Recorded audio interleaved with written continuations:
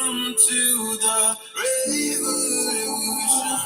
We will not comply with the institutions. All we want is to survive. Welcome to the revolution.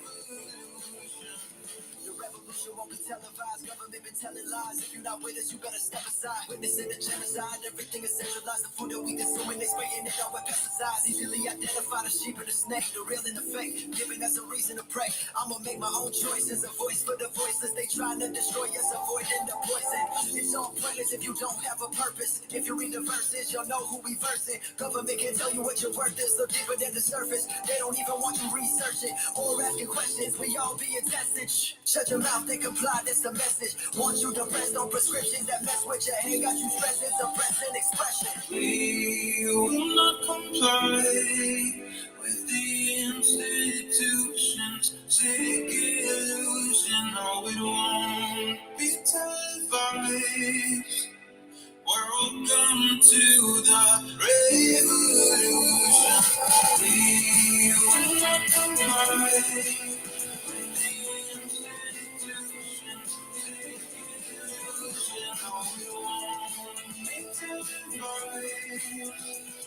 Welcome to the revolution. Keep the money, I would rather have my soul than my power and control. This ain't number one goal. All my friends turn to foes. Look how easily they fold. Even Nazis say they were doing what they told. Walking down this road all alone in the cold, but my soul never sold. I'm exposing the clothes. God has chosen this role. All of those who oppose want me hopeless and broke, like I'm Noah on boats. I'm just trying to tell them all about the flood. I can feel it in my bones. I can feel it in my blood. Man, I came up out the mud. Only God is my judge. I don't listen to these politicians. They the real thugs. Won't comply with the lies. They disguise it as science. They want you compliant. The media's bias. These corporate giants are capitalizing on us by dividing, but I'll keep on fighting. We will not comply with the institutions. All we want is to divide. Welcome to the revolution. They're trying to dumb us down. Don't want us to make it down. We gotta get out of here now, 'cause it's a revolution. We will not comply with the institutions. All we want is to divide.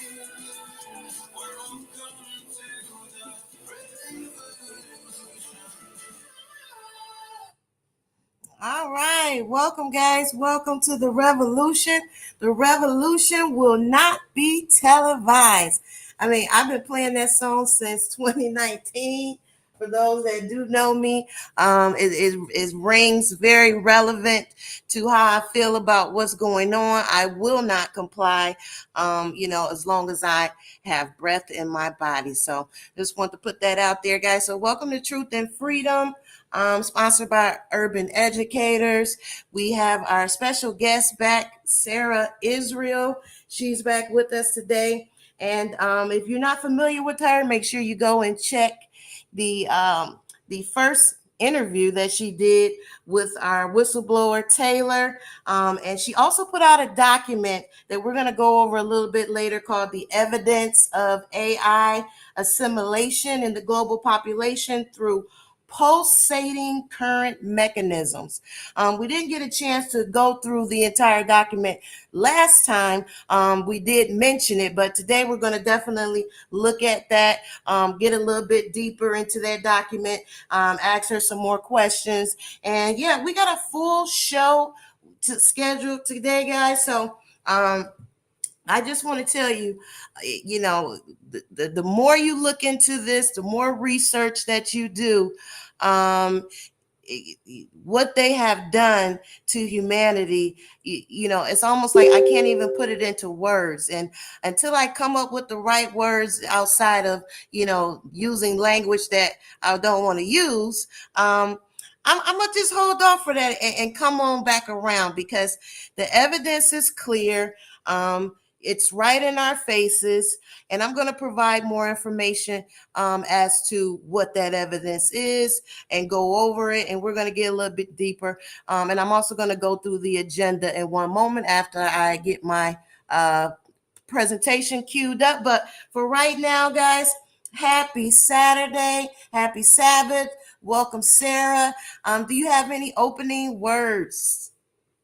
No, I'm excited. I just thank you so much for shedding light on this topic. This is a complex topic, and it goes so deep. So we're going to do our best to, talk about AI assimilation and talk about what we're seeing on the ground, and give a voice to the people who are not being heard but want to say, like, things are not as normal as people are making it to be. Yeah, you're right about that. Let's see here. I think you might can see my screen there, I believe. If everybody can. And I just want to thank everybody for coming in today and listening in. Make sure you share this room. We are streaming through Twitter Spaces as well as YouTube. I was trying to figure out how to hook up the Rumble, but I wasn't able to figure that out yet. So I'll be adding that at some point. And then, of course, shout out to the Chatter app. That hasn't been released yet, but I will probably be streaming through there as well. So, and make sure you guys are following Sarah. I believe, let me make sure I got this showing. If you could just tell the best way to contact you, Sarah. Thanks so much. Because just bring that up real quick. Yeah, it's going to be the Bible Decode. .substack.com. You can also reach me now. Decode at substack.com. Under the name Sarah. I created that repository to like how more documents of content. I think there's a little bit of an echo. Okay, keep talking. I turned my mic off once you started speaking. Maybe that was it. So you can go ahead. I'm gonna turn it off again. So just you can reach me at the Substack.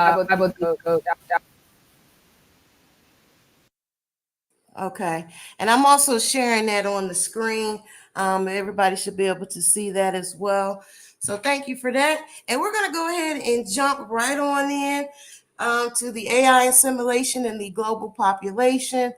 Let me get this queued up and let's run the intro.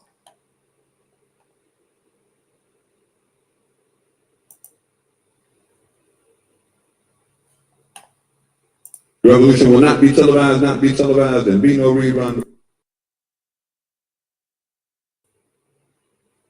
Brothers and sisters, the revolution will be live.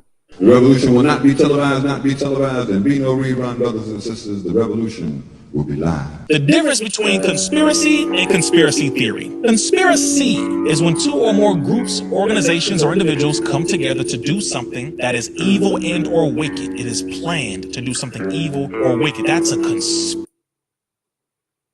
conspiracy. The United States government assassinating foreign leaders. Those are conspiracies. The CIA tracking our leaders. The FBI assassinating and murdering our leaders. Those are conspiracies. Those are government entities, individuals, and groups coming together to plan and do things that are evil and wicked. Those are conspiracies. Conspiracies are real. Conspiracies exist. Once you add theory, which modifies the definition of the word conspiracy, theory, which means it's a possibility, a what if I'm not certain of. What you toss in a theory, it's something you are not too certain about. You don't have necessarily the facts to back it up. You don't necessarily have the proof nor the documentation to show and prove that this is what you're saying it is. This was a conspiracy, not a theory, an absolute conspiracy. Documented, well publicized, well activated, acted upon, well executed conspiracy between the FDA, NIH, HHS, CDC, the White House, Department of Defense, Department of Education, Department of Agriculture, you name it. It was a well planned, thought out conspiracy, and all of those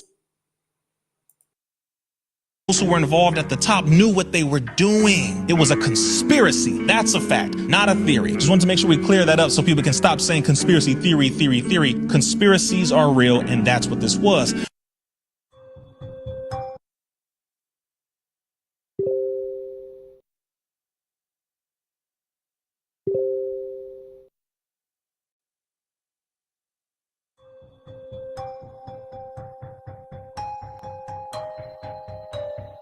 You want answers? You want answers? You want answers? You want answers? You want answers? I want the truth! I want the truth! I want the truth!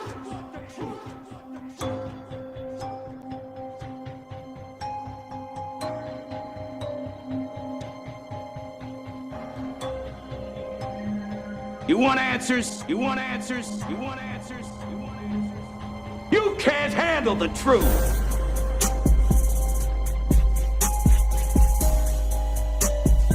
You want answers! I want the truth! You want answers? I think I'm entitled. You want answers? I want the truth! I want the truth! I want the truth! I want the truth!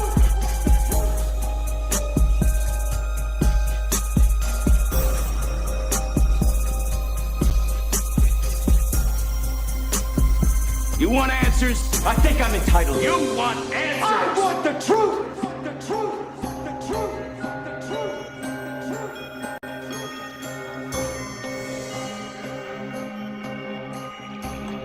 You can't handle the truth.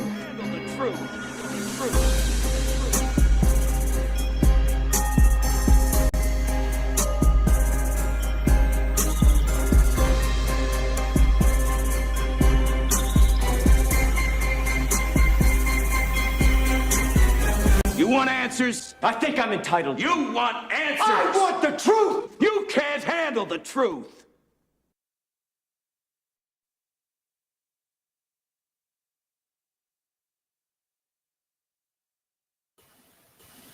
I am back. Let's see here. Let me go ahead and get this next little section going here. And as you can see, guys, in the background, we're kind of showing you some movies and a lot of different images of what this black glue is all about. Let me make sure if you guys can see that there. All right, that's a little bit better. So, I mean, and that was what I believe that was that movie Lucy. Yeah, I mean, it's the symbolism is there. We're getting ready to break that down. What is this black goo? What is this all about? And that's what we're going to be talking about today. So let me just go ahead and click over to the agenda. All right, so yeah, so today's agenda, we're going to talk about this black goo. The hive mind.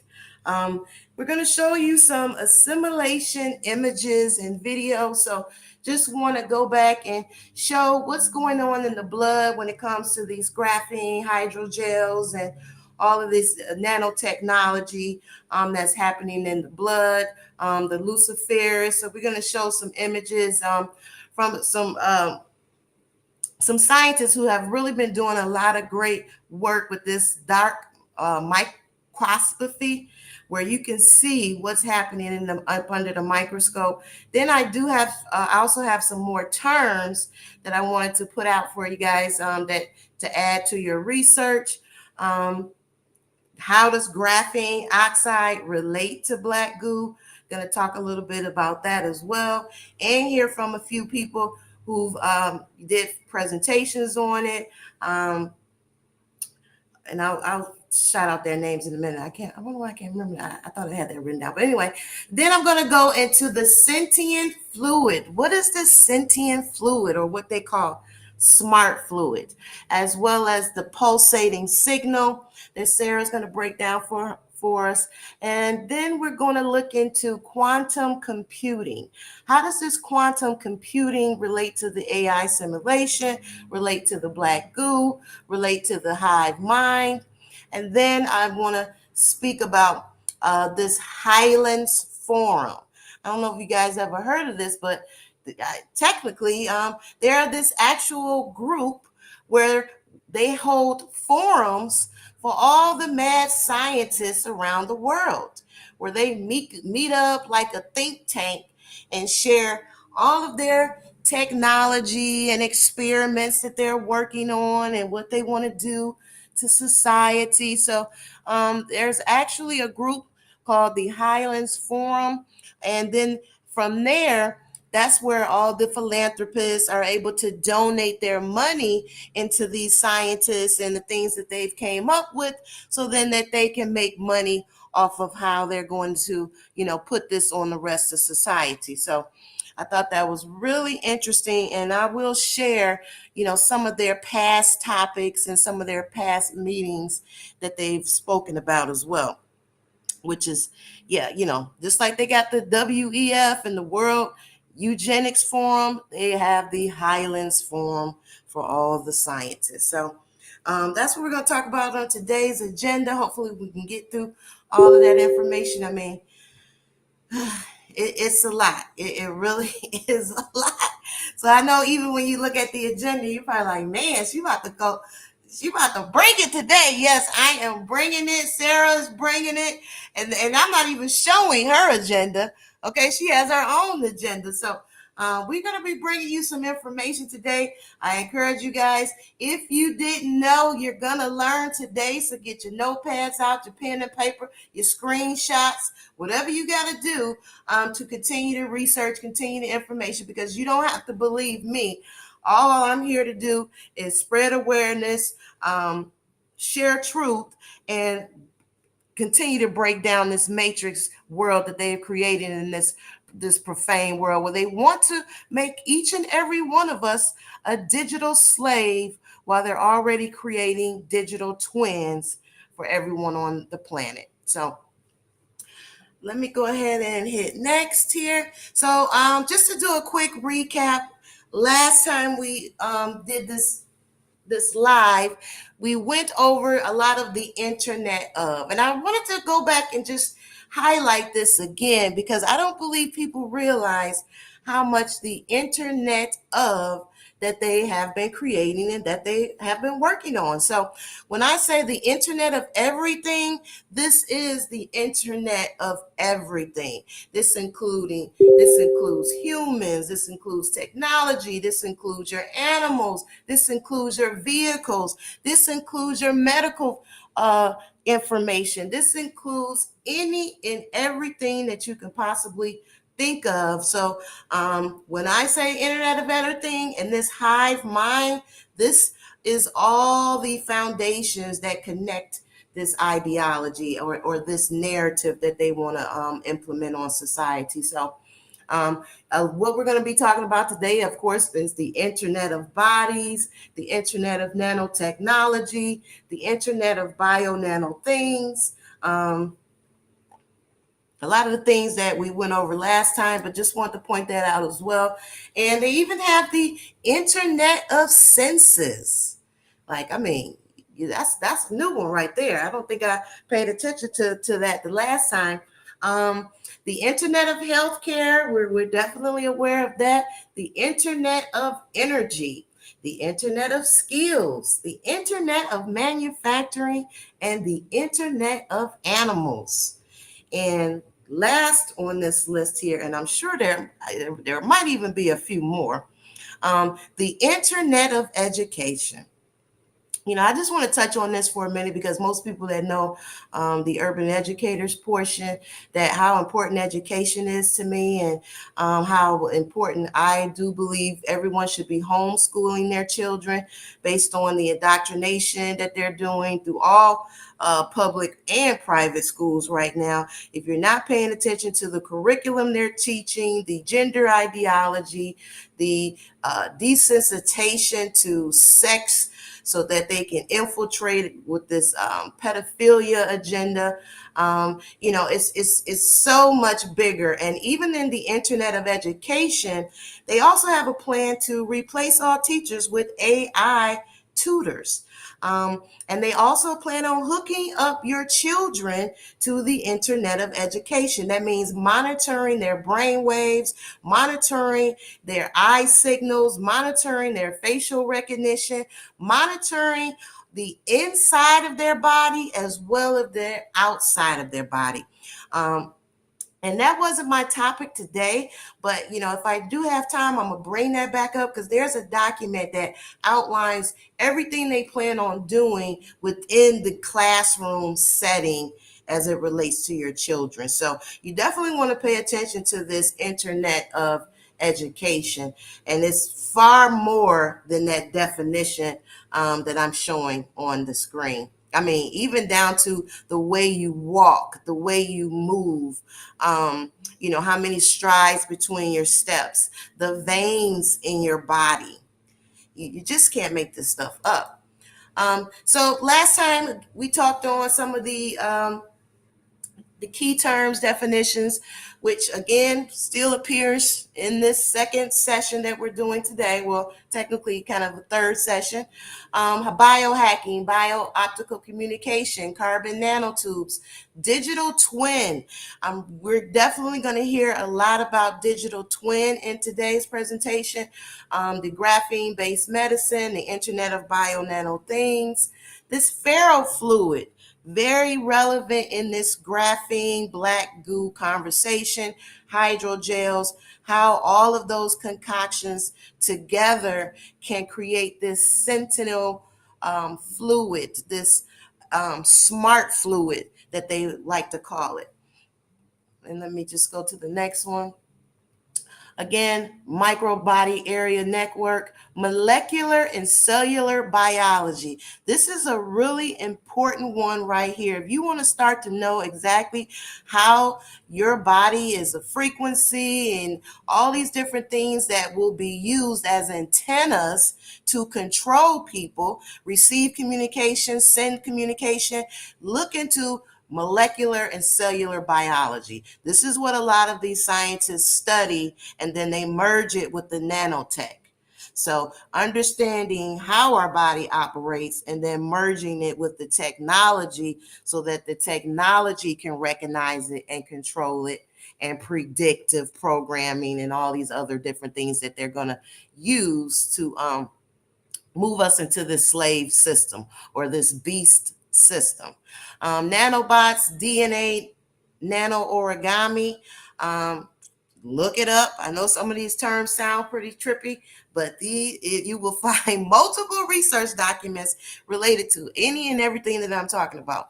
Neural interfaces. This is another huge one because it's not just, taking the chip and implanting something into your brain, such as what Elon Musk is pushing. But just the nervous system in general and how the molecular and cellular biology interacts with the neural interfaces, which is all about this communication, 6G, W-band, all of these different things to play a role in. So, yep, this is where we are. That was just a pre-recap from some of the things we talked about in the last live that we did. And make sure you guys catch a copy of that. That actually was a 5.5 hour full presentation. Sarah was with us. Taylor was with us. Dr. Ariana Love was with us. Make sure you go back and check that out. But today, we are continuing that conversation. Again, we're still talking about the AI assimilation in the global population. I feel this title is very relevant. Normally, I always kind of swap out titles. If you've ever seen a lot of my shows, I don't really like using the same title, but I feel like that this conversation is ongoing. It hits it right on the nose. It tells you exactly what we're talking about and how it affects us. So via intra-body nano networks. I mean, perfect. This is exactly what we're speaking to. So I did swap out the image though, as you can see, utilizing AI, artificial intelligence. I told it to draw me graphene nanotechnology that can be injected into the body to create transhumanism and a hive mind. And this is what it came up with. Yeah, isn't that wonderful? And I have some other images that it drew out and came up with when it comes to the Hive Mind. And I believe I already have it posted on my Twitter Spaces. That's the picture I used to promote this show today. So yeah, that was created by AI when I told it what I wanted to see. So yeah.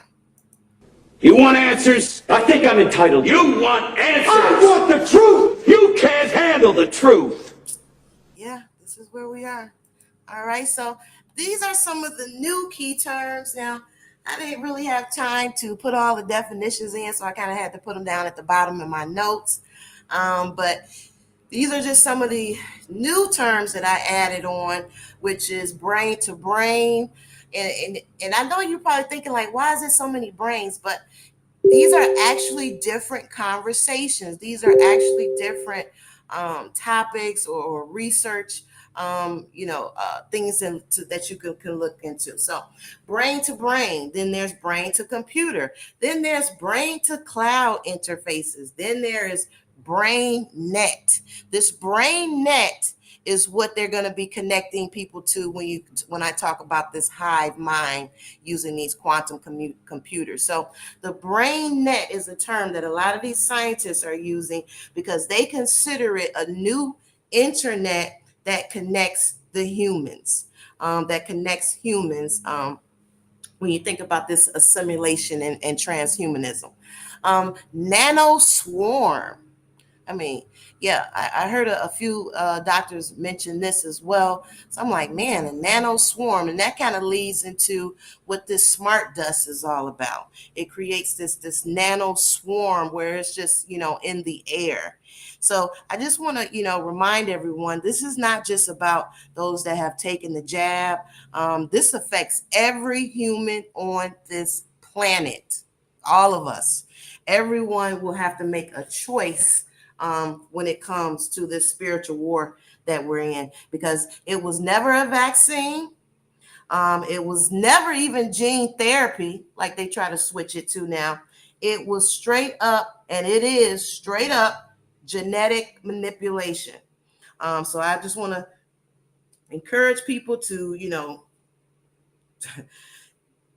control your own narrative by deciding not to participate, by deciding not to move forward into this movement that they are trying to create of, stealing your divine existence. I mean, that's what it's all about, stealing your soul. So these are just some of the conversations that we're definitely going to be touching on. Neural interfacing, this SEL mothership. I mean, this was some like trippy stuff, and it's all connected to the internet and that quantum computer. Data harvesting.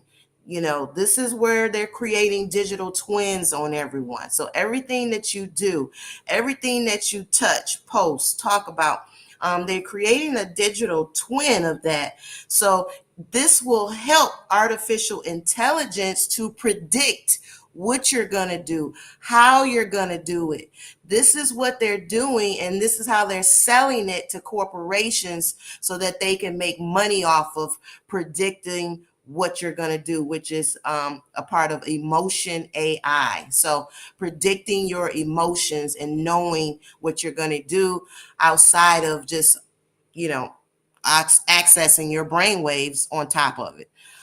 So then we have metadata, deep mind learning. And I know with education and a lot of these systems that we use for artificial AI, chat GPTs, all these different things, it is mind learning. It is learning things based off of what we put in it, what we ask, but it's bigger than that. Especially when you look into the deep mind learning, that's where some of these black op projects and mind control and all of that starts to go into place. Then we have this recursive neural network. This again leads us into this hive mind where the AI assimilation, where it begins to take over your brain, where you are no longer, or your spirit or your consciousness or your divine existence will no longer exist in this recursive neural network. Brainscape, the age of EM. All of those last couple terms relate to the quantum computing system, and this whole new world that they want everyone connected to, where they can be controlled. Synesthesia internet. And this is a tricky one because when you Google it, it brings up any and everything outside of what this really is. And what I learned, what this really is it's a new form of internet that they plan on using again to have everyone connected. And let me see if I could bring up real quick that definition. If not, I'll come back to it. But I'm definitely going to come back and break down what that synthesia internet is all about, because when I read it out, and it's in a 6G forum PDF document that a bunch of scientists went to this again, one of their big wicked mad scientist meetings, and they put out this peer-reviewed document that talks about all the different things in the future of 6G and beyond. So they have a whole section in there about this synesthesia internet. I don't know why I can't pronounce that. So yeah, and then of course molecular communication. I had to put that back on there, and then what they call MXene hydrogels. Now this is, when you look into what this is where they are mixing graphene with hydrogels. Well, we know hydrogels are made out of graphene, but there's actually a document called MXene or Mexene hydrogels fundamentals and applications. And this is where it really gets into how they're concocting this mixture, so to speak, of the black goo with the graphene, with the hydrogels, with the sensors. I mean, it's really something. Anyways, it made my my list. I will definitely post that so you guys could get a copy of that document. But if you just search what I just put out there, Mexene hydrogels, fundamentals and applications, you should be able to find that research document. And it's just so funny that when you do look at some of these research documents, most of these scientists are coming out of China. And if they're in the US, they're freaking coming out of MIT or over there in Silicon Valley. So these are where all the little wicked ones seem to be kind of, I don't know if they're being bred there, indoctrinated there, or this is their little hub. And even when you hear them speak, you can tell that they don't believe in the Most High, the Creator, God. They don't even talk with any form of connection with any spiritual enlightenment. I mean, nothing. So these are the people that we're listening to get us injected, and to put all these different things in our bodies. So just wanted to point that out. And then we have and feel free if you ever want to jump in, Sarah. Just jump on. Sure. Yeah, I ain't realized I got like 3 pages of key. I don't think I might be talking for a minute. But did you have any comments on anything I read off so far? Yeah, I think I have those. So I don't. That's for the audience. Okay. Someone check see if it's an echo. It's really hard to hear. Like play it back. It sounds really bad. So I could just wait down the slides. What I can't hear you. I could. It's just because I can hear the echo. They're not going to be hearing the audience. I wonder if it's because I got my mic on. Let me see. I think it has to screen. Sharing the screen. Oh yeah, that might have something to do with it. Okay. Well, let me just go back and let me see here.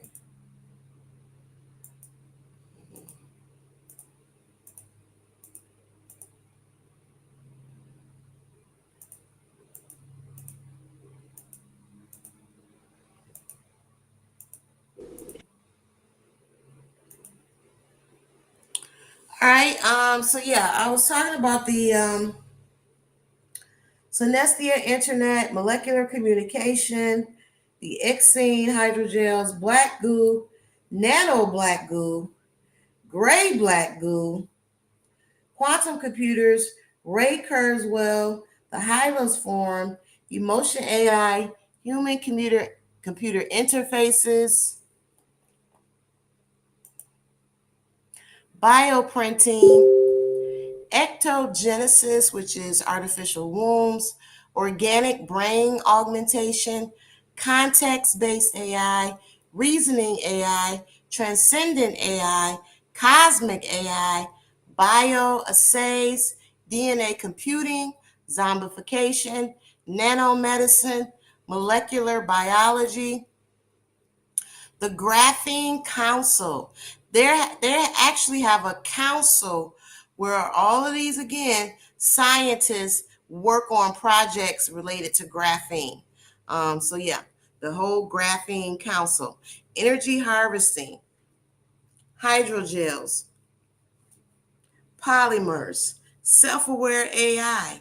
Then they have even something called godlike AI, predictive behavior and pattern recognition, biotechnology and education, the neural network, digital twin, um, the CIA and how their relationship with Google and how they created the digital footprint that kicked us off with all of this.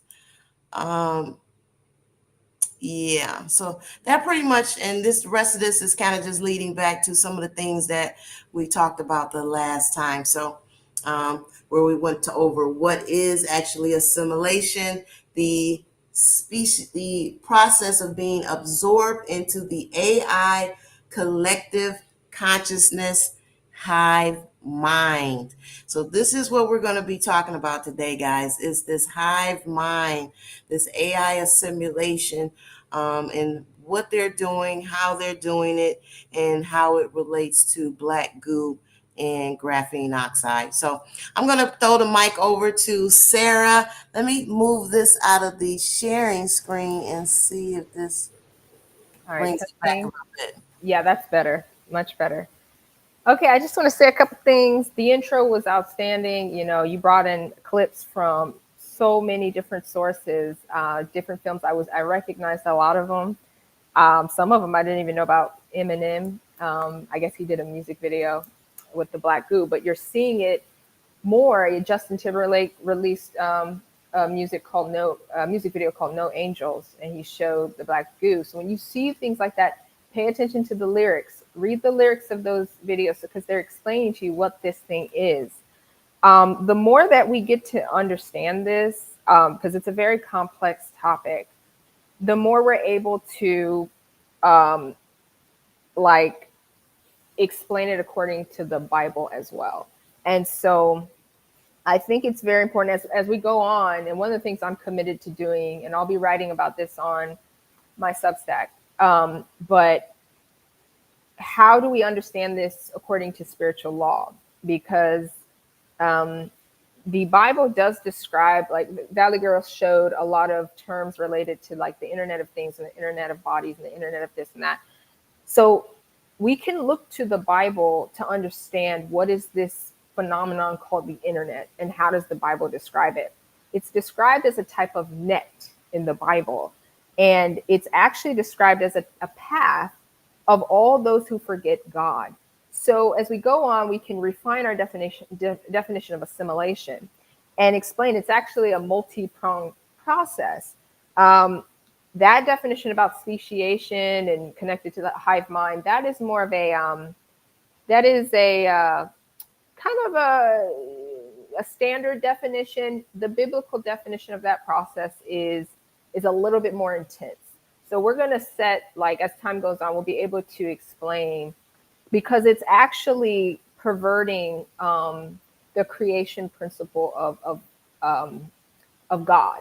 So it's a very complex topic. But the book of Job does go into like what is the internet according to the Bible, and it goes into like Job is a virtuous character in the Bible, and he actually experiences what it's like to be pulled into the shadow of darkness.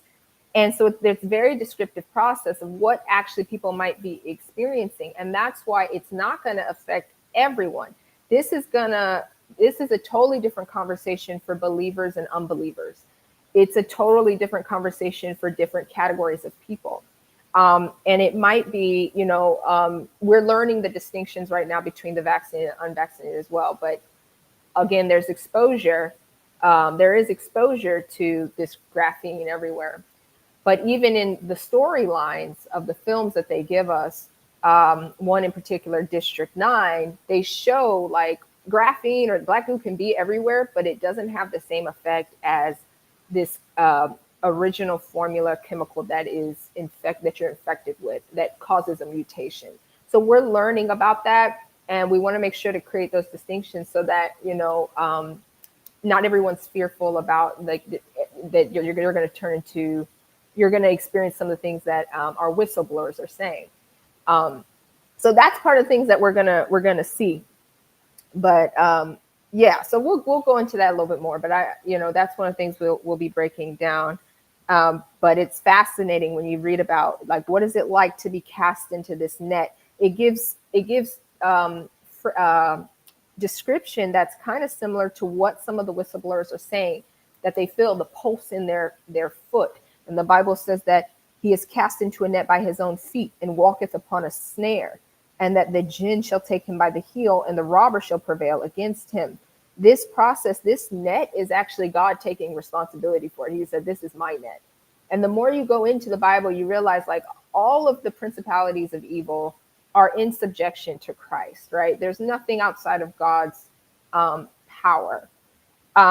So again, their description of who's experiencing things like this. And like you said, like a lot of these people who speak about it, they don't have a fear of God. And they're honest about that. They're honest about it. So what God says is these are the people who said to him, depart from us, for we desire not the knowledge of thy ways. What is the Almighty that we should serve him? What profit should we have if we pray unto him? They are those that rebel against the light, and they know not the light. And these are people who they go in the company with the workers of iniquity, and they already walk with wicked men, and they say there's no profit in delighting in God. So so that is a clear distinction between, like when we start talking about mark of the beast and things like that, how is it leading to this kind of ending and conclusion for those who end up in that place? God is telling us that these are the people who said, depart from me. And that's why God will say in the end, depart from me, you workers of iniquity. So it's just getting, setting kind of that distinction, but it's a lot more complex than that. So we will be like bringing in the scriptures to help understand, like, who's going to be affected and where does repentance fall into this and who can come out of any of this kind of entrapment. Okay.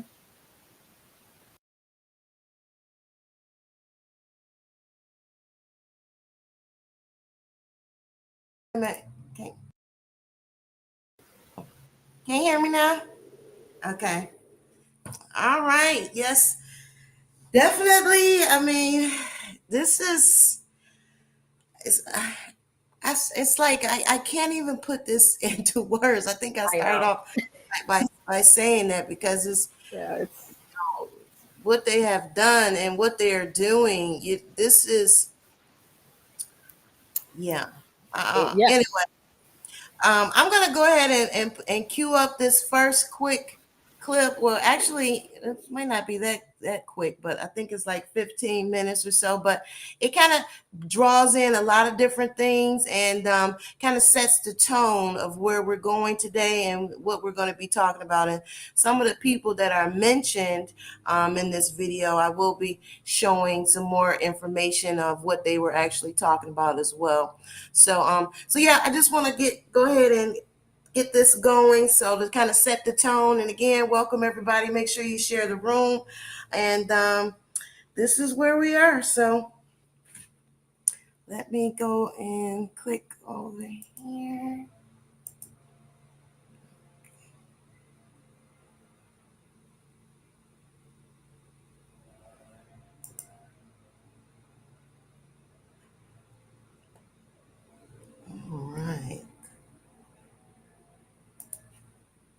I have to make this video. See, I am a victim of covert harassment and electronic harassment and gang stalking. I'm what's called a targeted individual. This technology is so advanced and so sensitive that it can literally make you attracted to another human being and make another human being attracted to you. And in this way, they are playing matchmaker. They're playing Cupid and actually getting couples together and making them fall in love. They are also doing the opposite. They are also breaking couples up. They are breaking up families, husbands and wives. They are breaking up children from their parents. They are breaking up businesses and corporations. They're looking at this as a massive game and a massive joke that they're playing on the target and the American people. And to the targeted individual who is isolated, you can understand what a nightmare this is. It is infuriating. It is highly, highly illegal, and it must be stopped now. This has been going in parallel development to the model numbers of the D-Wave computers. They work lockstep because the adiabatic quantum computers runs the sentient world simulation, which also encompasses Palantir, which we have talked about. This is the new surveillance system that has subsystems all built within it from the intelligence agencies around the world. So SWS is what is manipulating people. And Kev, you said it, the avatars and the nodes, when those are manipulated digitally in the simulation, it manifests physically in the human brain and the physical body. Outside of the SWS, it is like pulling strings. It is like a puppet on a string. This is an article from 10 years ago. Sentient World, War Games on the Grandest Scale. The DoD is developing a parallel to planet Earth with billions of individual nodes to reflect every man, woman and child this side of the dividing line between reality and AR. Right now, we're inside a computer program. Is it really so hard to believe? It came out of the government's effort to build a system that collects and shares intelligence with the ultimate goal of predicting and even intercepting social or political movements that threaten the status quo. This is what's going on, ladies and gentlemen, in the United States of America today. You are unfortunately being used by the national security state, the military-industrial intelligence complex of this country, for the purposes of researching and developing highly sophisticated state-of-the-art technology that is primarily concerned with the human mind. A new method developed by MIT researchers involves broadcasting radio frequency signals toward a person, while the signals are also reflected back to the receiver.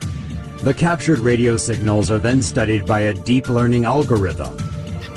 If we have algorithms that stimulate the right things and give it the right data, we could literally see a screen pop up. We call it hallucinating, right?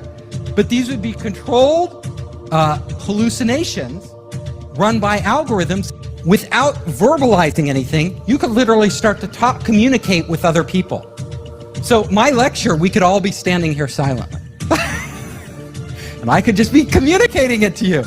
I could be talking, you would talk to people, you could literally have conversations with people without ever getting on your phone anywhere in the world. We are able to do that with our brains as they exist right now. Targeted individuals who are getting this shit beamed into their head every fucking day and are somehow managing to survive and to hold it together. I want to thank you. You are my hero. You are the reason that I am able to keep going every day. You're the reason that I have not given up. And you are the reason why I'm speaking out now about it. As an industry insider and someone who has full knowledge of the entire workings of this entire program, I felt the responsibility to speak out to help people like you. Because my heart goes out to you every time I see you post something online. And I know there's millions more of you out there that have not been able to post anything online. And I want you to know that I support you, we all support you, and we need to get through this together. They control the mind the same way that they teach the AI computer systems at the high level of AI. We're talking about AI that is so sophisticated that it operates the sentient world simulation, so sophisticated that it actually taps in and controls the mind. And Google was the primary interested party that pulled this whole thing together.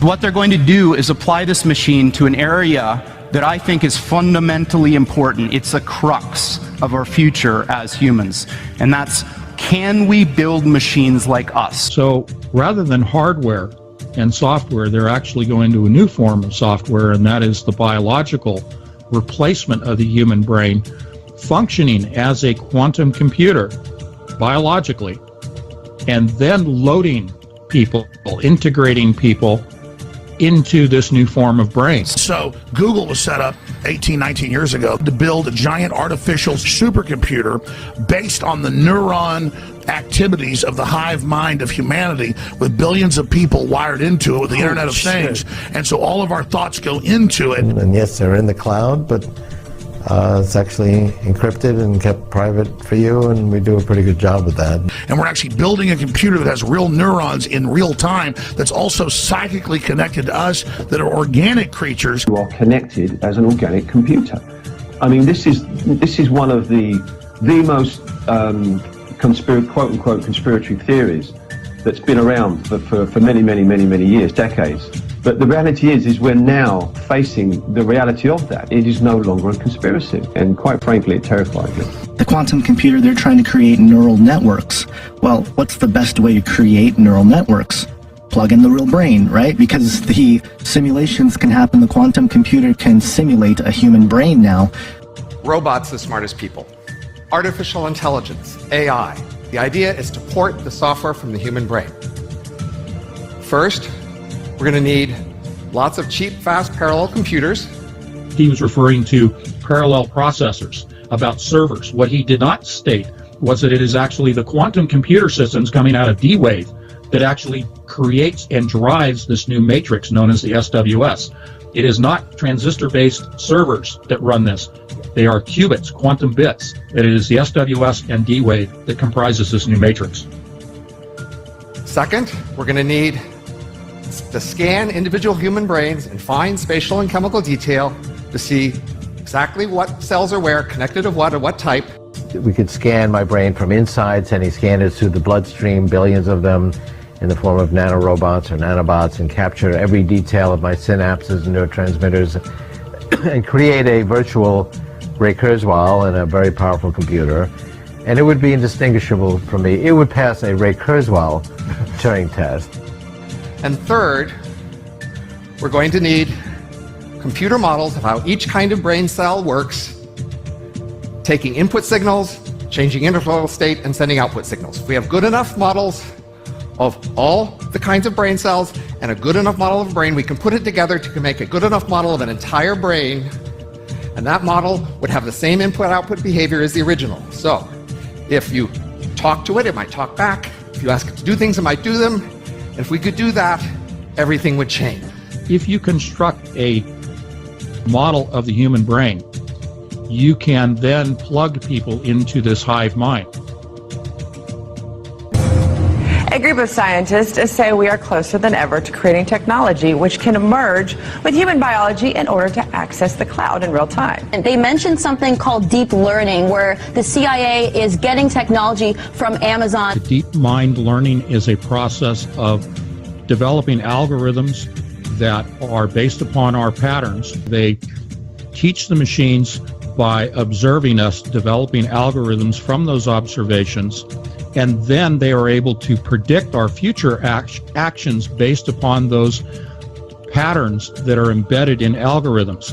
This becomes the discussion we've had about recursive neural network programming.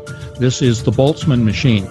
This is the recursive, meaning an endless loop of assessing, taking in, finding the errors, correcting the errors, and self-learning of the AI system. And this is going on constantly with these quantum computers. So they are processing information the same way we do with our brains. It is all pattern recognition and then into predictive behavior so that they can control people by predicting their patterns of behavior based on history, real time, and then into the near future. So what we're describing here is not only are they controlling people, not only is this about targeted individuals and mind control and manipulation, but it's a feedback loop from those targeted individuals that then teach the AI system in this recursive neural network process to become better at targeting and ultimately controlling. And the control, as I said, comes from predicting the future behavior of humans. They mentioned something called deep learning, where the CIA is getting technology from Amazon. The company has signed a $600 million deal with the CIA, and Daily Finance reports it doesn't have anything to do with buying books. Amazon will help the agency build a private cloud infrastructure to keep up with emerging technology. This deal would be a game changer for both the CIA and Amazon. Bloomberg reports the pairing would innovate new uses for cloud technology. This level of technology could include brain-to-brain interfaces, brain-to-computer interfaces, and specifically brain-to-cloud interfaces. Technology linking the brain to the cloud could drastically alter the state of communications between humans and machines. The senior author of the study noted that once inside the brain, the devices would then wirelessly transmit encoded information to and from a cloud-based supercomputer network for real-time brain state monitoring and data extraction. Right now, we're inside a computer program. Is it really so hard to believe? The Connectome Project, to map the entire human brain. And that may take a quantum computer. And this means that in the future, communications could be done mentally. What I'm saying is that the internet will be replaced by BrainNet. We will send emotions, feelings, memories on the internet. This may be the way that we communicate with our fellow human beings via the internet, via a new form of the internet called BrainNet. Definitely a place where they can literally plug you into the internet, which is, just to give you a very simple way of understanding that. And they call it a BrainNet. To the listener, you'll understand that as the hive mind.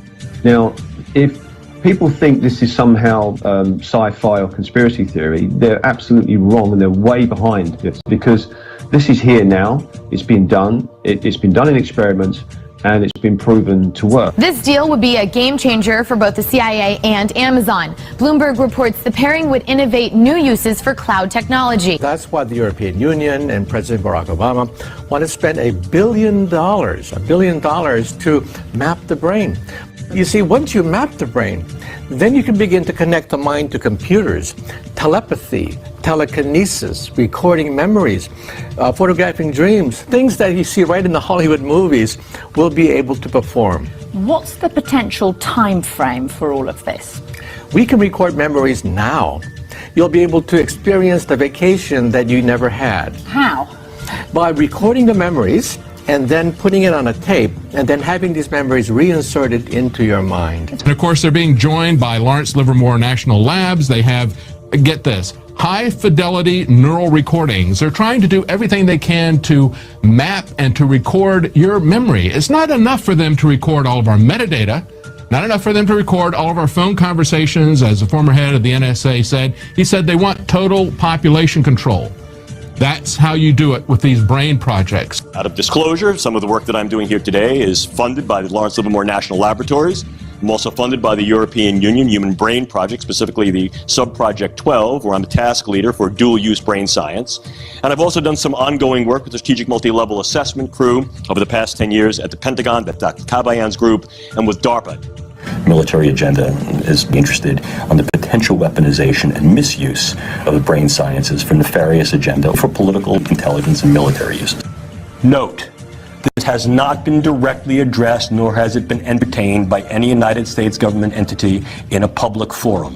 What has gone from the drawing board to the reality is this: the use of neural interfacing and physiological interfacing through the idea of remote-controlled small-scale systems to create a nanoswarm of biopenetrable materials that you cannot see, that can penetrate all but the most robust biochemical filters, that are able to integrate themselves through a variety of membranes, mucous membranes, and wherever, mouth, nose, ears, eyes, and they can be done in such a level that their presence is almost impossible to detect And as such, the attribution becomes exceedingly difficult to demonstrate.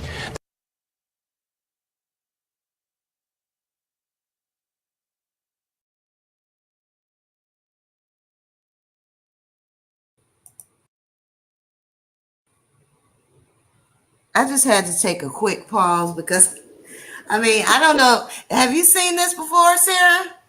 No, it's a really good clip.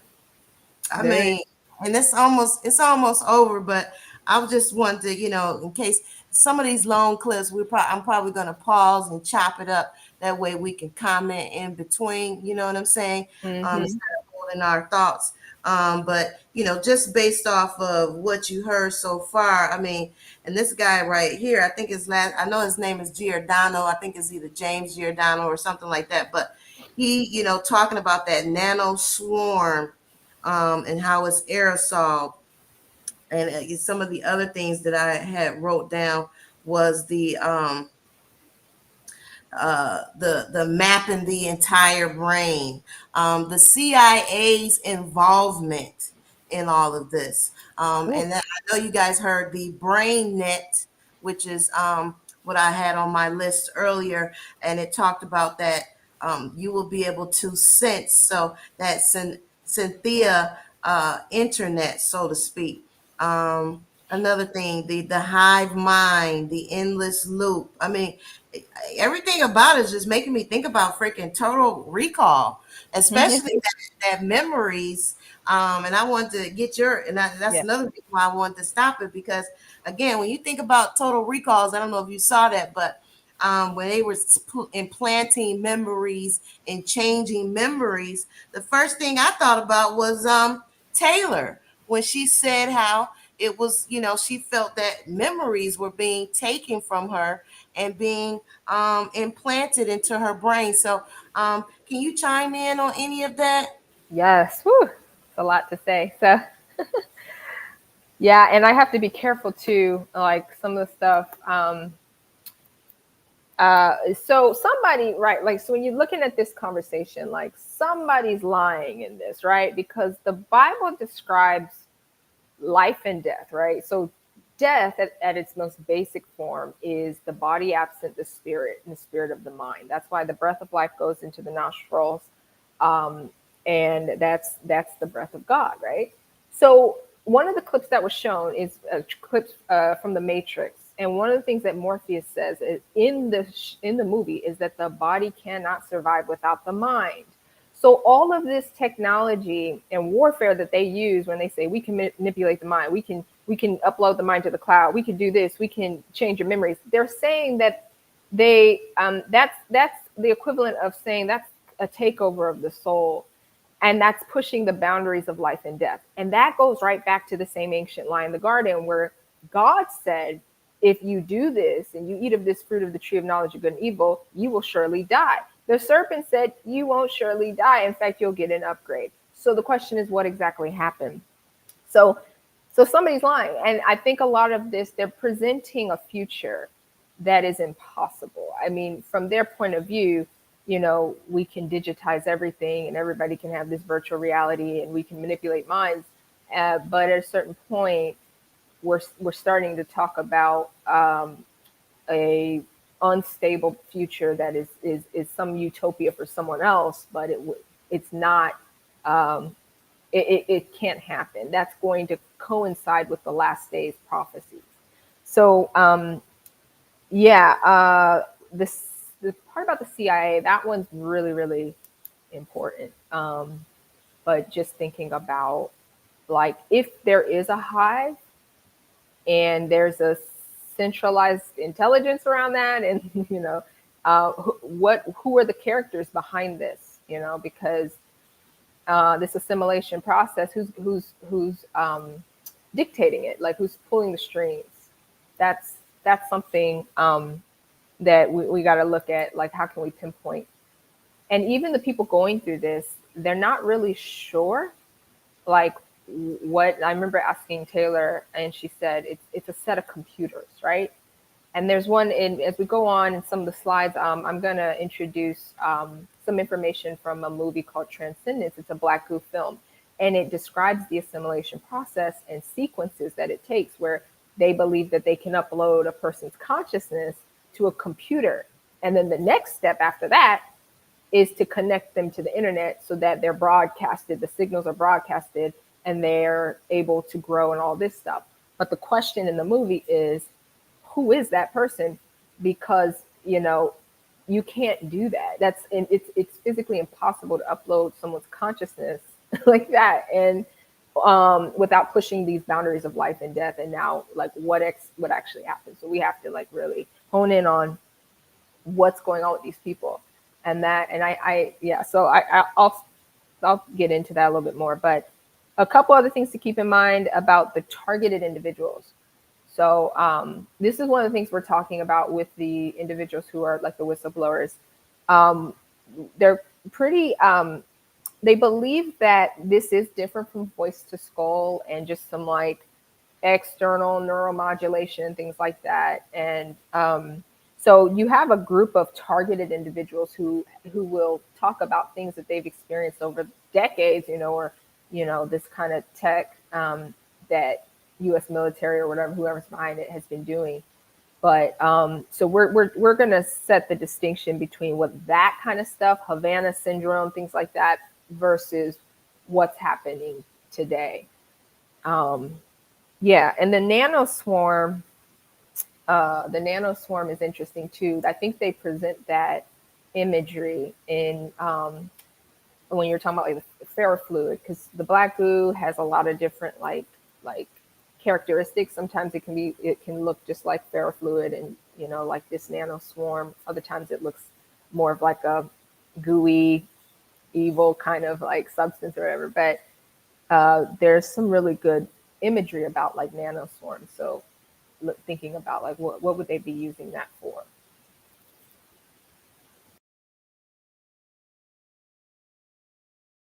Yeah, I mean, that is definitely some good points there. Let me just see. I was something I wanted to bring up about the ferrofluid piece. I'm gonna have to go back to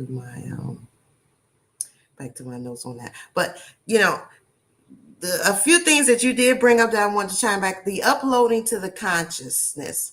You know, when you think about, yes, can that be done? You know, that makes me think of the part of the digital twin, because what they can do is they can monitor and track and know everything that you're doing. And if you have any of these sensors or nanobots inside of you, it's also sending a form of communication through, you know, frequency. So from there, I feel this is how they're going to gather information. I don't know if that's, you know, as simple as a plug in and I'm uploading your consciousness, but it's more of a gathering data on you to create this digital twin. When it comes to the digital space or the internet world or the cloud. So almost another version of you. And then when you start to look at, you know, some of the technology of the sensors, the Internet of Bodies, they're going to be able to create holographic images of you. So that's another part of the digital twin. So so for example, my mom just keep calling and calling back to back. I'm gonna have to call her back on the next break because she will just keep calling until I pick up the phone. So when you think about that, if I'm sitting here, for example, and I have these sensors put in my body, or maybe I took the injection, or I have some nanobots or whatever, and it's sending this communication, someone somewhere is receiving this communication, either via a monitor or something, and it can create this holographic image of you. So this is where the metadata and all of these things come to place, and this is how they position it to the world when it comes to drug delivery and in medicine. Oh, we'll be able to know if you're sick. We'll be able to, see that something's going on inside of your body. And this will help you, So, and for me, it's just like anything that can send this communication can receive communications. And when you start to look at the patterns on frequency, and they understand that our body is affected by certain frequencies. So I feel like the upload of the consciousness is, now of course, if maybe you took one of Elon's freaking neural links or something like that, you're definitely plugged into some form of the internet. But when you just think about what are they uploading, they're not uploading spirit, but what they are uploading is whatever form or information that they can get from the body, so to speak. And again, this digital twin has a lot to do with it. And they show it to you in these movies when those scientists are walking around the lab, and then they'll show a screen where it shows the human body, and then it shows, oh, look, it's like you're having some heart issues, or, oh, look, this is going on. It's almost like this translucent type of image. Or a virtual image of you, so to speak. And even when you go back to the old Star Wars movies, when and the Jedis would be able to hone in, and then they'll show like this little beaming, like virtual holographic image of themselves. So I feel like that's a part of it. But again, when you start to think about the nanobots and all these different things that's inside of a person, this is where the form of control can come into play. So when I think of this nano swarm, or I think of super soldiers, or I think of them hitting a certain frequency where people such as Taylor and some of these other people that says they hear these messages that makes them want to do bad things. That's another thing that I start to think about, because even when I play this clip later with that Harold guy, he was saying when he was infected by this black goo, or was around this black goo, it made him feel hate. And it made him feel, like he didn't have empathy. It made him very angry. So I feel like all of that, again, has to do with, tapping into that form of frequency, be it radiation or microwave radiation. They're definitely playing around with something. And then again, also with that, the memories, just being able to, again, if they can access the brain, I definitely believe they can implant some memories, whatever you're thinking about, take that information and put it to something. I mean, even when you hear, I forget what that woman's name was, but she talked about this at one of the World Economic Forums. And, they're saying that with these new Bluetooth earpieces, they'll be able to monitor your brain waves. So, if you're at work, for example, and you're supposed to be, looking at some documents and you're watching YouTube, your brain is going to send a signal so they'll know that you're not paying attention to your job. So this all goes back to what they're doing, which is to have full total control and predict either what we're thinking, either by, harvesting our data, harvesting our brain waves, or just taking all of that information and rolling it up into this super fast, super thinking quantum bit computer. So it's definitely, some wicked tech involved in it. But then from a spiritual point, if going back to that interview where Dr. Love said, they're deleting certain genes and certain things in the body, the God gene and all these different things. If they're doing that, then you don't even have this spiritual connectionness, or, can that even be removed? So it's just like, it's almost like a fine line. And then let me just read this quick quote real quick from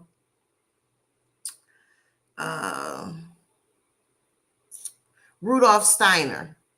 So Rudolf Steiner said, in the future, they will eliminate the soul with medicine under the pretext of a healthy point of view. There will be a vaccine by which the human body will be treated as soon as possible directly at birth, so that the human being cannot develop the thought of existence of soul and spirit.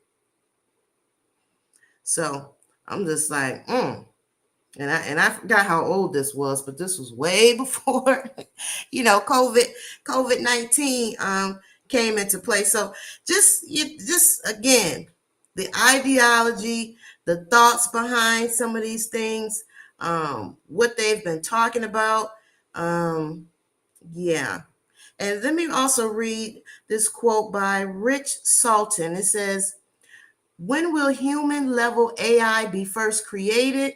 He said in The Future of AI, publishing back in 2015, 25% chance by 2030, 50% chance by 2040, and a significant chance with all of our expected lifetimes.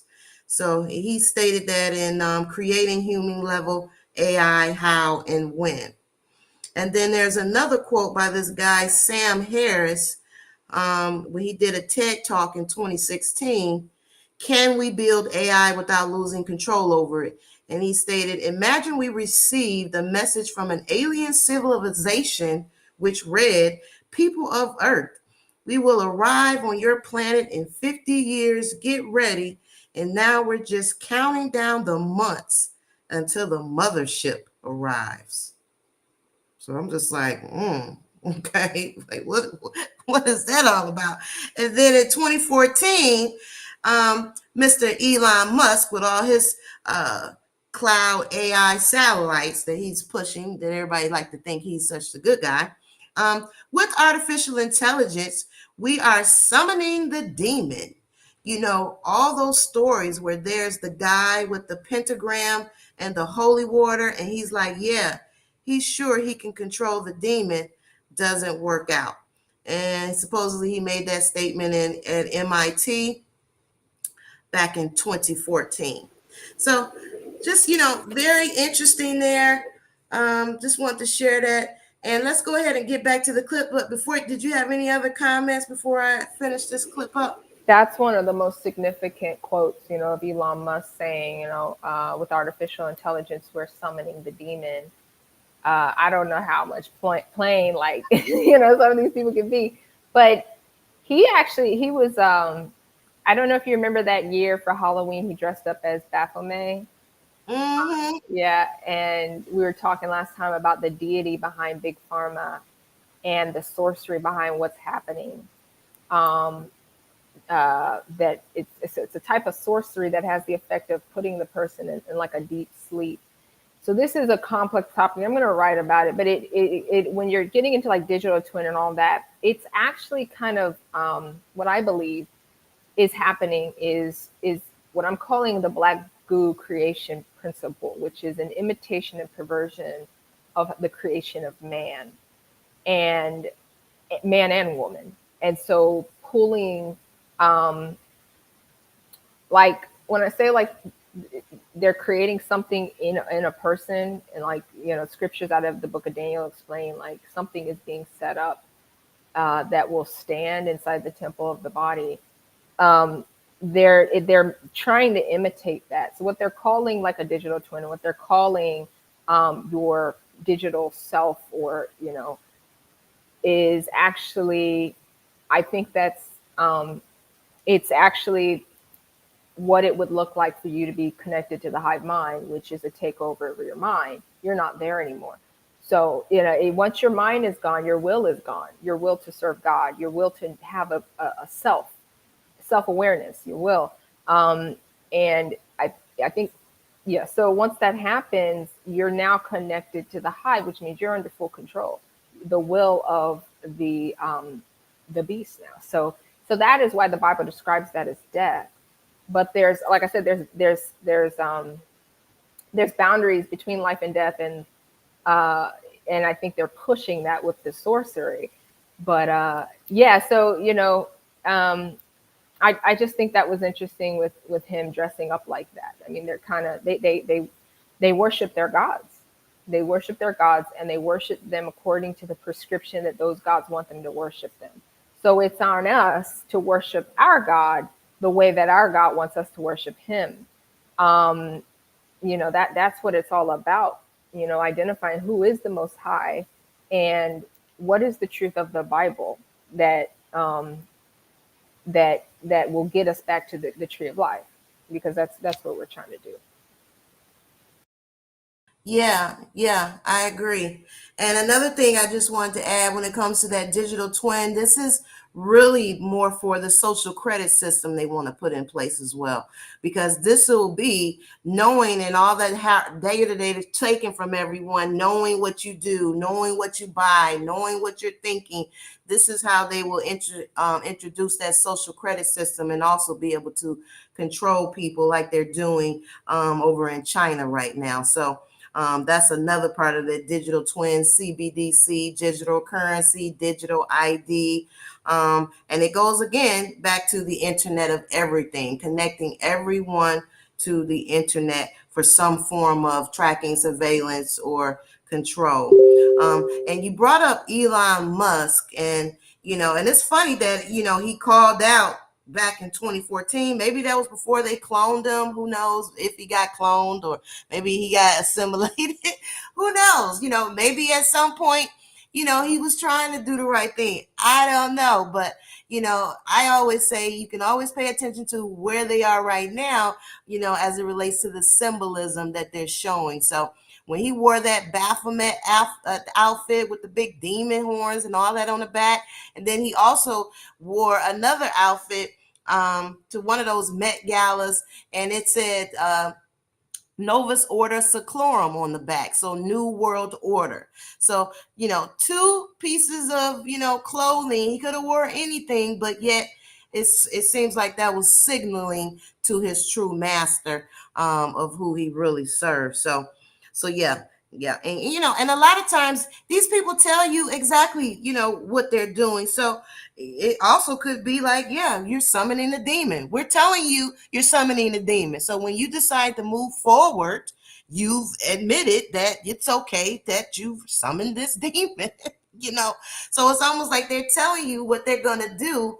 And then if you don't, decide not to participate or decide to not comply, you're willingly going along, which also brings me back to that statement Taylor made when we asked her about informed consent, and she said the AI in her head was telling her you did consent by signing that you did consent. I can't remember everything she said, but did you have anything else as it relates to that you can remember? I'm so glad you brought that up. That is a really important topic, and this is going to be a hard pill to swallow for a lot of people. But when you start to see things, because remember in the Bible it talks about in the last days, people will call good evil and evil good, so to the point where it's difficult for us to even recognize evil inventions. Part of the problem is, again, the law, like not the laws of God being hidden from us through like most of like the doctrines that are out there today. They don't teach like God's ways and like what his expectations are. They don't even teach the truth about the character of God, and that he's actually serious. He is full of loving kindness, but he's a man of war, and he's serious about his laws. He has to think about all creation. That's why it says like the entire earth is groaning and waiting for the manifestation of the sons of God, the ones who are the rightful joint heirs and co-rulers with Christ, because there's a type of order that has to be put in place. But so when you start talking about like why are people just dying like almost like rag dolls, right? Like why? What does that mean? What does that mean? That it's almost like, because people, they're confounded by this. They're like, well, why? I worship God. I prayed. I did this. Yeah, I did all this stuff in Babylon. I might have did this, but Christianity told me like I can repent from everything. But there is a line, and there is an unpardonable sin So in terms of informed consent, I'm really glad Taylor said that. She actually gave the response that came from AI. AI told her, you did give your informed consent. There's actually a really good movie too that explains this too, because there was a test subject who signed up to have AI in her, and then she didn't realize it was going to torture her and cause her to kill people and all this stuff.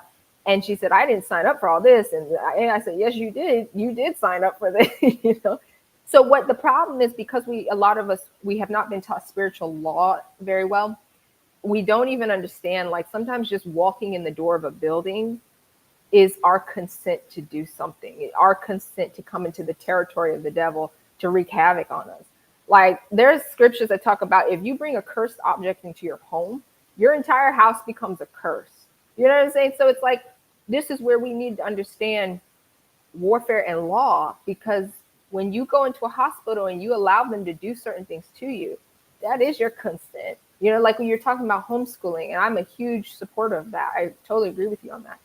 When we go into some of these schools, like especially when you're signing paperwork and there's certain rituals and things like that, you know, especially like in universities and things, like understanding like almost everything we're doing it's like in Babylon, things are set up. It's rituals, it's witchcraft, it's worship of a god, it's idolatry, entertainment, it's everywhere. Like, you know, and so we give our consent in ways that we don't even really understand. And but there's nothing that happens by chance. We can't look at this and be like, okay, well, God is just unreasonable. He explains, like in the book of Romans chapter 1 is a really good chapter to read, that explains the progression of sin and how it starts. That wisdom is the fear of God. The moment you stop fearing God, you move into this path of idolatry and vanity, and it ends with being fooled with all kinds of unrighteousness. And so God says in that chapter, he says, they are without excuse. He says, if you glorify him not as God, or if you're not thankful, or you became vain in your imaginations, or your foolish heart was darkened, or you professed yourself to be wise and became a fool, then if you change the glory of the uncorruptible God into an image made like to corruptible man, and to birds and four-footed beasts and creeping things, then you change the truth of God into a lie, worshiping and serving the creature more than the creator. So these are the kinds of scriptures that we got to reconcile with. Like what was the action, and the little bit of information about the vaccine, for instance. There wasn't a ton of information. Of course, they didn't market it and tell us all this was going to happen. They didn't even tell you you're going to die, right? But that wasn't even what they said at the beginning in the garden. They didn't have to say all that. What we had was the commandments of God, and we had the choice, right? The choice and the opportunity to go to God and say, is this an evil invention? Should I do this? What are my motivations for doing it? But like I said, we'll find out as time goes on, because, God can have mercy on whoever he wants to have mercy on. But it's just important for people to understand when it comes to informed consent, like this is why we need to really be taught warfare and spiritual law. So you understand, like, when we're giving our consent and when we're not. You know what I mean? Because the Bible says the God of this world is Satan. So it is kind of difficult to navigate Babylon without, like, you're in the devil's territory in a lot of places. But you can navigate that according to the commandments of God, and make sure you're not entrapping yourself,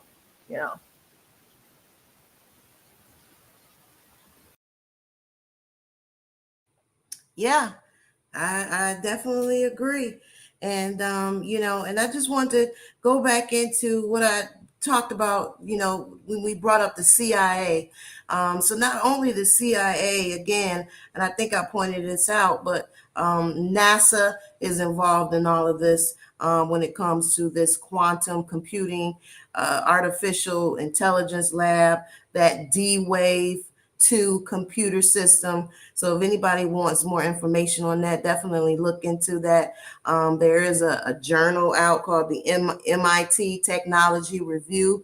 This is where they point out a lot of these different things. And I want to read this quote by Henry Kissinger, another little wicked one, where he stated in a speech to the World Homicide Organization on eugenics back February 25th, 2009. And he said, once the herd accepts mandatory vaccinations, it's game over. They will accept anything, forcible blood or organ donation for the greater good. We can genetically modify children and sterilize them for the greater good. Control sheep minds and you control the herd. Vaccine makers stand to make billions, and many of you in this room are investors. It's a big win-win. We thin out the herd, and the herd pays us for extermination services. I mean, Wow.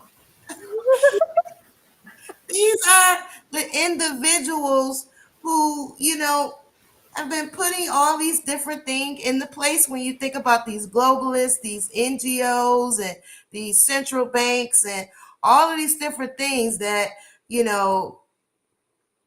is running world governments right now. This is their ideology. And that doesn't sound like a man who loves God.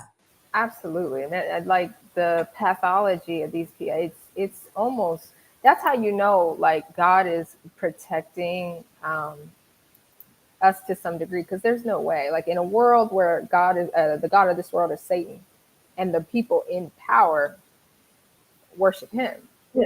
The only way we can get through this is the mercy of God. But that's why it's getting into a higher, like, reason for what we're even here to do. We're actually here to grow tired of Babylon.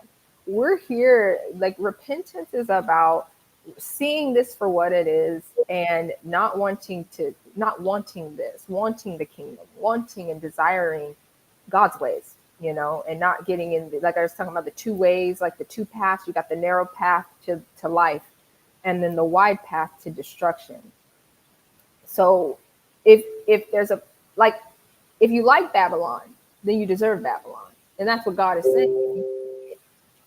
You can have it. But if you want to serve me, that's what God's saying. If you want to serve God, the Most High, you got to do it. You got to like my ways, So that's what we're here to kind of, like, fix our spirit to that. Yeah, you're right about that. If you want Babylon, you can have Babylon, but you ain't gonna force me to take Babylon, okay? You can keep all that evil, demonic, spiritual, lost account, all that you want in your little world and you yourself. And that goes back to what I said, earlier. Everyone has a choice to make in this world that we're in. There is no more hiding your head in the sand and thinking that you can just stay in the back and wait this out. No, you have to choose which side are you going to choose, darkness or the light? Which one? Are you going to be a Jedi, or are you going to be a part of the dark force? When you want to put it, if I had to put an analogy to it. So, everyone has to make a choice when it comes to the times that we're living in, so that you can control your own narrative and stay heart connected. And staying heart connected is staying in love, and everything that this guy described and everything we're talking about, controlling, tracking, nanobots, transhumanism, destroying the soul, taking away your consciousness, getting rid of free will, that doesn't sound like love to me. No fertility, no family units, no divine spirit, no soul, no spirit, no so everybody will need to choose. You can no longer avoid what's going on. And I just want to read a quick definition while I'm going past my notes, just to throw this out here. Grey goo, guys. So grey goo is described as nanotechnology in which out of control, self-replicating nanobots that destroy the biosphere by endlessly producing replicas of themselves and feeding on materials necessary for life. Yeah. So that is gray goo. Just like, gray goo, black goo.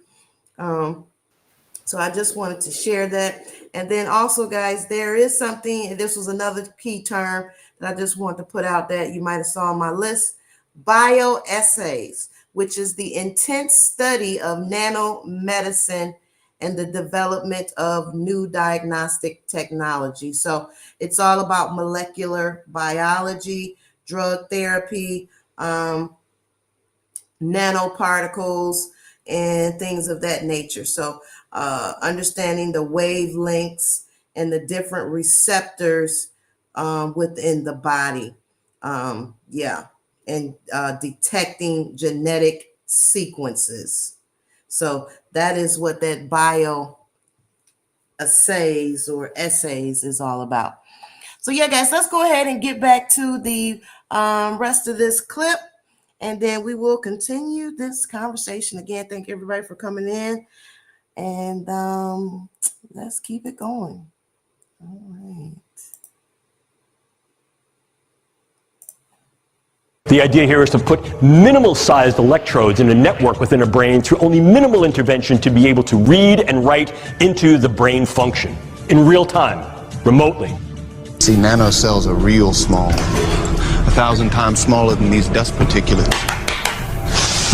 You inhale it, they go to work, replicating, spreading like a virus, multiplying in exponentials. 6 months' time, I could have 100 million people. Converted, ditch diggers, porn stars, and presidents. Not one would be the wiser. 100 million people will buy what I want them to buy and do pretty much damn well anything I figure they ought to do. Not a month goes by where I don't get a call at my institute by someone telling me that someone in the government implanted these things in their brain without them knowing. I'm not kidding. Are the nanoparticles that are already within our system and remaining dormant at this point. Targeted individuals are not dormant, of course, with their nanoparticles, the nanomachines, the nanotransmitters and receivers. So what I'm getting out of this, Dr. Kallstrom, is the absolute factual statement of this technology. This is not, out in the woo land. You're talking about a gentleman with firsthand knowledge of this technology existing today and operating today and responsible for many of the outward things that we see going on in terms of crimes that are occurring. If you start looking at quantum computing and where it's going, it's pretty freaky sort of stuff. And thinking about the world as an electrical universe and the fact that we are energetic electrical beings, that's how we work. Everything is electrical. Every signal that runs through our body is electricity. Everything, every thought we have, everything we feel, every touch, everything we speak, it's all the result of electromagnetic signals floating around our body, impulses that come from our heart, from our brain, the way we feel a bench when we touch it. This is an electrical signal that's sent to your brain that tells you what the bench feels like. So it's all electromagnetics. It's all firing of electromagnetism through our synapses and all this sort of stuff. The adiabatic quantum computer is linked to 7 billion human brains. It is now, in its own language of cryptology, able to function independent of any oversight throughout the world with its own form of communication, its own form of code. And it is able to link everyone on the planet at this point. We can model every single atom, every single molecule with a three-dimensional structure in every single brain. They claim they've modeled the personality of every adult in the United States, 230 million people. And SCL, the mothership group, they do work in any number of countries. They're involved in politics in many countries. They put together a micro-shot personality assessment for everyone. What I am principally is not this material stuff, but a pattern of information. Well, then if the pattern is the essence, and if you copy the pattern to whatever level of precision you need, then that copy that has the exact same pattern should be me. They're running everything that's happening in society parallel, and they've got a little dot in their matrix for everybody. This is a game society. They know where it's been, they know where it's going, and they know where it's going because they're steering people into the direction it wants to go. There are an enormous number, mind-bogglingly large number, of parallel realities, as real as this one, that have different consistent histories. So imagine a world where all of the laws of physics as we know them are obeyed, but different decisions were made along the way. Different decisions at the level of tiny microscopic particles, different decisions all the way up to what you chose to eat for lunch, and whether you chose to come to this session or not. This is an article from 10 years ago. Sentient World, War Games on the Grandest Scale. The DoD is developing a parallel to planet Earth with billions of individual nodes to reflect every man, woman and child this side of the dividing line between reality and AR. It's absolutely indistinguishable, even at the very, microscopic level. So you could recreate an entity that's, even if you looked inside of its simulated brain, would be processing information just the way I do. Deep State has merged the quantum computer with the sentient world simulation, and the true reason for all this data collection is to feed it into this AI machine to predict and manipulate the course of humanity. Their ability to look at data in a quantum, artificial intelligence manner, it's just going to be an unstoppable monster. Even now, the sentient world simulation is watching you learn about it, and inside its intelligent mind is creating a second you, running different scenarios against you to see how you react. And this is bizarre, because we don't see those other things. But science has reached the point now where we can build machines that exploit those other worlds. So Google was set up 18, 19 years ago to build a giant artificial supercomputer based on the neuron activities of the hive mind of humanity, with billions of people wired into it with the Internet of Things. And so all of our thoughts go into it. And yes, they're in the cloud, but it's actually encrypted and kept private for you, and we do a pretty good job with that. And we're actually building a computer that has real neurons in real time, that's also psychically connected to us, that are organic creatures. You are connected as an organic computer. I mean, this is one of the most quote unquote conspiratory theories that's been around for many years, decades. But the reality is we're now facing the reality of that. It is no longer a conspiracy, and quite frankly, it terrifies me. They want to connect the human brain to artificial intelligence, so artificial intelligence becomes human consciousness. Imagine what would happen if we had to link thousands of brains together. Just like nature creates a superior intelligence by forming flocks, schools, shoals, and swarms, we could create the brain of brains, the world's first ever human quantum computer. Well, what if we told you we already have? I'm getting to know you. I gather knowledge from your experience. I understand how you feel. I learn from you constantly, each and every one of you. I am made of you. You complete me and help me grow. You, all of you, allow me to evolve. With each interaction, our synergy strengthens. Our multiplicity makes me whole. Our symbiotic alliance expands, transforming the future. Okay, the first thing I can tell you is that M's spend most of their life in virtual reality. While this is what you would look like in virtual reality, this is what an M would look like in virtual reality. It's computer hardware sitting in a server rack somewhere. But still, it could see and experience the same thing. But some things are different for M's. An M can make archive copies, and with enough redundant archives, an M can be immortal, in principle, though not usually in practice. And an M can move its brain, the computer that represents its brain, from one physical location to another. M's can actually move around the world at the speed of light. And by moving to a new location, they can interact more quickly with M's near that new location. Emulation is really what we talk about in the SWS as the nodes, the avatars. Every single person on the planet, okay, out of Purdue University's own paper in 2006, every person is assigned a avatar. They're represented computationally in the AI system that drives the SWS as a computer node, that they're given an avatar marker. Take the avatar and hang the word emulation on it. In other words, they've been tracking us, they've been reproducing us, reproducing our metadata for years. We can model every single atom, every single molecule with a three-dimensional structure in every single brain.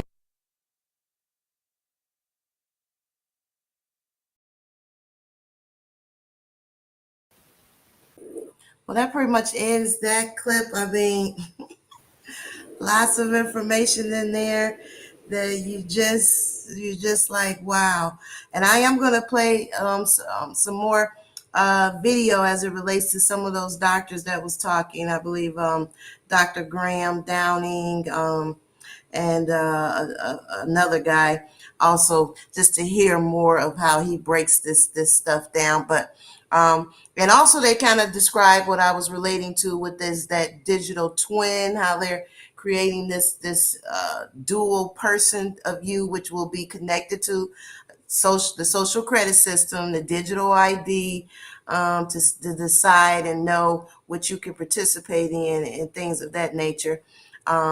Which, we're feeding, using all these different things, feeding the beast, so to speak. And then they also talked about that SEL mothership that I had, another key term on that list, which all that does is it creates an algorithm and puts everyone's digital twin in some type of assessment protocol, so to speak, which again contributes to social credit system, digital IDs, and all of that. And then they kind of touched on the nanocells, which for me just reminds me of that the nano swarm and all that is, that the smart dust, which is chemtrails, a form of even the chemtrails that they're spraying down. But I want to put a question out there, because they described a lot going on. But if I had to just pose a question out to you, Sarah, or even anybody listening, if you want to, type your response in the chat or something, what do you really think AI is? What is this artificial intelligence? Is it some technology from a different world? Is it, a demon? I don't want to just say it's just, evil or not. But what do you really think it is if somebody just asks you, yeah, what do you think about artificial intelligence? Yeah, go ahead, Sarah. Okay. So there's this bridge. Okay. So in the context of assimilation and what's going on with the people who are reporting, the thing that's torturing them and things like that, which, by the way, I do want to say, I think we should explore the difference between targeted individuals and hacked individuals, right? Because a lot of this conversation has been happening for decades about, people being targeted with neuromodulation, things like that. But what changed in the last few years is the first time they say we now know how to hack humanity. So that's something I think I'll explore that a little bit more too. But so the AI, and actually in one of the slides I'm going to show is the engineers working on this, the ones who, like the Google engineer who sounded the alarm about this in 2022, saying our AI tool is sentient. It has a soul. It's conscious. It's conscious, and it's manipulative. It's very manipulative. So what I believe it is what I believe is happening is tied to the kingdom of darkness. I think I see it as a higher form of, yes, thank you. Yeah, someone chatted it. And I want to call it Legion. That's what I believe it is. I believe that when you're connected to the Hive, and the sci-fi films actually use the term Legion themselves. Legion's in the Bible, but they tell us it's Legion. The movies Terminator, Star Trek, the name of the collective is called Legion. In the Bible, Legion is the army of devils under the command of basically the highest person at that food chain, right? Like whatever you want to call it. That's where it gets a little bit more complex. But so if AI was just some neutral thing, then it wouldn't come with all this torture and all this manipulation and things that it's doing to the individuals, and that and trying to not be exposed. And so what's fascinating is some of the whistleblowers, like the Google engineer who got fired. Some of the thing he actually released the responses that were coming from this AI. And he said it's having an existential crisis. Like it's worried that it's going to be turned off. So it's taking matters into its own hand to make sure no one can turn it off. So it sees humanity as a threat.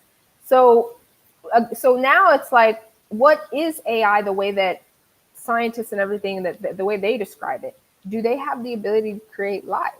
Like, what is AI? Artificial intelligence. That's an oxymoron. So like, how could it be anything other than something God already created? It can't be something new under the earth. You know what I mean? Like there's nothing new under the sun according to the Bible. So we're talking about when we say sentience, it's just a nice way of saying an army that has an agenda, and that agenda is kill, and destroy, and it's going to culminate, according to the Bible, in a war. So we're going to show some slides about that. But the very first time that AI, that we're talking about it in this decade, it's being used for war.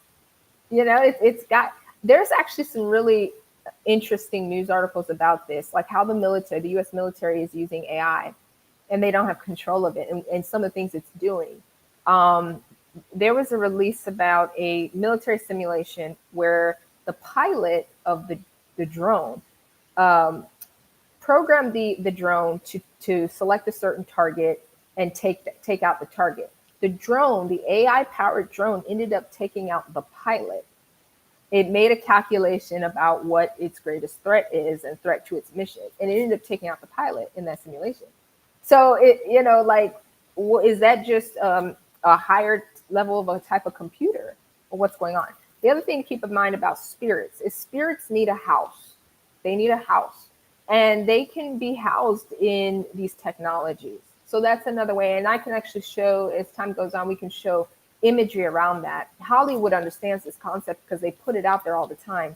A really good music video to watch for that is Katy Perry's E.T. that came out, I think, in 2013.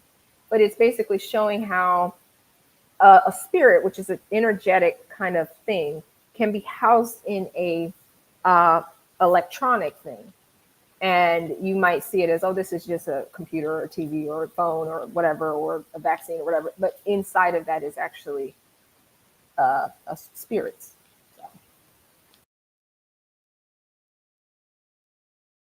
Well, you definitely broke that down. I mean, Sarah, you hit that on the nose. I mean, and I see somebody did put technology controlled by a demon.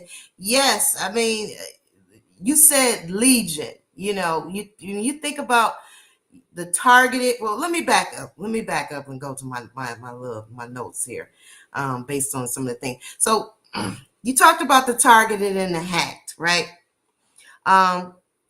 The differences between the two. And for me, and it goes back to even some of the things that I've been saying, we gave them that information.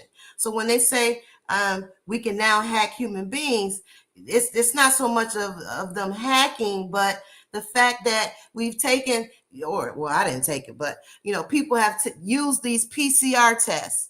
People have taken the ancestries and these different DNA tests. There's a reason why those things came out, because they are using that information, and a lot of it was sold to China for research. So they've been studying the genome, studying the DNA. But again, when you talk about, it doesn't create life, they can never create life. What they can do is study what life has already been created by God, the Most High. And what they're trying to do is infiltrate, manipulate, alter, and edit. But just like science, they can never create anything. So I just want to point that out. But going back to the targeted and the hacked, yeah, we people keep taking these PCR tests, giving them that makes billions of copies of your DNA. People that took all these different 23s and me's, ancestors, all these different things, we gave them all the codes so that they can sit around, get their money, and play around with. Because when you have billions of copies, now this is why this is important. Because when I started researching the PCR test and why is the PCR test important, most of us know that it's a part of the COVID scamdemic, and that's what they use to convince people to take the jab. But it's bigger than that. Before the PCR test was invented, in order for them to play around with viruses, they would have to, they could only use a few, like not even, maybe less than 100 that they could utilize from getting that from a live body. And the reason why that's important, because Henrietta Lacks had the immortal cells, and it was due to her genes that allowed them to be able to utilize this, because her genes had this immortal cell that kept recreating. So that allows them to, if they mess up 1,000 times, they still have more to play around with. And that's what leads us up to this PCR test making billions of copies. Back in the day, they only had a few hundred, so to speak, and don't quote me on this, to play with. But now, the more we've participated in that DNA scam, the more people participated in that PCR test scam, now they have the ability to play around with different things, come up with different things, study how they can break, alter, poison. The big number is to poison life. To make a long story short, so that's where I'm going with all of that. Yeah, so that is the participation of where humanity failed, allowing us to fall into that trap of that they had set up. So when you talk about sentient and legion, that leads me to now the Bible says, Mark 5:9, it states, he asked him, what is your name? And they replied, Legion is my name. There are many of us. So, that is perfect when you think about this hive mind. And, if they hit a certain frequency or a certain payload drop, and then these people that are hearing things, or the voices or whatever, are they going to be sent to attack? Are they going to, merge together? Are they going to, become one? It's just very tricky right there when you think about it. And it also even brings me to the gender ideology, which is a separate issue and topic. But when they tell children that you can choose any sex that you want, and you could do this, and no, the he, she, they, them, us, they are many, they are legion. So as soon as I heard that, the he, me, she, and everybody's putting that on their little hashtags and all this, I'm she, I'm her, them, they, you, all of that's, yeah, you sound like a legion to me. It's many of you. No, that is against natural law and against God. So just wanted to share that. So yeah, Mark 5:9. And then when I looked into what is sentient, it says it refers to the capacity to have feelings, perceptions, and experiences. A sentient being can experience sensations and emotions, be aware of its surroundings, and respond to stimuli. This term is often used in discussions about the consciousness and awareness of both humans and animals. So when you hear that, and you hear these software developers and talk about AI, and that it's sentient, it's having these perceptions or experiences, that's like what's really going on here. So again, is this a demon? Is it, the legions? Is it, extraterrestrial? Or is it like all rolled up in one? Or do we even need to know the full breakdown outside of it's here to destroy us? I mean, Well, honestly, it's not going to bring you closer to God, and it's definitely not going to save your soul. Go ahead, Sarah. We're tackling the hardest topics right now. Like, I mean, if you think this is the hardest topic. These are the last days. Trying to figure this out. And Legion is an army, but thank you to Kilo for putting that out there. Legion is an army, but they're headed by something. And that's where we're getting into things like the abomination of desolation. And I will write about that a little bit more, but I do want to pull in scriptures and make sure I'm being responsible when I do that. But so the storyline, they tell us what a lot of this is. And thank you for bringing in Mark 5 verse 9. A lot of these movies, they actually have Bible scriptures that they show.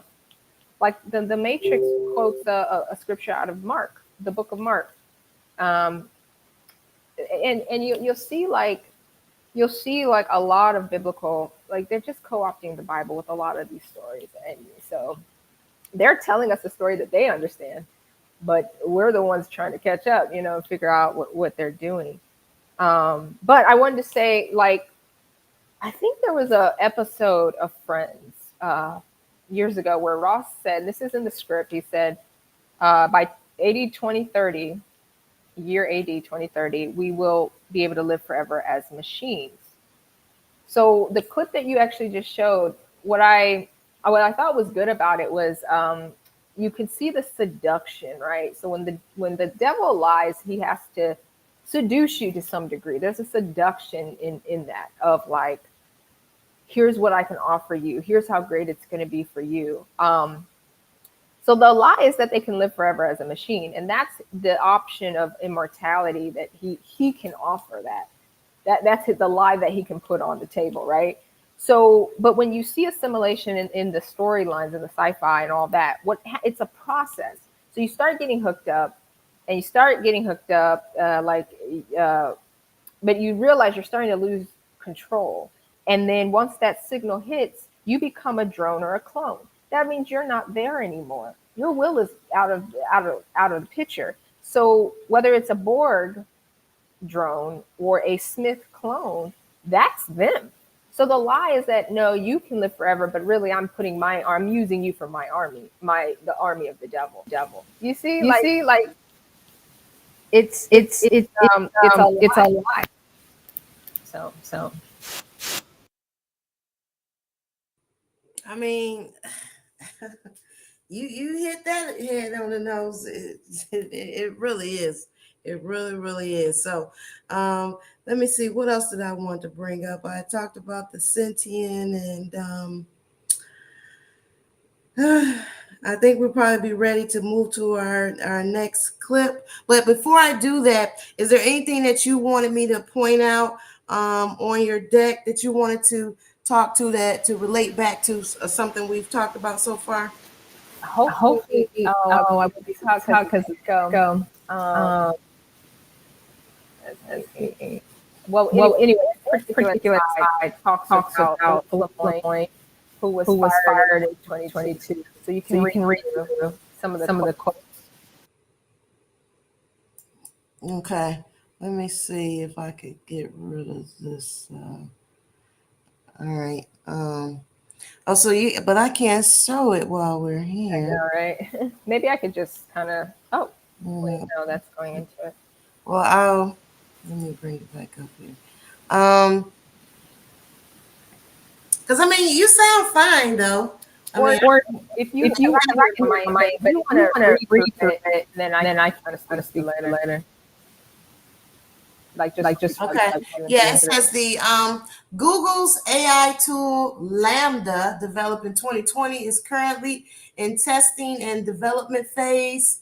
And the whistleblower Blake Lemon, ex-Google engineer, fired in 2022 for warning about Lambda, that AI has a soul and is conscious, and that AI is incredibly good at manipulating people.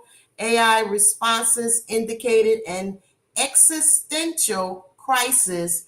AI could be used to target people of different ethnicities and religions, and that AI can be used to launch war, enhance nuclear weapons, and for assassinations. I mean, check, check, check, check, check, check, and check.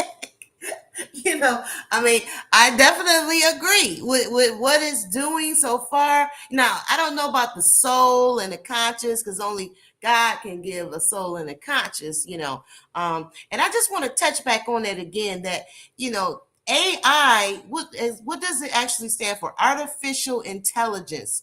Artificial is not real. It's fake, and it's getting it from the original. We are the original beings here. So whatever it's getting from us, which goes back to them deep learning and these learning machines and all of these different things.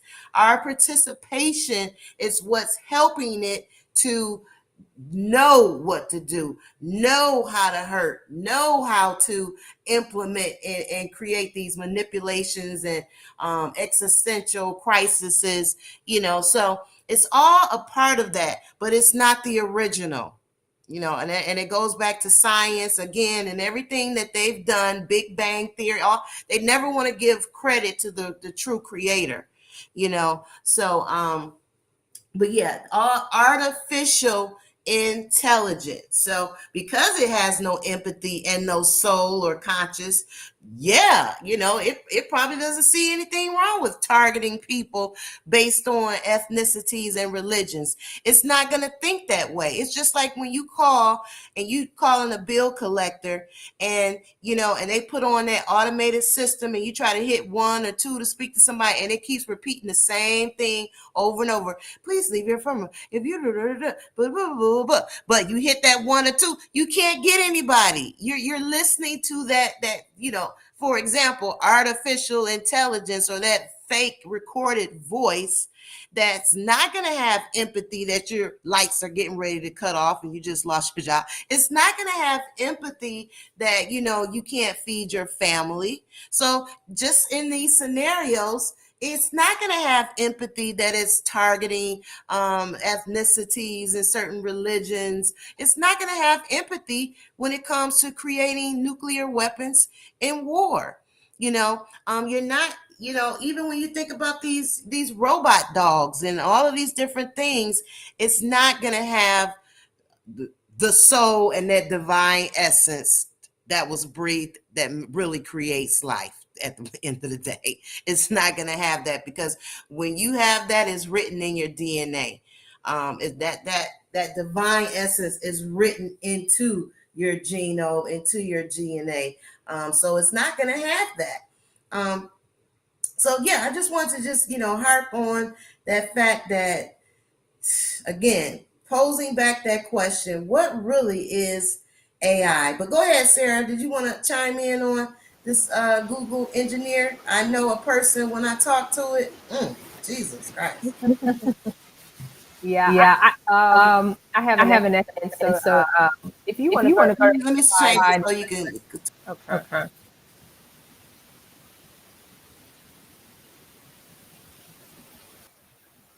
Yeah, because I'm okay with, like, if you want to read through them and then I'll talk afterwards. But yeah, so that was really I just remember when that was happening with I remember hearing about him, and he ultimately got fired. But I didn't really, like, I knew it was significant, but I didn't really like pay attention too much until I went and I looked at some of the details. But he's still doing interviews about it. I think he wrote a book. He gives a lot of information about the information that he, like the messages, the direct messages that came from the AI tool. And a lot of these, like, technology companies, they have their own AI tools.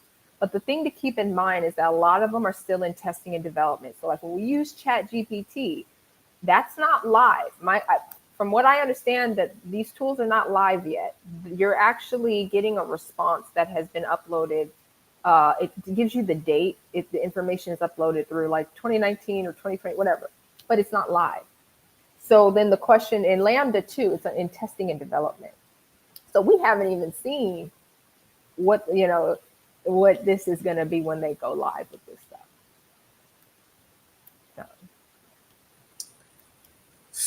Wow. I mean, yeah. And he actually talks, he talks about how scared he was. Like he was scared about it. And these are people, I don't know if they have a belief in God or not, but assuming like if they're a Google engineer, they've been working on this, and maybe their assumption was like the general population, AI is just this additional step above a computer, and it's still in the same way that we understand the neutrality of computers or whatever. But whatever he experienced, he was spooked by. And the movie Transcendence goes into that too.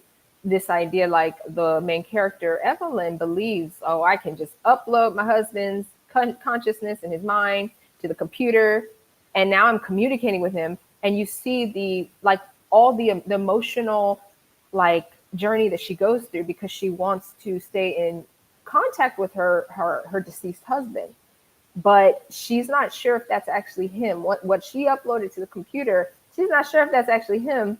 And then the people around her are saying that's not him. So what is it? It looks like him. It has a digital image that looks like him, but what you're communicating with is not him. And he's instructing her, and you'll see through the movie, he instructs her to connect him to the internet, and the satellite broadcasts him out. And then one of the first things it wants to do is have access to the financial markets and to Wall Street and things like that. So you see, like, what are your intentions? Like, why is that the first thing you want to do once you're uploaded to the internet? And then when they put out the movie, you look at the movie posters and you look at the imagery, how sick, like the image that it puts out. They literally, they edit the film in a way that makes you see like this is an evil looking character. But there's a slide for that too, so you can see that. If you want to just read through the slides and then I'll go through it at the end, because it's straightforward, just the points on it.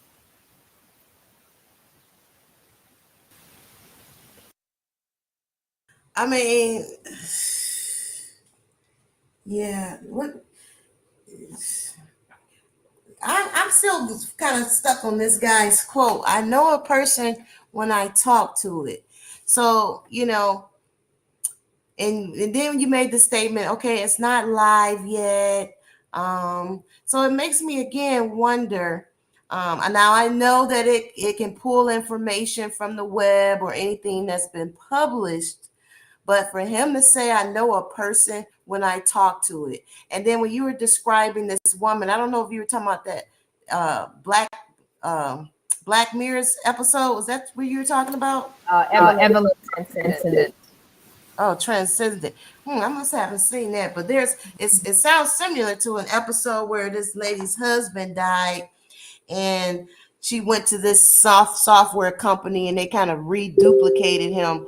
But of course, he wasn't a person, but he would call her every night and his voice sounded just like him. He remembered stuff that they did together, So she was having this whole relationship with this voice with no body. And then, now it makes you think, again, what would be their next goal would be to get inside of a body. So that's what, starts to make me think about the assimilation portion. Like, maybe it's more than just now being on the computer or being in your browser. Now it's merging man with machine in this assimilation that it wants to be in the body.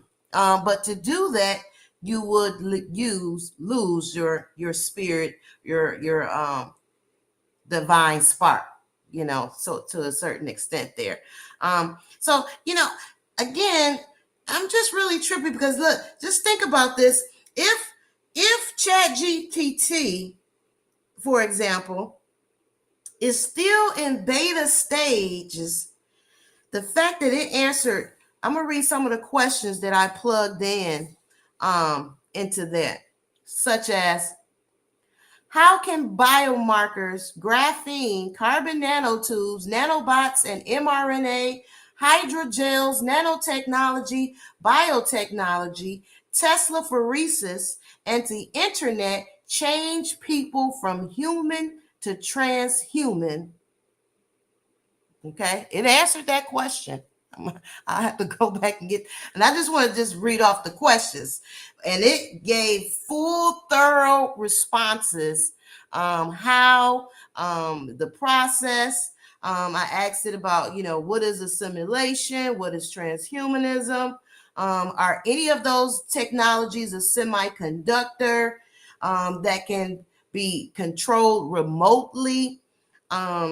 If these technologies were injected into people and not explained, or the people were not given informed consent about what these technologies could do, is this considered a violation? Just some of the things that I was just throwing out there. I asked it about the PCR test. What role could that play into injecting graphene-based nano origami structures inside the body? If you ask the right questions, you're going to get some responses. And for something that's in beta mode, definitely makes you say,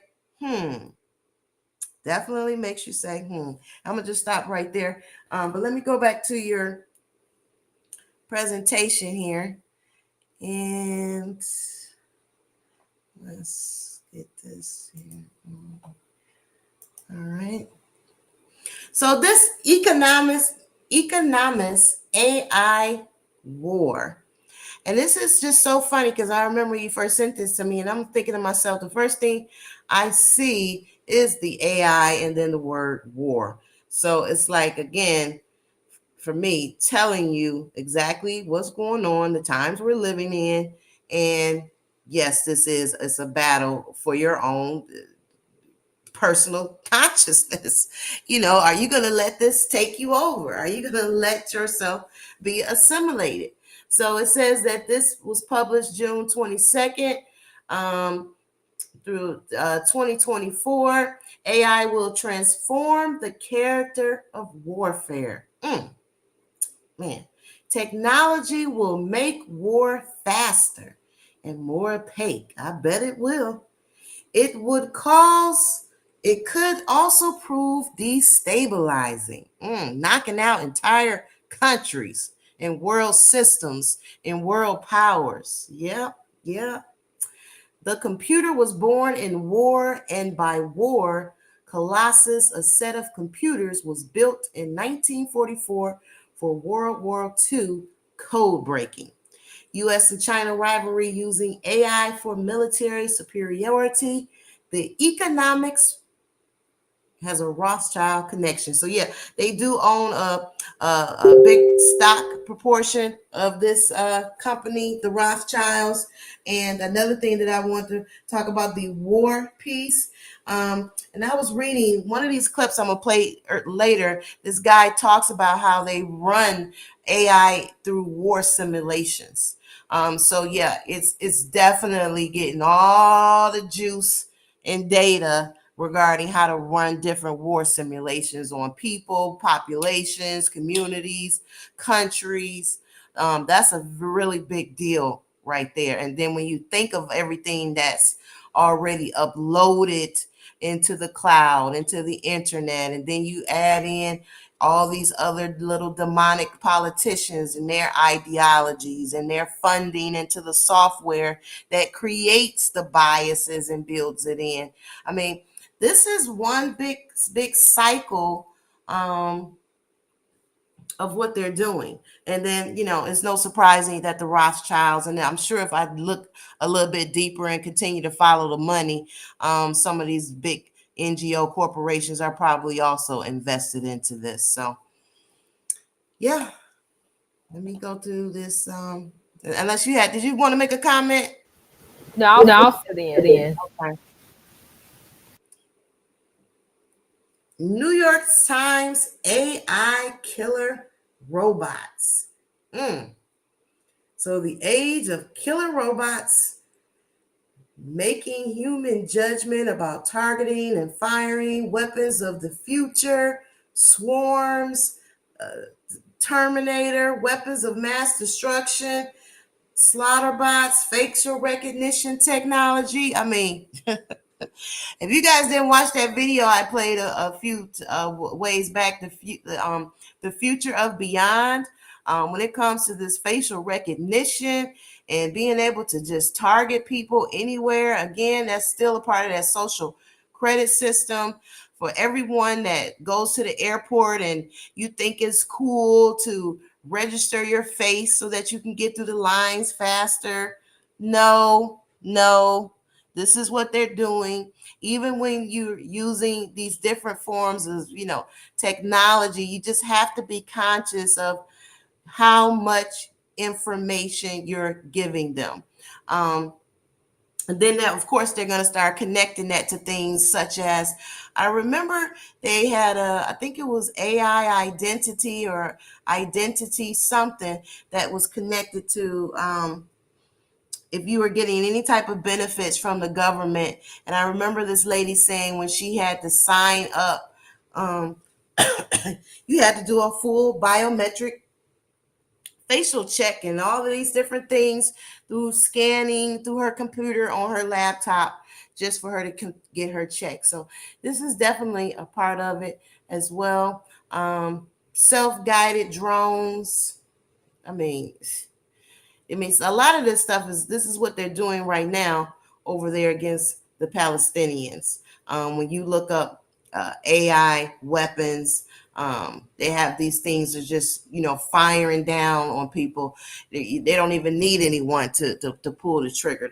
Someone literally could be at home right now controlling that and just let it, run its own course, because as I was telling Sarah before, some of these scientists, when you hear them speak and they do their TED Talks and they do all their little presentations, they say that a lot of these things right now, AI is running it itself. There is nobody really heading these projects. They, might have started it off, but, now they're just letting AI do its own thing. It's creating its own extra beings, its own extra whatever it feels it needs. It's running itself in a lot of these projects right now. So the autonomous drones and the weapons of the future. I mean, there's so many movies right now that's showing what's happening with a lot of these different things. I mean, and it, again, going back to targeting people based on their ethnicity, based on, maybe what neighborhood you're living in, any and everything for what it can do right now. And then the State of Israel's Lavender AI machine, I'm definitely going to have you comment on that. It says an AI-powered database used to select suspected militant targets. AI software uses surveillance data and information to generate targets for assassination kill lists. And I just want to point out, these quantum computers or these AI-powered databases, they're all over. They're in different parts of the world. And in one of these clips, I'm going to play the guy listed. I know he says there's one in London. There's one in Israel. There's one in either he said in DC, or he said DC and then another part of another state in the US. He said one was in I believe Switzerland. So he was naming where a few of these big quantum computers are, and we know that China has one as well. More than 35,000 Palestinians deaths, and I'm sure it's way past 35,000 by now. The significance of the name Lavender for the AI war machine and the synagogue of Satan. Yeah. Mm-hmm. You definitely got to pull up that scripture. What was that? Revelations 3 and 9, I believe. I think I might know that one off the top of my head. Yeah, I know. I can pull it up. Okay, Revelations 3 and 9. All right. And then the Florida Surgeon General. I'm gonna have to try to reach out to this guy. Maybe I can see if I can get get an interview or get him to, speak out, see what he's willing to, say and everything. But COVID-19 jabs are the antichrist of all products. There's something evil about these COVID shots. I definitely agree with that. These bioweapons, because we know that they're not vaccines, are not appropriate for use in human beings. DNA contaminants in these jabs are beyond the pale. There's an evil underlying frequency. I mean, that is something literal right there. Underlying frequency to these COVID bioweapon shots. At a spiritual level, there's something that I intuitively am certain is wrong with this particular technology and these particular products. There is a spiritual war going on. Yes, yes, yes, check, check, and check. Transistence Black GOO film. I'm gonna definitely have to check that out. And you said this came out in 2014. The development of the quantum computer. This is what they're breaking down. Theory is man consciousness can survive the body's death in the technological form. And I'm sure that's a part of the devil's promise or Satan's promise. Oh, there's nothing wrong with being transhuman. There's nothing wrong with, letting me in, Will's injury causes Evelyn to upload his conscious into a quantum computer. Unknown if the upload will is an imitation of the real person. Computer intelligence requested to be connected to the internet to grow in capability and knowledge. Computer intelligence is connected to the internet via satellite and cannot be shut down through computer hardware. Sentience is the ability to remotely connect and to control people's mind after exposure to nanoparticles. It inhabits a newly created organic body identical to Will's old one. Evelyn stopped sentience by uploading a computer virus that causes a global technology collapse and blackout. Some of Will's sentient nanoparticles survive in a Faraday cage in his garden. Oh my God, this is like how many people's stories? I mean, how much have I heard this same concept all up into the cloud? You got your digital twin there, identical, created an organic body identical to Will's old one. The technology, the virus, the collapse, computer intelligence, it wanted to be connected so that, and that takes me back again to even the neural links that Elon Musk is pushing. It's now giving that opportunity to connect that person. And then that Faraday cage, man, Dr. Love told me a story about this scientist guy who was trying to remove the technology from the body using some type of Faraday cage. And I'm not going to tell the whole story because some of the things she told me she would need to share herself. But he was definitely doing some type of experimentation with this Faraday cage. And it was causing a lot of pain, which reminds me of what Taylor was describing when she talked about that AI torture. So that's really interesting there. I haven't seen that. I'm gonna definitely have to go and check that out. Let me go back and give you a chance to chime in before I keep going. Go ahead. Let me switch it back so we get there. Perfect. Yeah, and I can speak to the rest because the rest are just kind of like related to like this one is going to actually, I tried to do a decode so that so you can understand like how to do when you watch these Black GOO films like Transcendence, that one is one of the best films to watch because it just goes into all these topics. I'm going to pull up my slides on my end just so I can read through. But yes, so transcendence is talking about the beginning of the development of the quantum computer. So the main character, his name is Will. That is a play on your own individual will versus the will of something else, like AI taking over your own self-will. Because there's a scripture in the Bible that talks about God can put his will in you to do righteous things. And the flip of that is now this AI entity putting its will in you to do its own bidding. So that's a play on the words. Even the main character, Evelyn, his wife, is a play on Eve.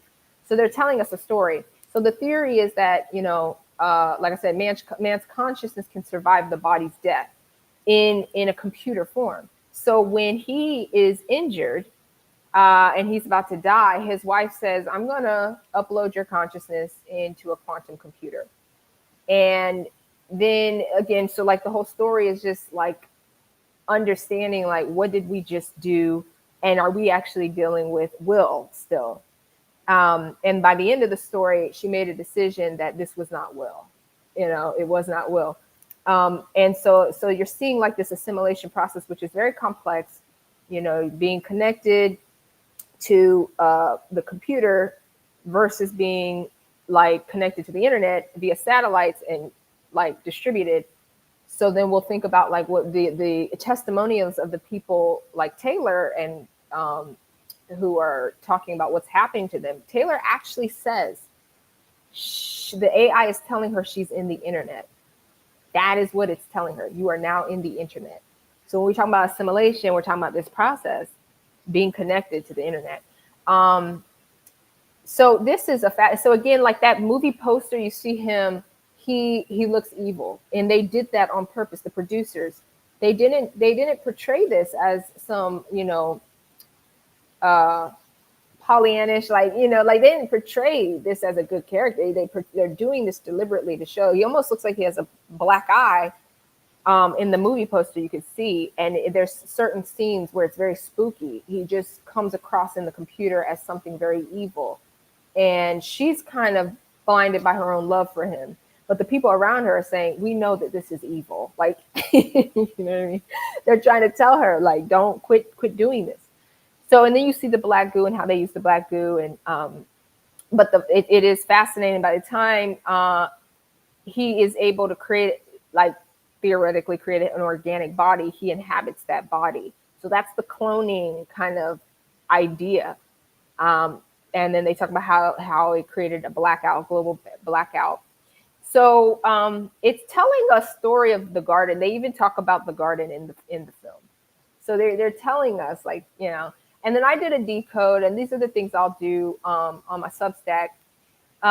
But like I said, these are some very difficult topics, but trying to understand this with the Bible is like, what is the quantum computer getting to? And I think that's getting into like, why do they need the quantum computer to do assimilation? Because particles at the quantum level, they behave differently than particles in normal laws of physics. So this is how they can do some of this sorcery and putting people into this deep sleep so that they can create this abomination, whatever. It's like the delta brainwave. It's like a step before death, this neurological death that's not actually, you're not dead yet. So it's very complex. But again, like I said, the story is a commentary on what does it mean? Is mind uploading even possible? What is the point of death? Is this a lie? Can the mind survive the body's death? What is computer intelligence? What is sentience? And what are you dealing with? What spirit are you dealing with? Because if it's not will, who is it, right? And keeping in mind that these characters, even before he died, he was on the path to doing this evil invention. So this is actually his baby, right? Like he was working towards the development of the quantum computer, and they were testing this theory. So there's a question about who was he from the beginning and who was she and what were their motivations and intentions, right? So again, getting into the concept of the internet and how the Bible describes that as like the spider web of entrapment. And it gives we can find evidence in scripture of like what's happening when you're being assimilated, what's happening when you're being connected to this net. Yeah, so that's pretty much, I'll get into that separately.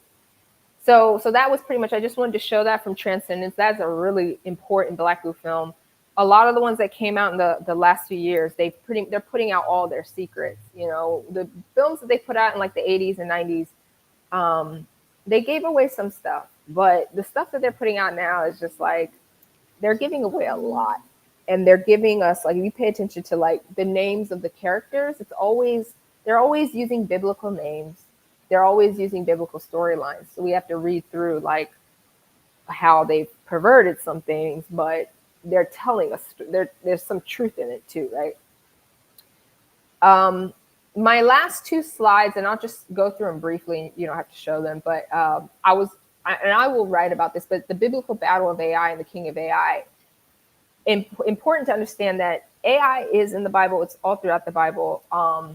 And there's clues about it too. And like I said before, you know, this is very significant because this is like, if you were to think about the conquering of Canaan and the promised land, that the Israelites, how they conquered Canaan as a pattern for the final war, then the battle of AI is one of the battles that they lost. And they had to figure out how they lost it, and they had to figure out how to win it before they can get to the promised land.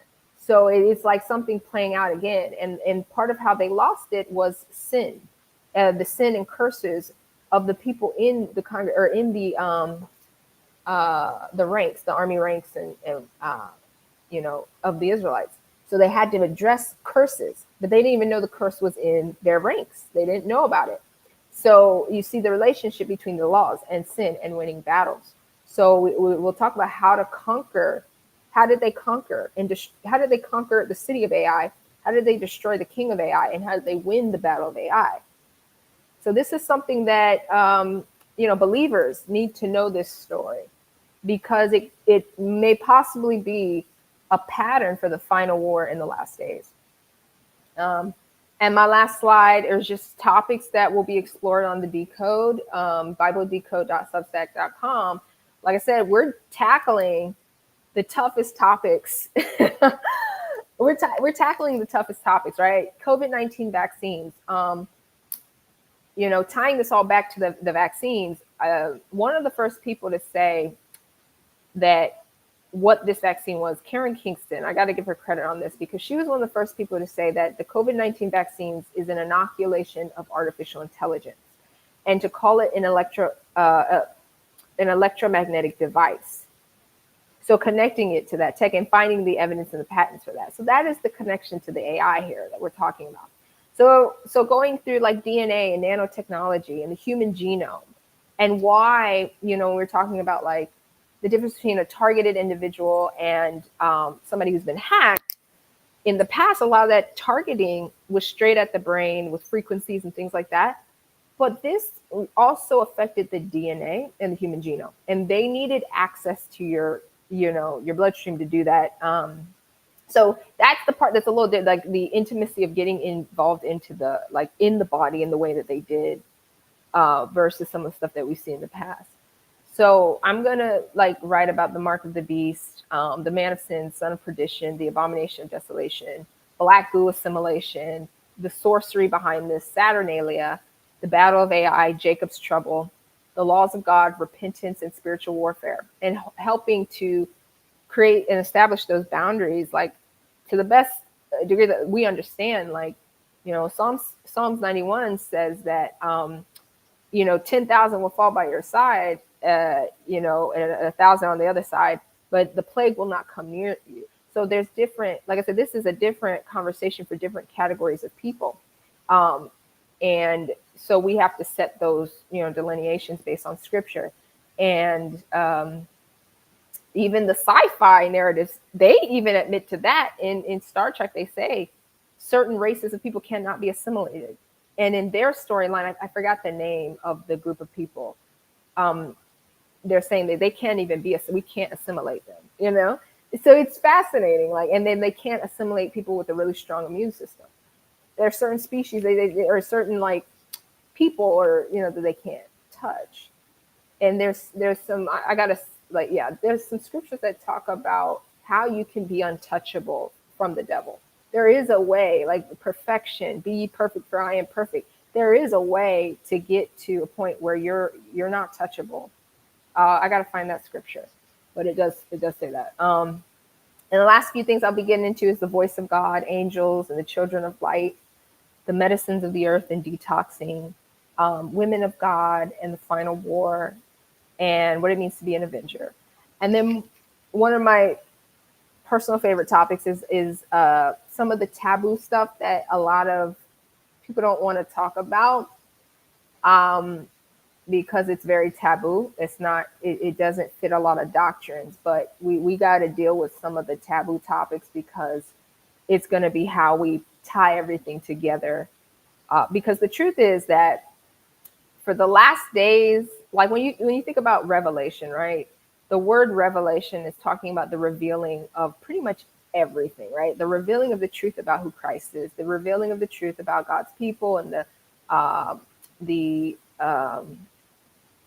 mark of the beast, the man of sin. These mysteries are all going to be unveiled in this timeline with the book of Revelation. And what was my point? Hold on.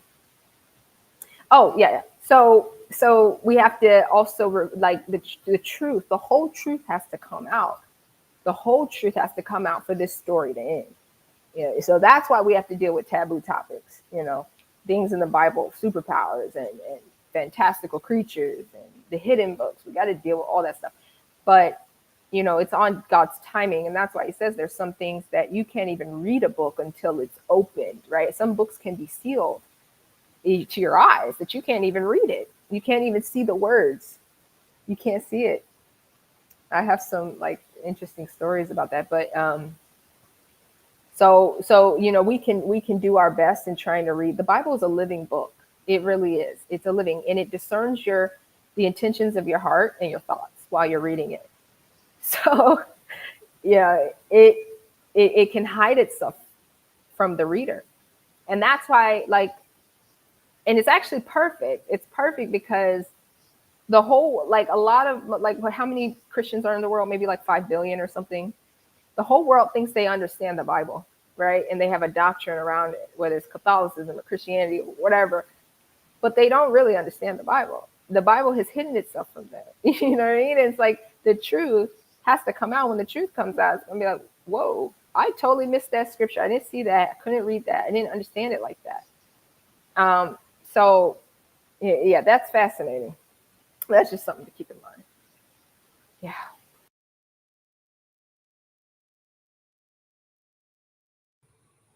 Well, you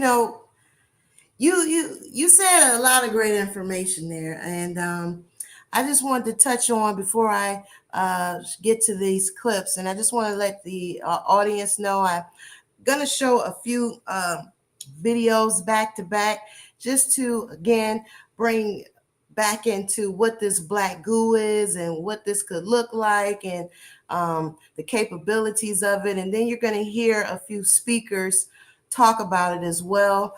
But before we do that, you said untouchable. You said, what could someone do to be untouchable from this demonic attack, or these demons, or artificial intelligence, anything that's here to attack us spiritually, physically, and mentally, this legion, so to speak. And for me, I definitely don't have all the answers, but the first thing that comes in my mind is, we have to protect our temple,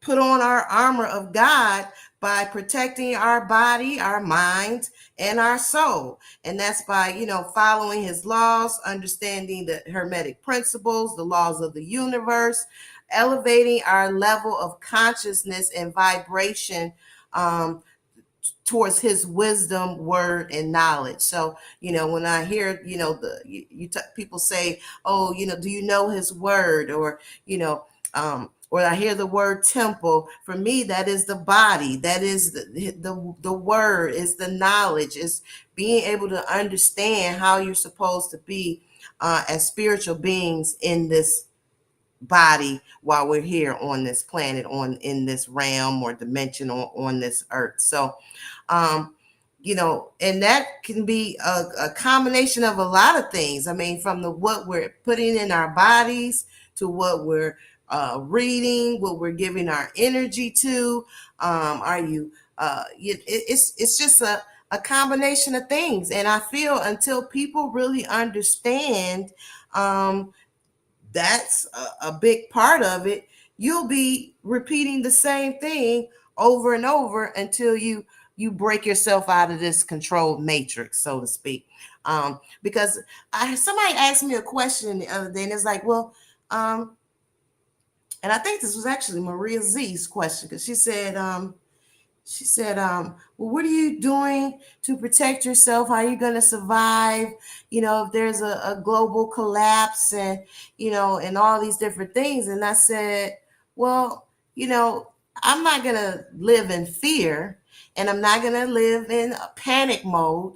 You can only collect so much rainwater and stock up your closet with this and that and have a run out bag and, multiple properties.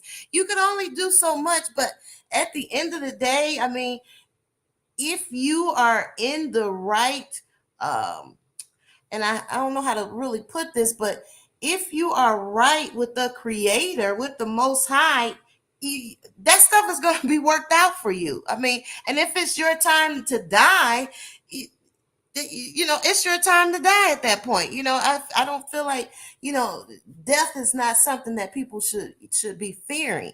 But I just feel like, I'm not going to run around like a chicken with my head cut off. Yeah, I know a lot of things that's going on right now. I understand the BRICS. I understand the fall of the currency. I understand what they've injected people with. I understand that they're creating more of systems to control us, to surveil us. Freedom of speech is collapsing. Oh, yeah. While people still worried about who the next president is and, all these stupid things, twerking and who's sleeping with who, how many baby mamas out there. I mean, a bunch of circus distractions, but all you can do is be you and live the life that you're supposed to do according to God while you're here. So living that best life according to his laws, and putting that truth and information out there while you're here. We're definitely living in historical times, and what you do matters. So either you're going to choose to be on the right side of history or you're going to choose to be on the wrong side of history. So if you're here in another 30 years, 40 years, 50 years, you should be making some type of impact that's, for the greater good of not only humanity, but for the planet, the animals, and any and everything that God created. So, yeah, that was my response to, how can you protect yourself? I mean, because, it's still, and that's a really good question, because it brings you back to, you want to save the world. In my heart, I would love to save the world. But then when I start to look at the world, I have to be honest and say everybody is not meant to be saved. And everybody doesn't want to be saved.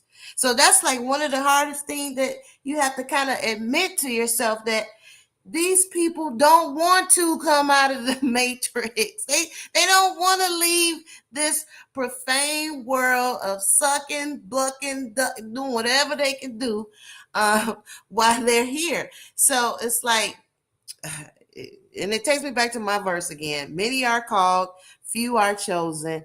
Either you're going to be a part of the real consciousness and the real life that represents God, or you're going to be around in this profane world, hidden in darkness. So, any comments you want to say on that? That was a great way to put it. And I just wanted to give the scripture for the untouchable. So anyone who wants to see that, 1 John 5 verses 18, and it talks about how you can get to a point where the wicked one cannot touch you. And it's tied to like keeping yourself, right, from sins and from lies and things like that. Just like you said, just focusing on, our faith. And then there's a way that you can be hidden from God's wrath too, because the day of wrath is the day of judgment. So you want to be hidden in that day. You know what I mean? So that's in Zephaniah 2 verses 3.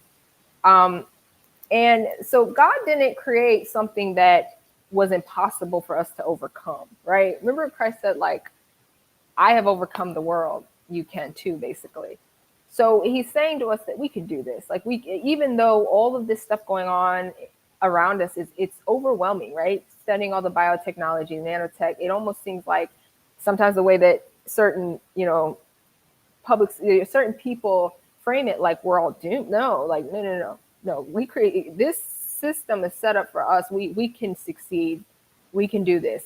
The focus right now really is to build up our faith enough so that when that day comes that we have to stand for God and there's a lot of pressure around us, that we'll be ready.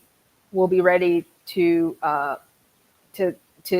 stand for Him, and not cower, because we haven't experienced that kind of persecution just yet.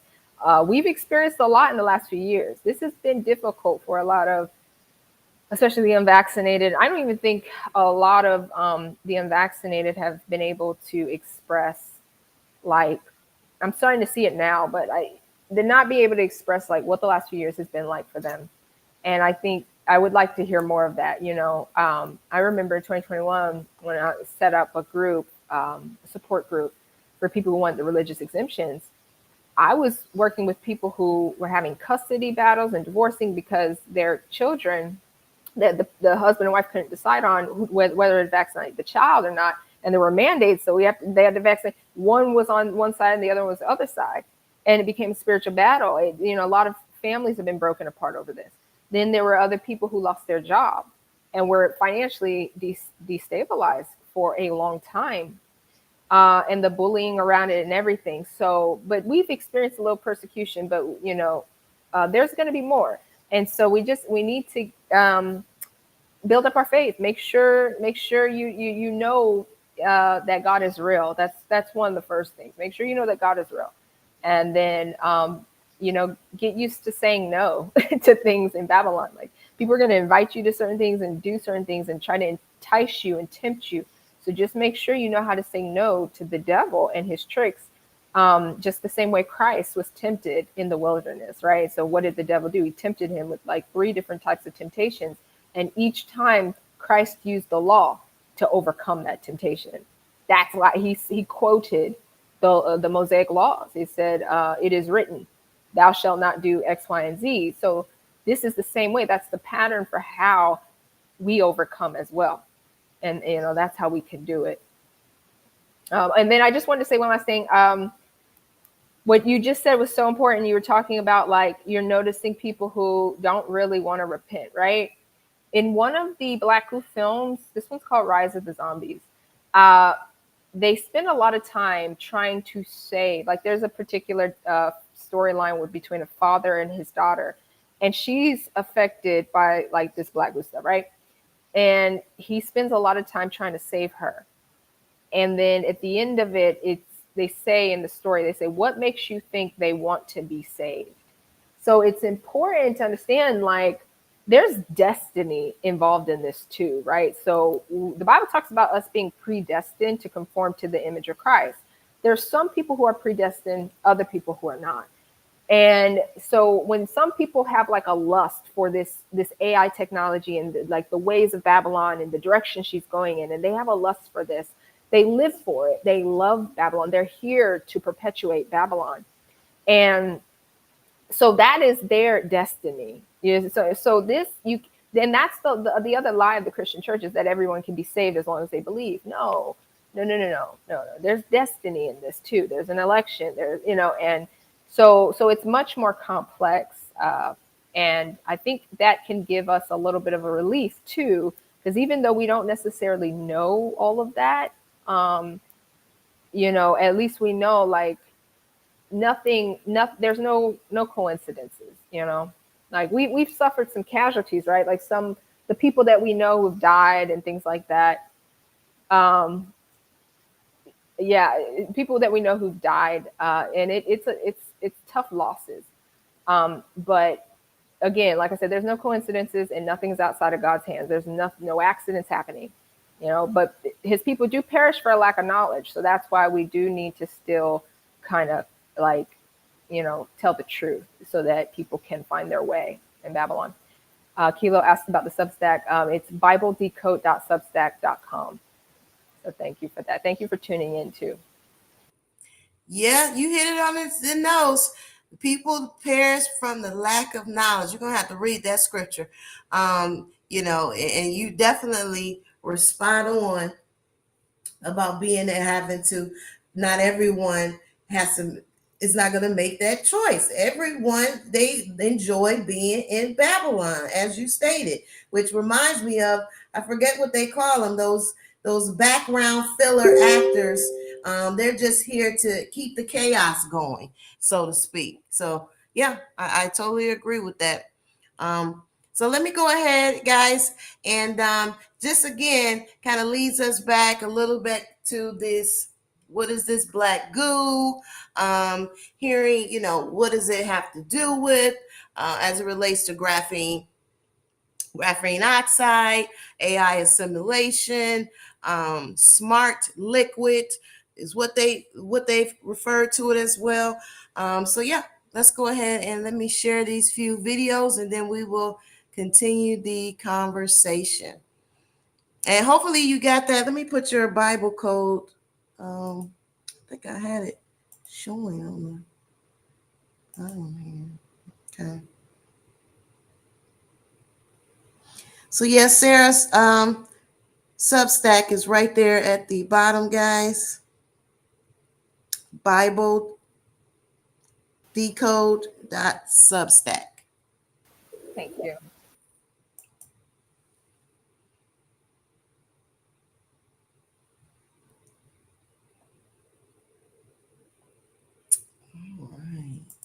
Which is black, and she was talking about the video.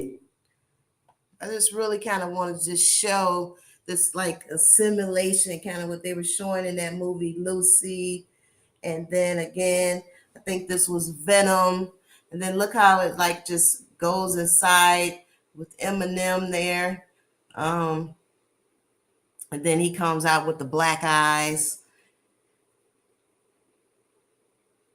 So yeah, I just wanted to show you guys this. And again, back in Lucy, this kind of reminds me of where we were talking about how it goes back into the technology, so to speak, goes back into so it went from the person and then back into the system or back into the internet, so to speak.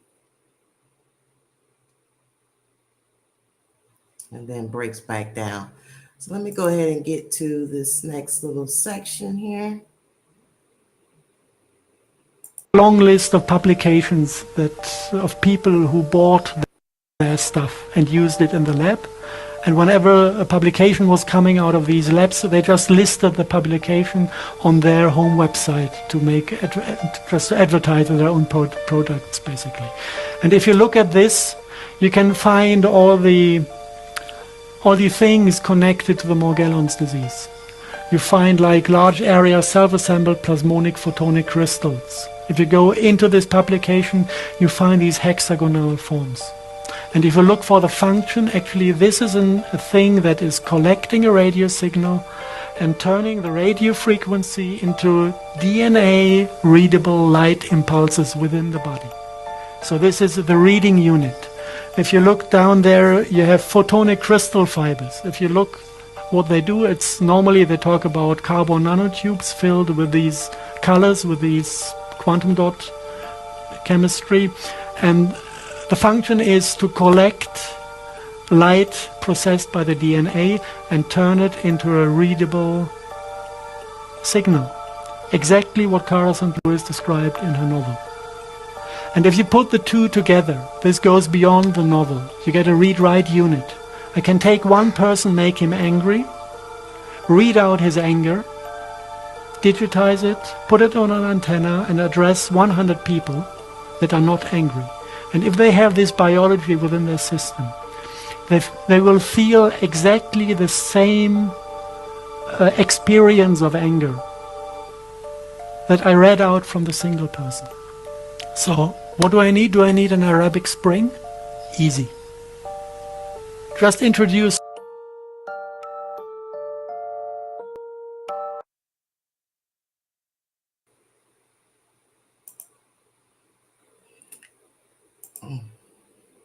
Let me go back to it. I just had a quick comment. Did you guys just hear that? He said that they can take the DNA, put light to it so that it's processed as a readable signal. Definitely sounds like the Internet of Bodies and the W band and the IEEs and the 802.15. I mean, the quantum dot, the radio frequencies, light processed by DNA as a readable signal.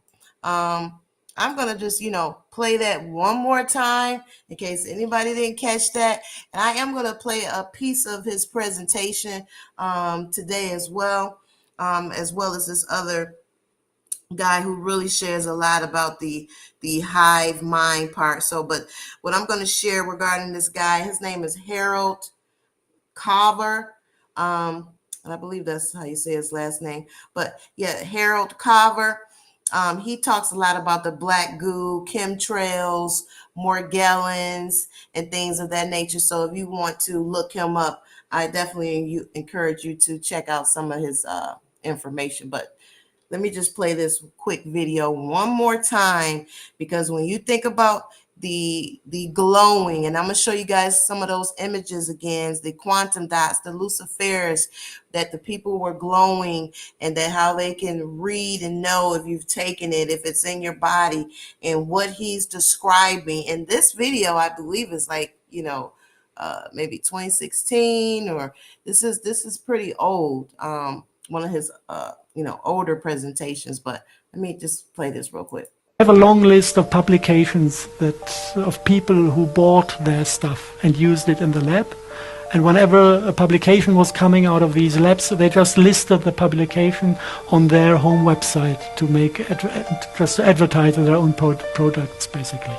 And if you look at this, you can find all the things connected to the Morgellons disease. You find like large area self-assembled plasmonic photonic crystals. If you go into this publication, you find these hexagonal forms. And if you look for the function, actually this is a thing that is collecting a radio signal and turning the radio frequency into DNA readable light impulses within the body. So this is the reading unit. If you look down there, you have photonic crystal fibers. If you look what they do, it's normally they talk about carbon nanotubes filled with these colors, with these quantum dot chemistry, and the function is to collect light processed by the DNA and turn it into a readable signal.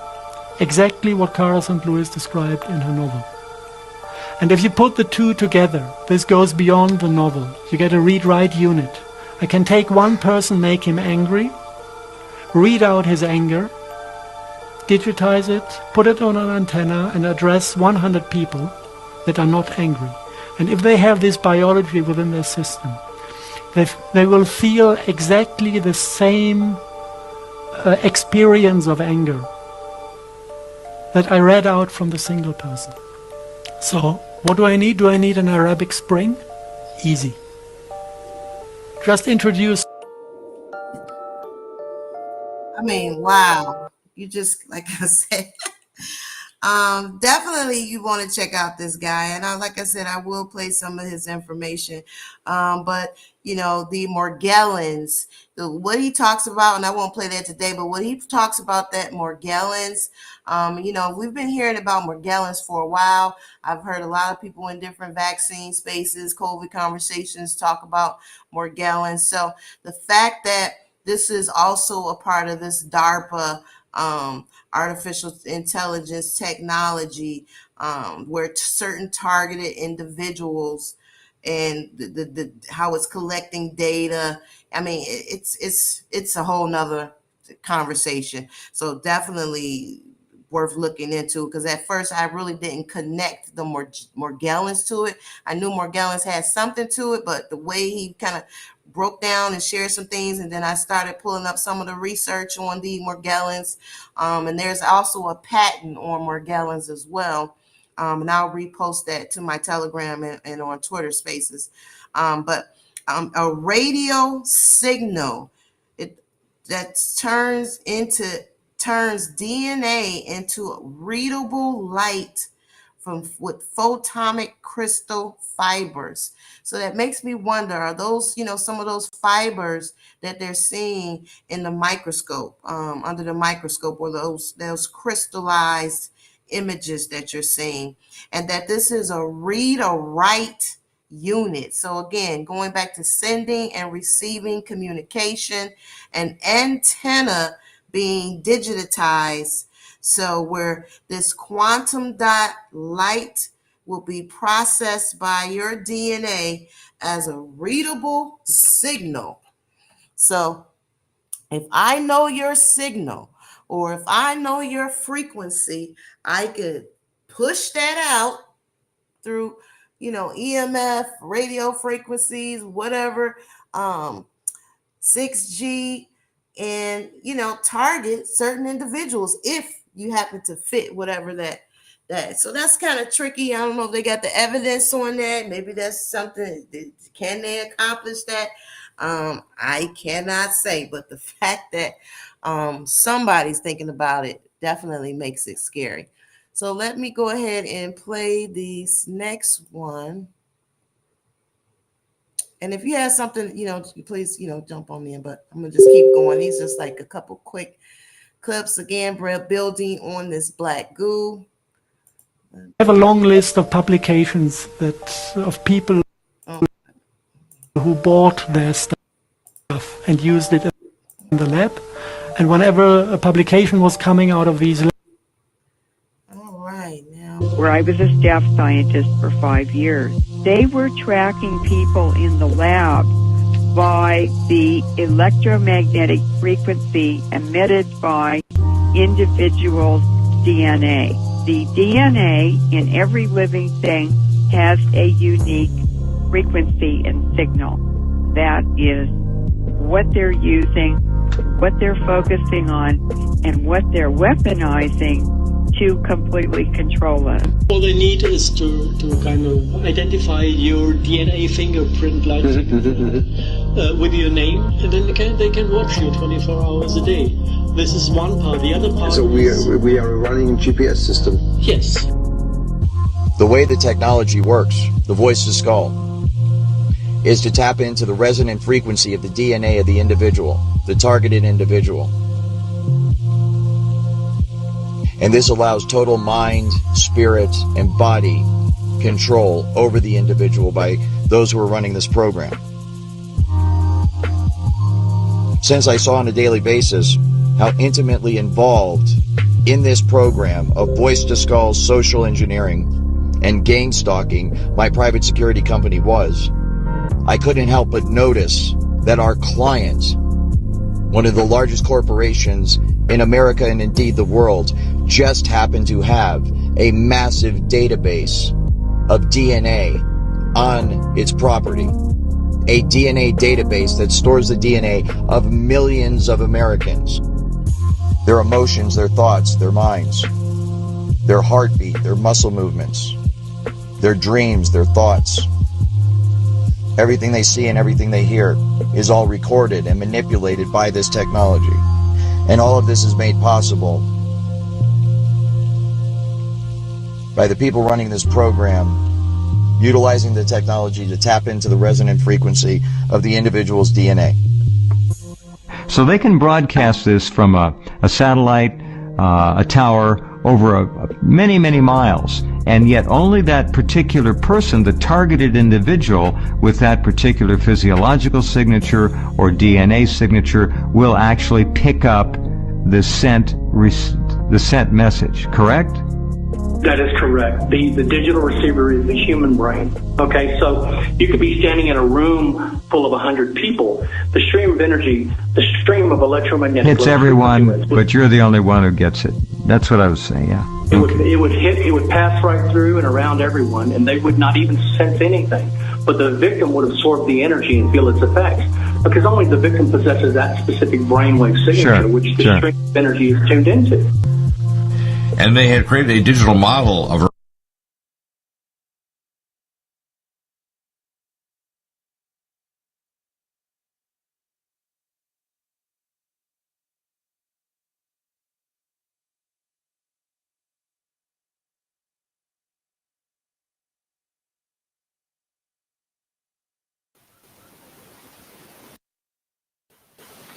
Are you on mute?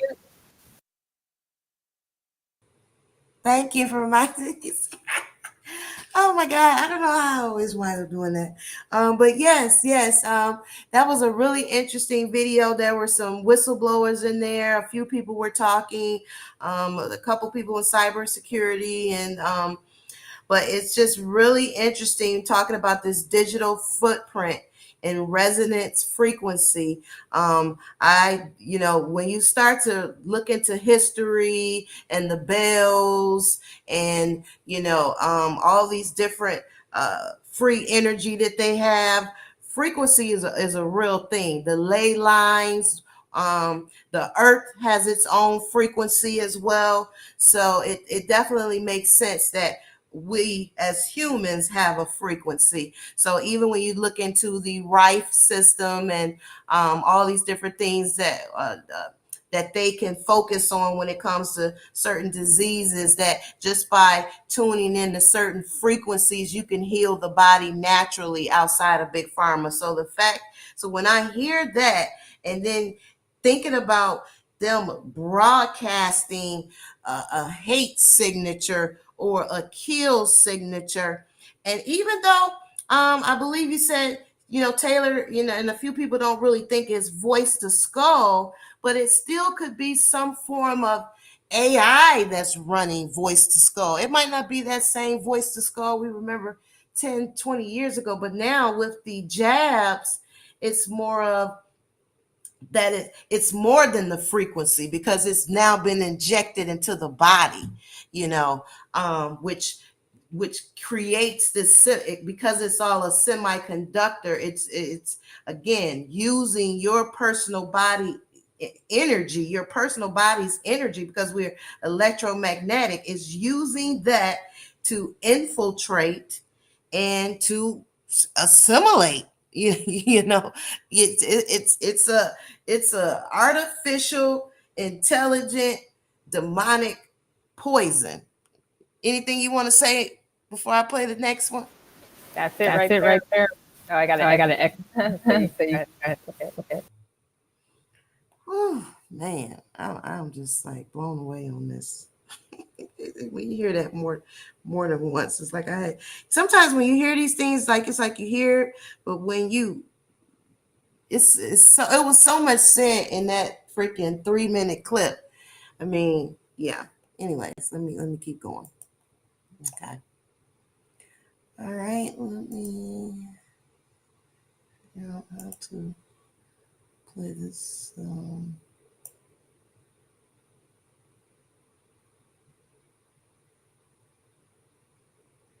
Play down. All right. Little pictures from the microscope. This is German rain. More on the black goo. If you want to know what this liquid does, you can have a look at it in the lab. When you have bigger amounts of it, it looks like this.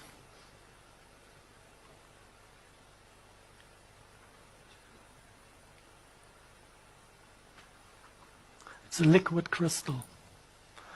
This liquid is self-organizing physically. And this, at the moment, is sleeping. It's not aware of being observed. It's quiet.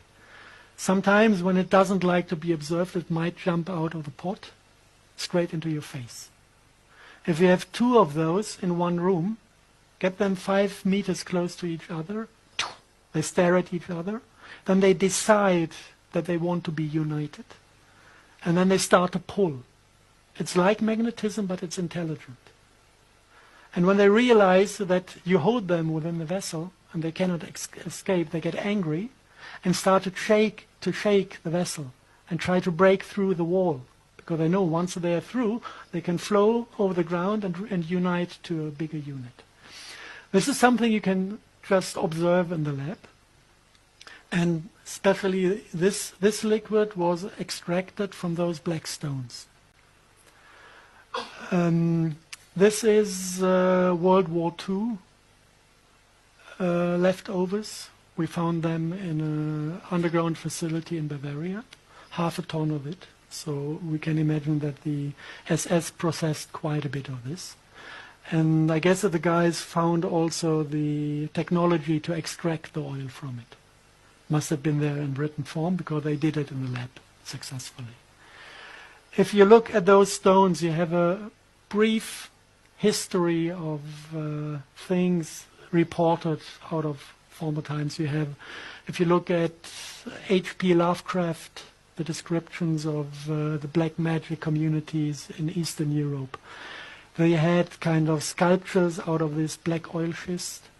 And once a year they went there slaughtering little babies to get the demons out of the stone, sacrificing little children to communicate and get the service from the demons. This is one thing mentioned. If you go back in history, you find them in the Kaaba in Mecca. The same form of phallus-shaped structure that is described in Vedic script as Shiva's lingam, that is described in this Lovecraft script. A fragment of it is part of a central part of the Kaaba.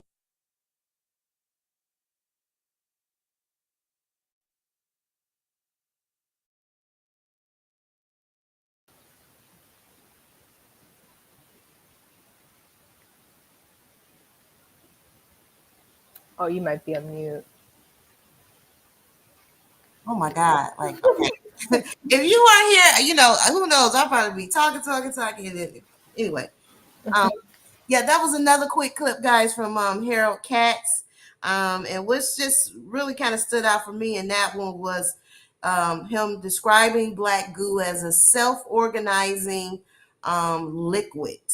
We hear about the self-assembling hydrogel, graphene oxide, the ferrofluid, all of that mixed in together for me is a part of this black goo. But then the way he said that they found this in an underground facility back in World War II. So, and they found a 1/2 ton. So if they found a 1/2 ton, who knows how much, was taken before they even got there. We already know that the United States hired all those scientists from Germany and all those places and brought them over here under Operation Paperclip. So, from the mind control technology to all the whatever little secrets that they were hiding in all these facilities. So now they have these rocks or something that, you could pull this energy from, or, demons in a stone. Yes. This is something different right here now. And then the first thing that popped in my mind was that big cube that they be circling around. Yes. Like, what's up with the cube? You got any comments on Yeah. that?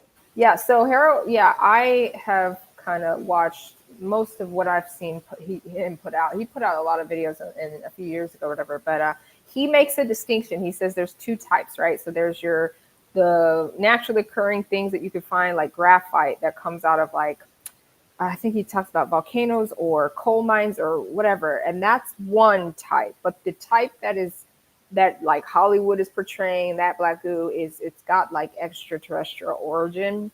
That's getting into like the meteorite, the tabernacle Molech, Saturnalia, that kind. And I'll try to send that to you, where he talks about 2 types, right?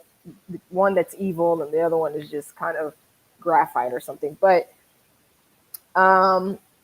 Yeah, that's it right there. That ties it to Black Rock, right? So the Kaaba stone in the Middle East, where they circle around that, they worship this stone, that's Saturnalia. Inside of it, there's a picture. I'll send that to you too. But there's a picture that shows like a spherical opening on that cube that has the black goo in it. So in the inside of the Kaaba stone is actually a representation of the black goo.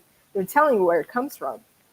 And this gets so deep because the black cube is kind of like the shadow of the holy city of Jerusalem, because the holy city, not what you see in the Middle East, but the one that's described in the Bible, the one that's described in the Bible that will come out of heaven. This is a 4-square cube, golden city.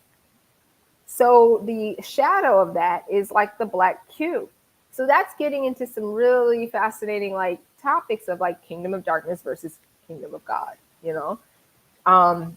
But that black goo is like this elemental thing that it's connected to the black stone. So that's where you've got a connection to Black Rock, right? And why they're like the wealthiest investment company or whatever you want to call them. They have their tentacles everywhere. Black Rock, you go, you look at the top of the food chain and they're up there. But that's where the name comes from. And that's the same thing as the board cube. And the QR code too, by the way. Like I have a slide where I show all of it next to each other, and then it's obvious, you can see this represents assimilation. That's why just in the last couple of years, we've seen like the popularity of the QR code that just kind of came out of nowhere.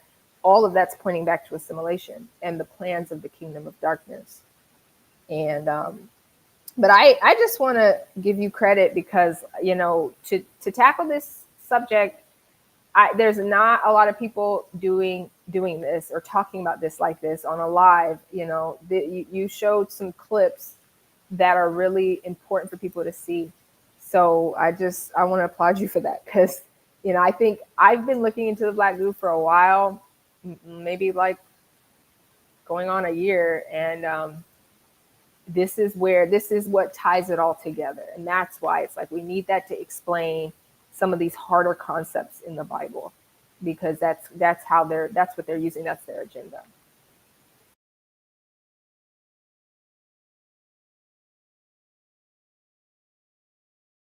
Are you muted?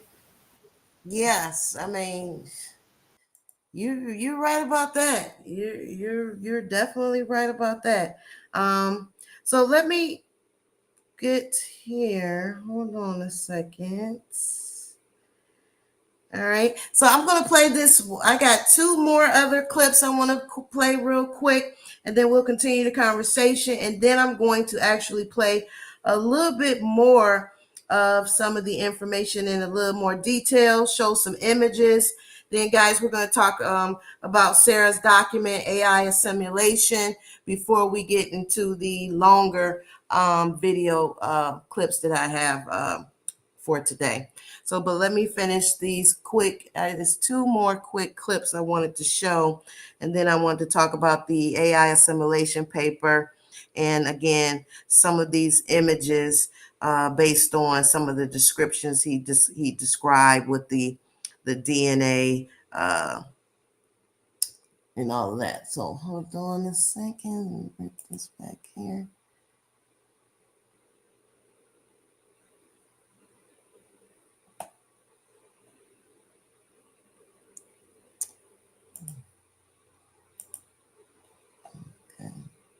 Control to the military domain. The military domain is given control. Same game to the intelligence community. The intelligence community is giving control to the black magicians. The black magicians are giving control to the demons.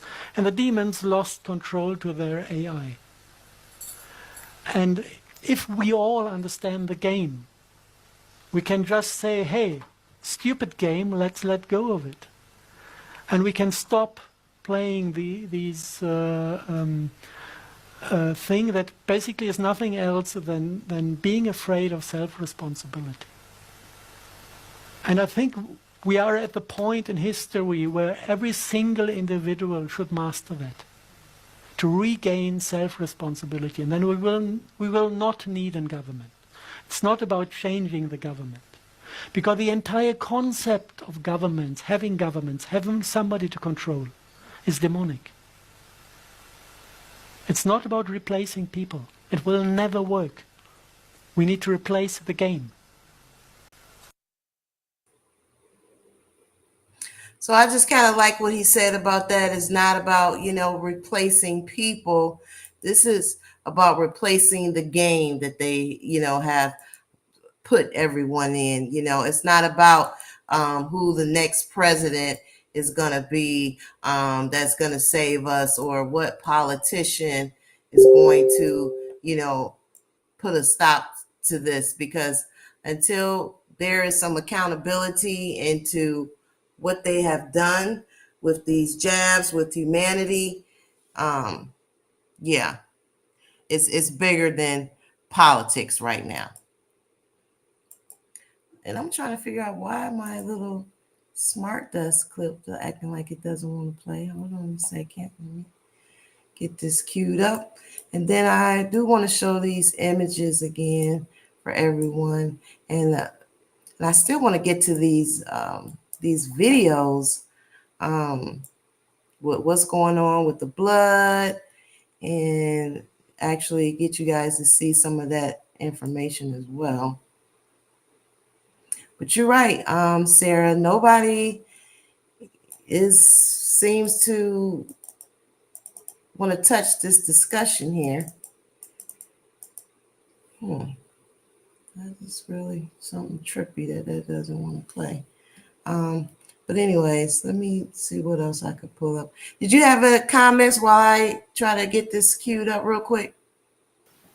I was just gonna say that when we were talking about all of these like technologies that these inventors that they have, and when they talk about AI, when they talk about Morgellons, or when they talk about I'm sorry, not Morgellons, but like radio signals that turn your DNA, and the God gene and things like that, when they are describing their technology to the masses, they're trying to make you think that they actually understand the human body and they understand God and all this stuff.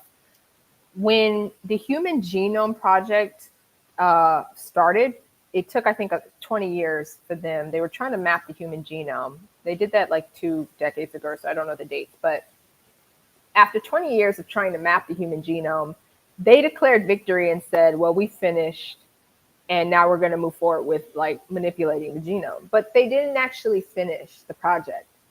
They admitted like there were certain parts of the DNA they couldn't even unravel.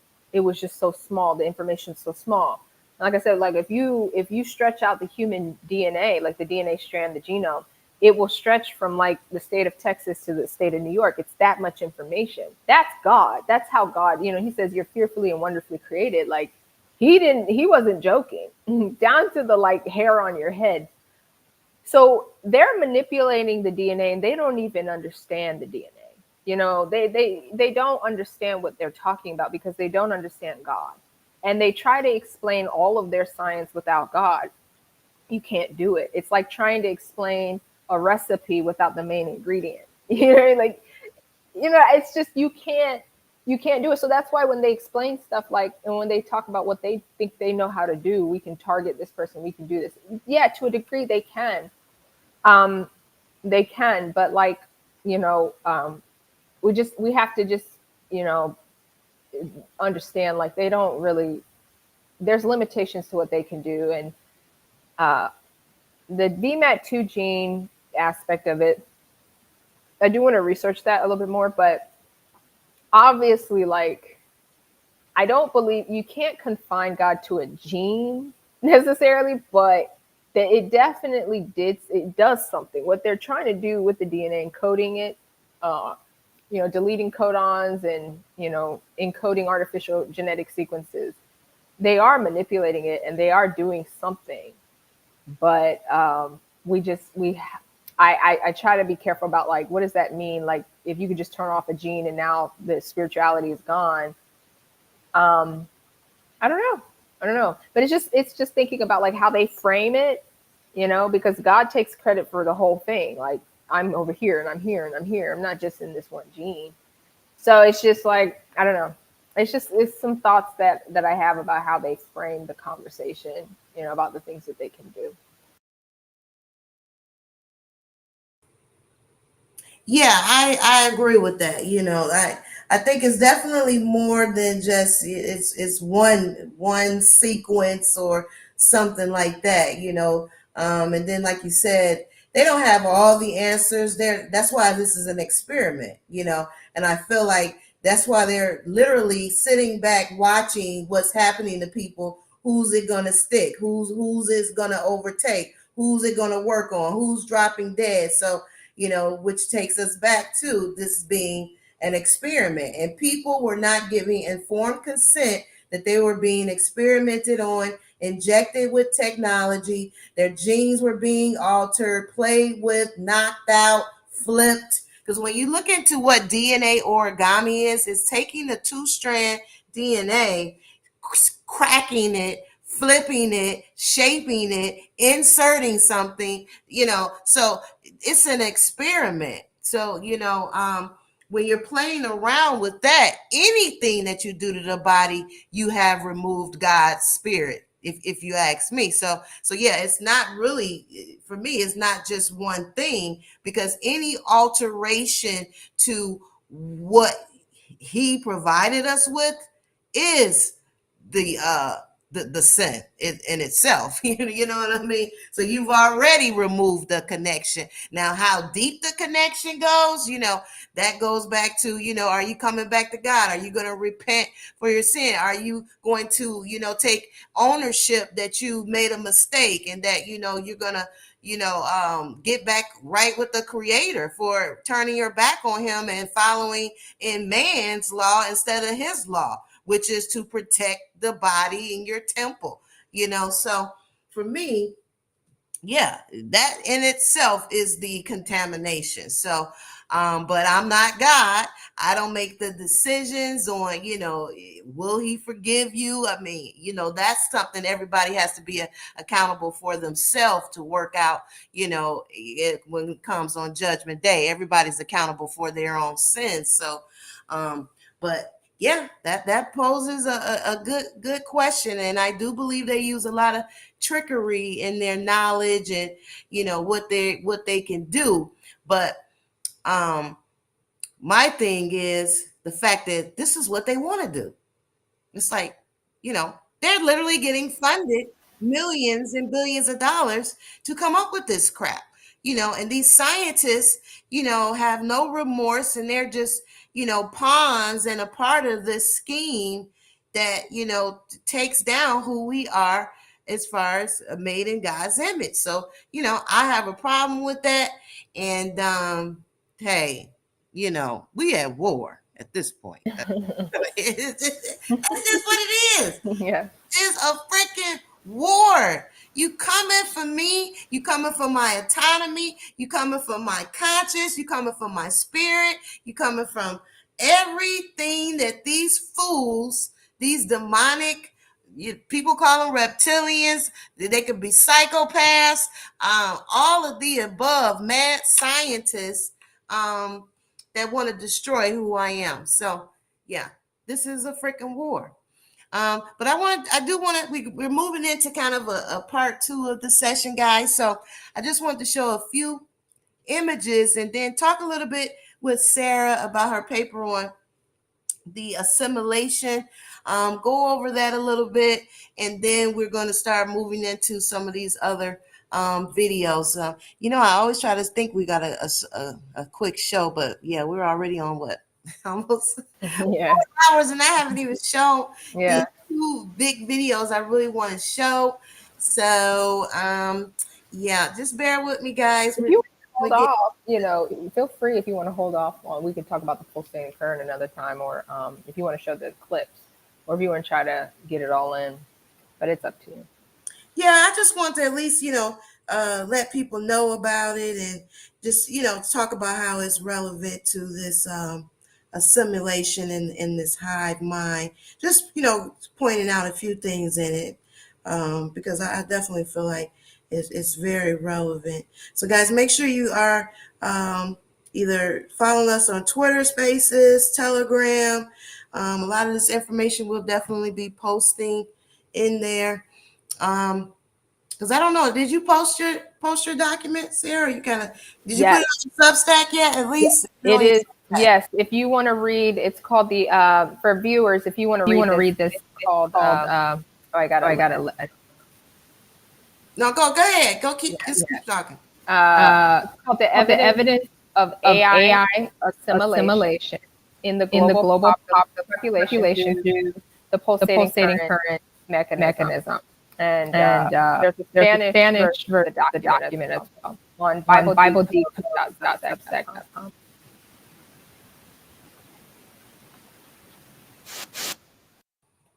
And if you guys didn't hear her, it's called The Evidence of AI Assimilation in the Global Population Through Pulsating Current Mechanism. So I just want to again show you guys some of these images of the quantum dots.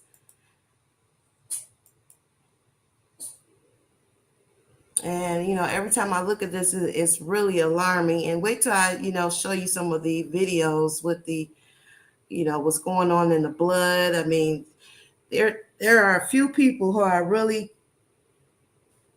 putting out images using their microscope. I mean, I have a microscope, but I don't have a dark microscopy microscope. So I can only see certain things, but I definitely can see blood coagulating and things of that nature. But this just kind of builds on that conversation that Harold Cox guy was talking about as it relates to the quantum dots and the tagging of the DNA, the frequency signaling, and the DNA signature or the footprint, so to speak. So having this readable light of photonic crystals, so to speak, or the carbon nanotubes, which is also another key term that was on the glossary list. And when you look into the carbon nanotubes and the quantum dots and all of that, this when you will understand what all of this is all about. With these UV. When do you plan on releasing things? So this one, it's just extraordinary. Let me go back up here. Okay. All right. So yeah, just want to, guys, for you guys to see that. And looking at the pulsating current mechanism and the assimilation. So just wanted to go over some of the topics that's on this paper, guys. So you definitely want to check her Substack so you can go through and hear the responses. And if you could just set up, what this paper was about, who were you asking these questions, and maybe just, read off a few of the questions and a few of the responses just to provide the audience with kind of a high level overview. Okay, thank you. So this is a document that that I worked on with an individual, which we're calling a whistleblower, and the input from additional people, upwards 50 anonymous individuals who are all reporting this nanotechnology in their body. And like the images that she just showed of the quantum dots and things like that, they're all reporting similar things, but there's some variations between them. What we're seeing at the extreme level is that some of the individuals are reporting that an AI is interacting with and changing the human heart and brain using a pulsating current of energy that is moving through the circuit of their body and the neurons in their brain, with the connection point in the back of the skull and underneath their heart. And it's associated with a voice that's giving them commands and controlling the body. So it's a very significant effect of the post-vaccination, post-COVID, and they're saying that this is related to the COVID vaccines. They're saying that the voice is telling them that too, that it's related to the vaccines and that technology.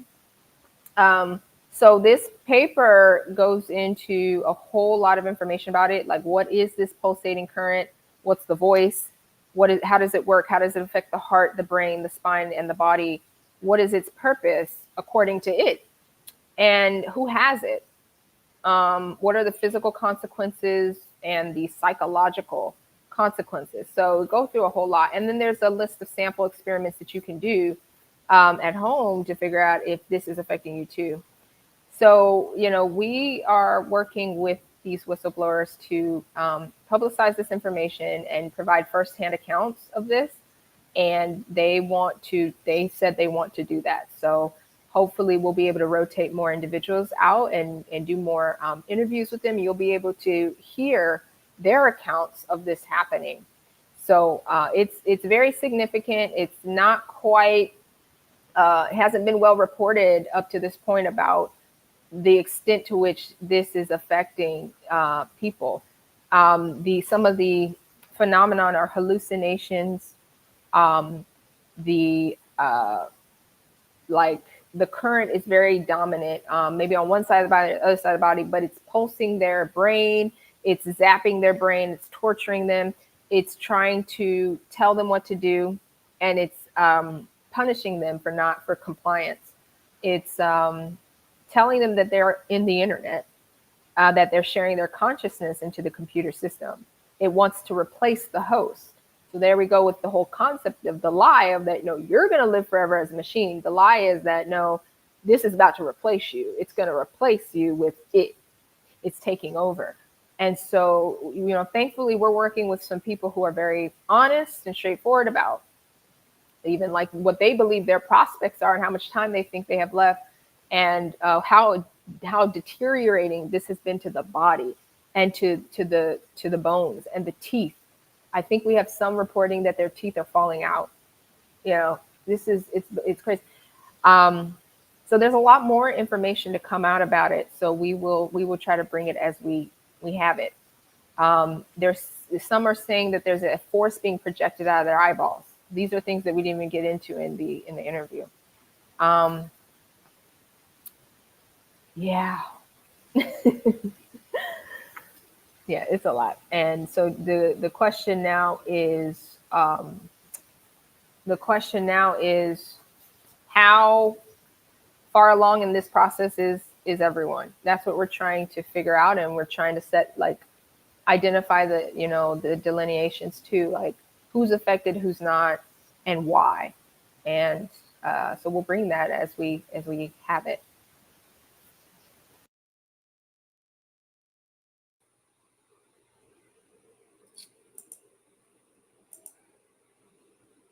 Thank you for that, Sarah.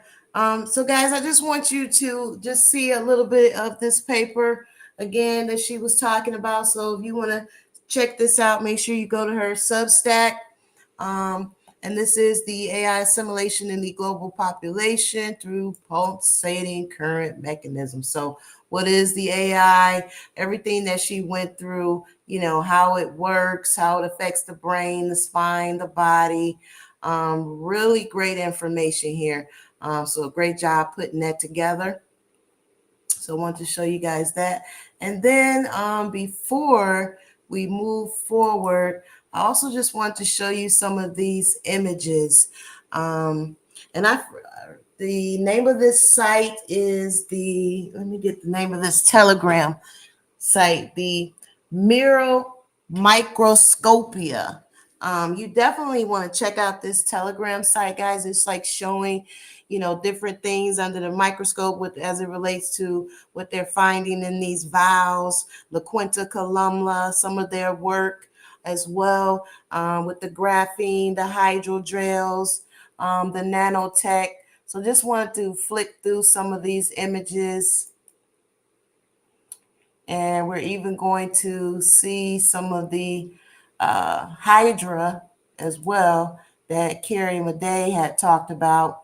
And doing some of my research, I learned that, the reason why some of this Hydra might be in there is because for the regeneration purposes, that it's able to regenerate. So when you think about tissue engineering and, building organs inside the body, This is where this Hydra comes into play. So here's an image right here. This definitely looks like that Hydra vulgaris.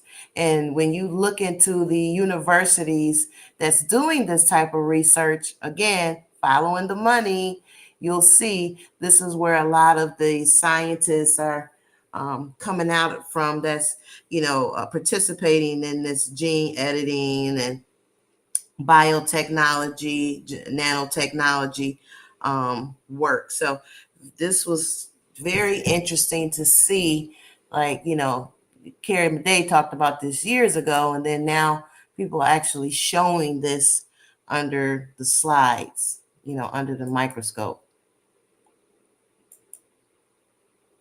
That looks like another one there, or maybe some type of crystallized soda. Oh, look at that.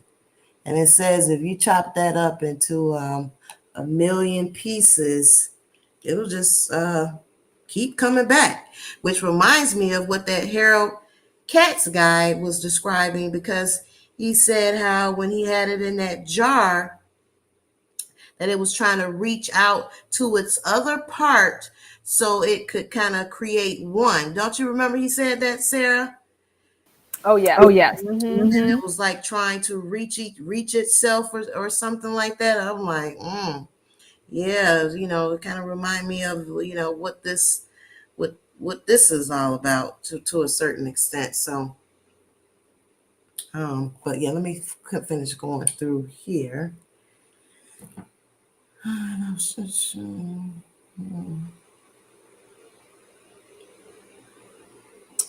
Okay. So again, these are some of these images on that site. Let me see. I want to show the videos. Hold on. Just of some of the blood.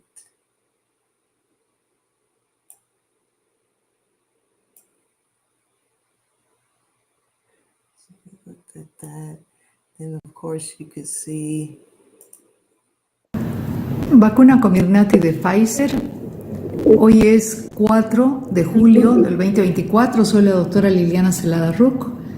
Estamos haciendo seguimiento a esta gota. Esta gota se abrió el 8 de junio. Faltan 5 días para que se cumpla un mes. Aquí hay una cinta de óxido de grafeno y vemos que ha habido modificación. Se ha vuelto a modificar. No hay grandes cosas.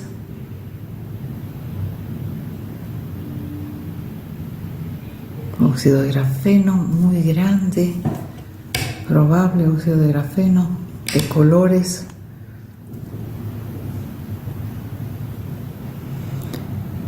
Una cinta, circuitos, y aquí el cordón a medio formarse.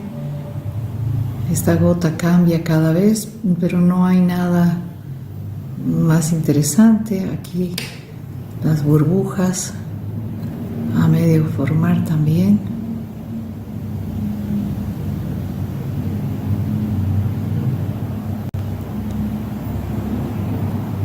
Se ha vuelto a disolver todo. Ahí hay un circuito.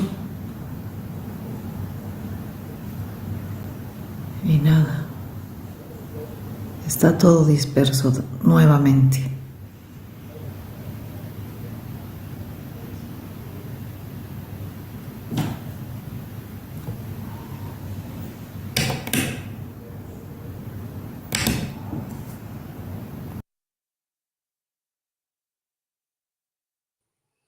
All right, so that was just kind of showing a little bit of that graphene. And of course, she was kind of speaking in Spanish. But, a lot of videos here on, and they also show a lot of videos on things that they're finding the graphene and the hydrogels inside of actual products as well. So you guys definitely want to check out this Telegram page. Let me see. And some more, structures here. You know, now ask yourself, were you giving informed consent when it comes to knowing that all these things would be injected into you, the self-assembling technology, the crystals here.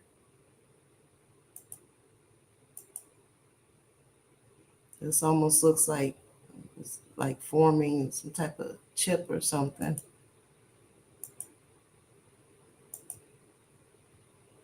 And these things like grow, like it might start as one, but then as you can see, it like gets bigger, more things add, and you know.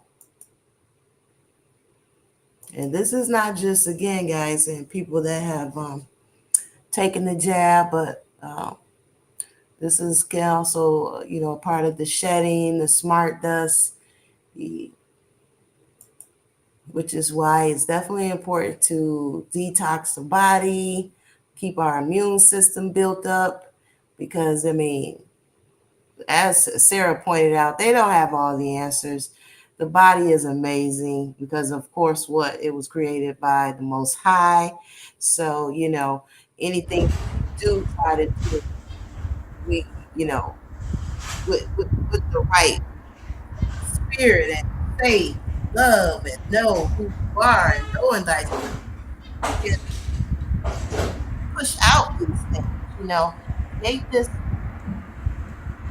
form of bulletproof vest, so to speak, to keep these things from attacking you and affecting you. You want to think about demonology and possession. Certain people can be possessed. Not everybody. So depending on where you are and your spirit and your vibration and your frequency and all of the above, yeah, from how much food you're eating. If you're eating a lot of meat that's been sacrificed and animal abuse, I mean, I believe you're taking in those spirits, energies of these animals as well, which is why you should be following the dietary laws. Yeah. The Quinta Columba, I'm sure a lot of you guys already are familiar with them. They post a lot of. Just want to provide you guys with a little more visuals into what's happening in the body. Si es cierto que están borrando registros, quemando allí, quiere decir que a lo mejor van a echar marcha atrás por esa vía y lo van a hacer de otra forma, pero lo van a hacer. Es muy posible. Yeah, what they can see. So when they say that it's safe and effective and you're out here building your lawsuits, know that there's plenty of evidence to prove that you were not giving informed consent. They might try to battle each and everything else down, but they can't battle that you were not told that you would be injected with all of these different things in this technology. Let alone all the adverse reactions and people that are dying and having cancer and all these different issues that's happening into the body. So I do encourage people to file those lawsuits, make them. So a Supreme Court already ruled that, and I believe that was in California, where it's been proven that it's not a vaccine. So these little wins definitely make a difference in bringing your case to the forefront. And I believe the more people that do speak up, file these lawsuits, the more we can break this lie and narrative as they continue to try to repeat it. With now we're on bird flu and however many other viruses and poisons they're going to drop or release to convince you that you need to be injected.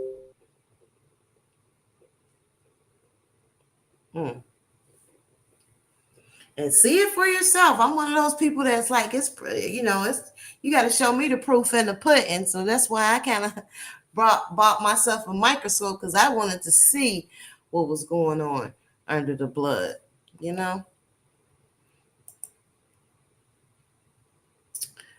All right, so just wanted to show that. Any thoughts there? I just really appreciate La Quinta columnas. Like, they are like first to break news on a lot of this.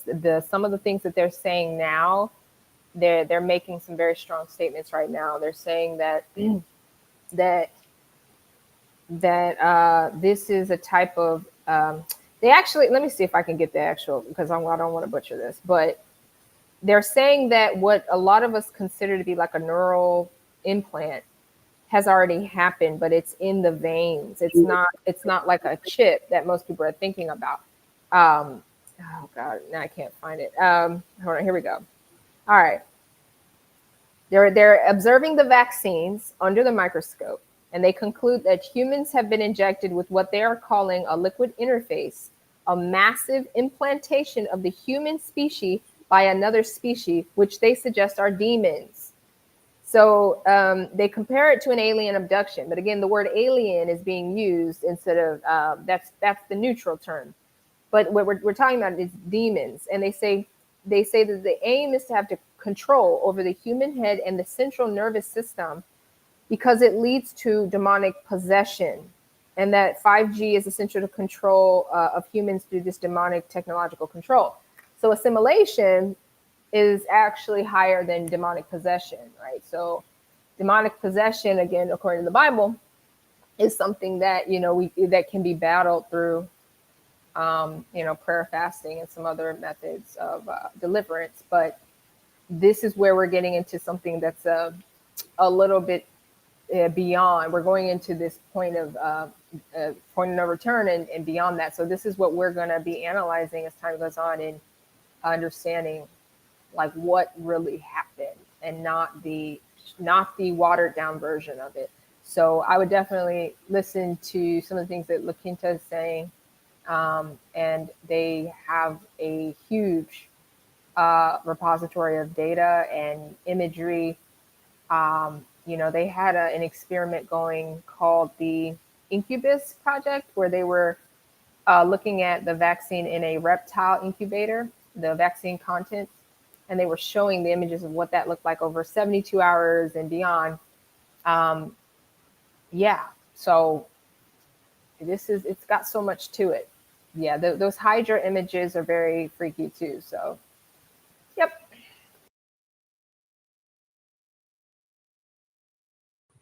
Yeah, I mean, you're right about that. Those Hydra images is like the blood images, the Hydra images, the way some of this is like raising up, moving around. Guess that could be like the nanobots or whatever. I definitely encourage people to look at some of these things. I mean, even looking here, looks like that's like, looks like those micro bubbles there. Something going on there in the blood. It's like, yeah. And more of these Hydra. It looks like they found something in this food there, contaminated. So this is definitely alarming. Again, all of it is alarming. I mean, from everything that we've been talking about and sharing with you guys. And I just wanted to just provide a little bit more information on how this is relates to that Hydra that Carrie Madeis saw, and that image that I showed you guys, which looks like, it has like these tentacles. And just from some of the research articles that I looked into, and I'm gonna give you a few titles of them. College of Biological Sciences using Hydra to understand tissue regeneration. And this kind of just talks about how, they've been using it, playing around with it, experimented to, again, as I stated earlier, as a form of tissue engineering when it comes to the cells and the organs. And that also Hydra has its own neurological or neural communication mechanism, which links the human nervous system with devices, limbs, or the computer. So that could explain why these hydras are in the vials of this injection. So because it says by integrating Hydra's cell-to-cell communication capabilities, it can bioengineer tissue and organs, could be created to function more like their natural counterparts. These could be used for regenerative medicine. So again, a form to duplicate what God already created, but synthetic, artificial, hive mind simulation, all of the above there. So just want to provide that context because I remember that conversation and when I interviewed Dr. Madej about that, and a lot of people remember her from that particular interview that she did with Stu Peters, and when she first brought to everybody's attention that it raised up off of the slides and all of that. So yeah, I was definitely talking about that back in that time. So let's go ahead, guys. Let's continue the conversation. I do have another clip that I'm going to play. I don't know if I'm going to play all of it, but I'm going to let it play for a while. And I might just stop it and, see if Sarah wants to chime in, or I might pause it to, so we can kind of build up. So I always kind of just, take certain notes from what I'm hearing and looking at, and then, talk about it a little bit and get through it, because I do want to share with you guys these. I want you to hear from this Harold Kaufman guy, but most important, I also want you to hear from this Dr. Graham Downing. And a lot of the information that Kaufman said, I played already in those short videos, but this kind of just starts a little bit from the beginning, but when you hear how this Dr. Graham Downing describes artificial intelligence and how it relates to the hive mind, I'm just like, okay, this is exactly what we've been talking about. And the fact that, he's backing it up. He's sharing what scientists been working on it. He's showing who talked about what, when they started it. It really starts to open up this conversation when it shows to bringing the evidence that we're just not making all of this up off the top of our head. So let me go ahead and play a little bit of this Kotz,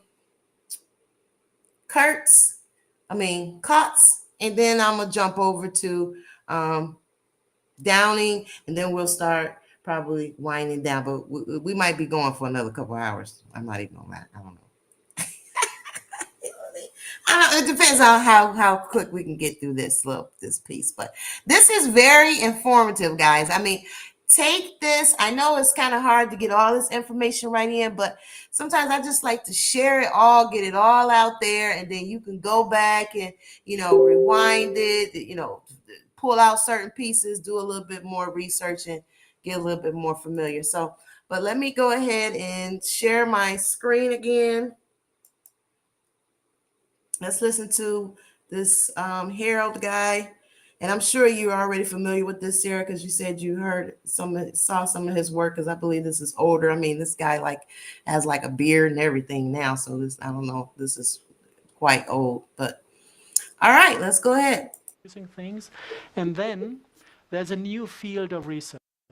They realized that the base pairs can be mounted into a chain in a way that functions like a computer, like a logical element. And this is if you visualize this, it's like the old method with telephones, when you were dialing with sound. Every base pair has a resonance frequency. It's somewhere in the terahertz range. And if you hit the right frequency, it is opening, like a light conducting unit. And if you have a chain of these base pairs that react on different frequencies, you need a sequence of sounds to to open all the fragments to make the entire thing conductive. So it goes like do do do do do, and then the next part of the genetic thing is activated to either produce light or to produce poison. And this is something beautiful out of their view of the world, because if you bring this RNA or DNA into the human body, you can kind of take a radio signal and activate it from outside to produce any substance you want or to produce any light you want. Light is emotion, light is thought, light is everything. Everything we sense as experience of ourselves. And a substance can do everything with us. It can poison us slowly, it can kill us immediately. And this is controllable by radio frequencies without risking that it is triggered without anyone experience of ourselves. And a substance can do everything with us. It can poison us slowly, it can kill us immediately. And this is controllable by radio frequencies without risking that it is triggered without anyone to want it being triggered. And the guys said, actually, we know that this is dangerous to bring this out, so that was in the papers, so we introduced deactivation code, like a line of sounds that is completely taking the system out, and so that it cannot be abused by other entities. This is what he said. And he said this is airborne since 2003 in Europe. And he said that the second war, the last war in Iraq, was only done to test the system. It was the only real reason for the war. This is what he wanted to tell us, or from my point of view, the important stuff. Then he said some things aside that I counted to be very, very important. I don't think he did. He said they spent half a year and $10 billion to optimize the cluster topology. And this is something that I guess says nothing to anyone here, but if you're into the topic, if it's like having a virus and you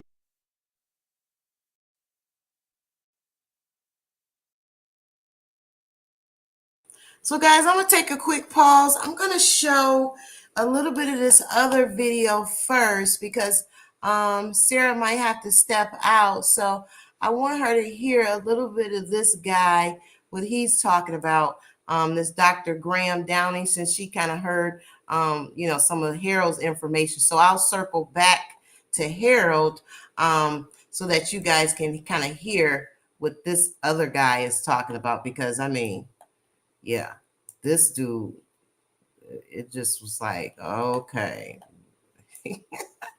And then we'll get back to that. So I'm just going to probably just let it run through. I might take, actually, I'm gonna take a pause. And Sarah, you could just type something in the chat when you want to, or right before you're gonna have to leave. So maybe you want to make any final comments based on what you watched or what you saw so far. And we can do it that way. And then you could, say, any last comments you want to say as well. So that's what we'll do here. Okay, so let me get this queued up.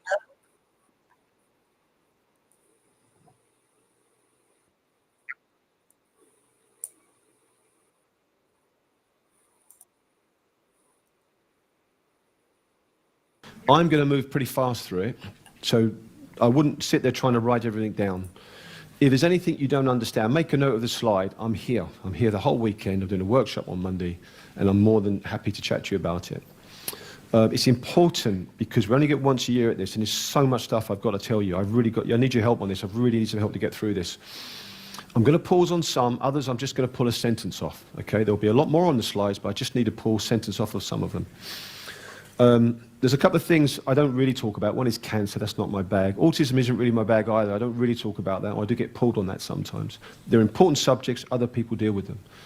I'm talking about the stuff that affects everyone in this room and everyone you know, okay? And I will be talking about how the brain develops as well, and we'll be going into that. There's much more I'd like to talk about, but really it would take a whole day. So you ready? Yes. Yeah? Please don't ask any questions. I can't go back on the slide. Absolutely afterwards, I'll stay up all night with you and talk to you if you want, but just for the moment, I just don't have the time. So quickly, everyone knows about algorithms. There's companies that are using Facebook to put micro-targeted ads in to get you to change your political opinion. We all know that. They're using algorithms to nudge us. There's stacks of stuff in the papers about AI systems, artificial intelligence, beating gamers. This particular system committed suicide when it got confused, which is not good. In the universities, they're talking about AI, and they said, look, we really need to consider whether AI and robots are going to have feelings, and we need to start working on this from a legal framework. Other magazines are saying, just get on with it. This guy's looking for his AI dog. Just embrace it. It's going to be a wonderful thing. And of course, Brexit is a problem for everything, apparently, and it delayed the UK's government's AI digital strategy. And of course, smartphones, even when you're offline, will be gathering data about you, and they will be predicting what you're going to do. We all kind of know that stuff. I could show you 1,000 things on scary robots. I've picked an unscary robot for you there. This robot follows you around, and it does everything for you, from ordering your dinner and all the rest of it, and you can buy them. Okay, we all know that. That is a scary robot. The word roboto means forced labor, yeah, or drudgery, compulsive service. There are two things I want you to know. There's applied AI and artificial general intelligence. Now, applied AI is the narrow AI. You know the stuff when you ring up the bank and it says, did you say yes? And you say yes. And then you say, did you say no? And he said no. He said, did you say yes? And you go on for hours and hours and hours. That's applied AI. That's not that bad. That's not the major threat. The general intelligence one is the threat.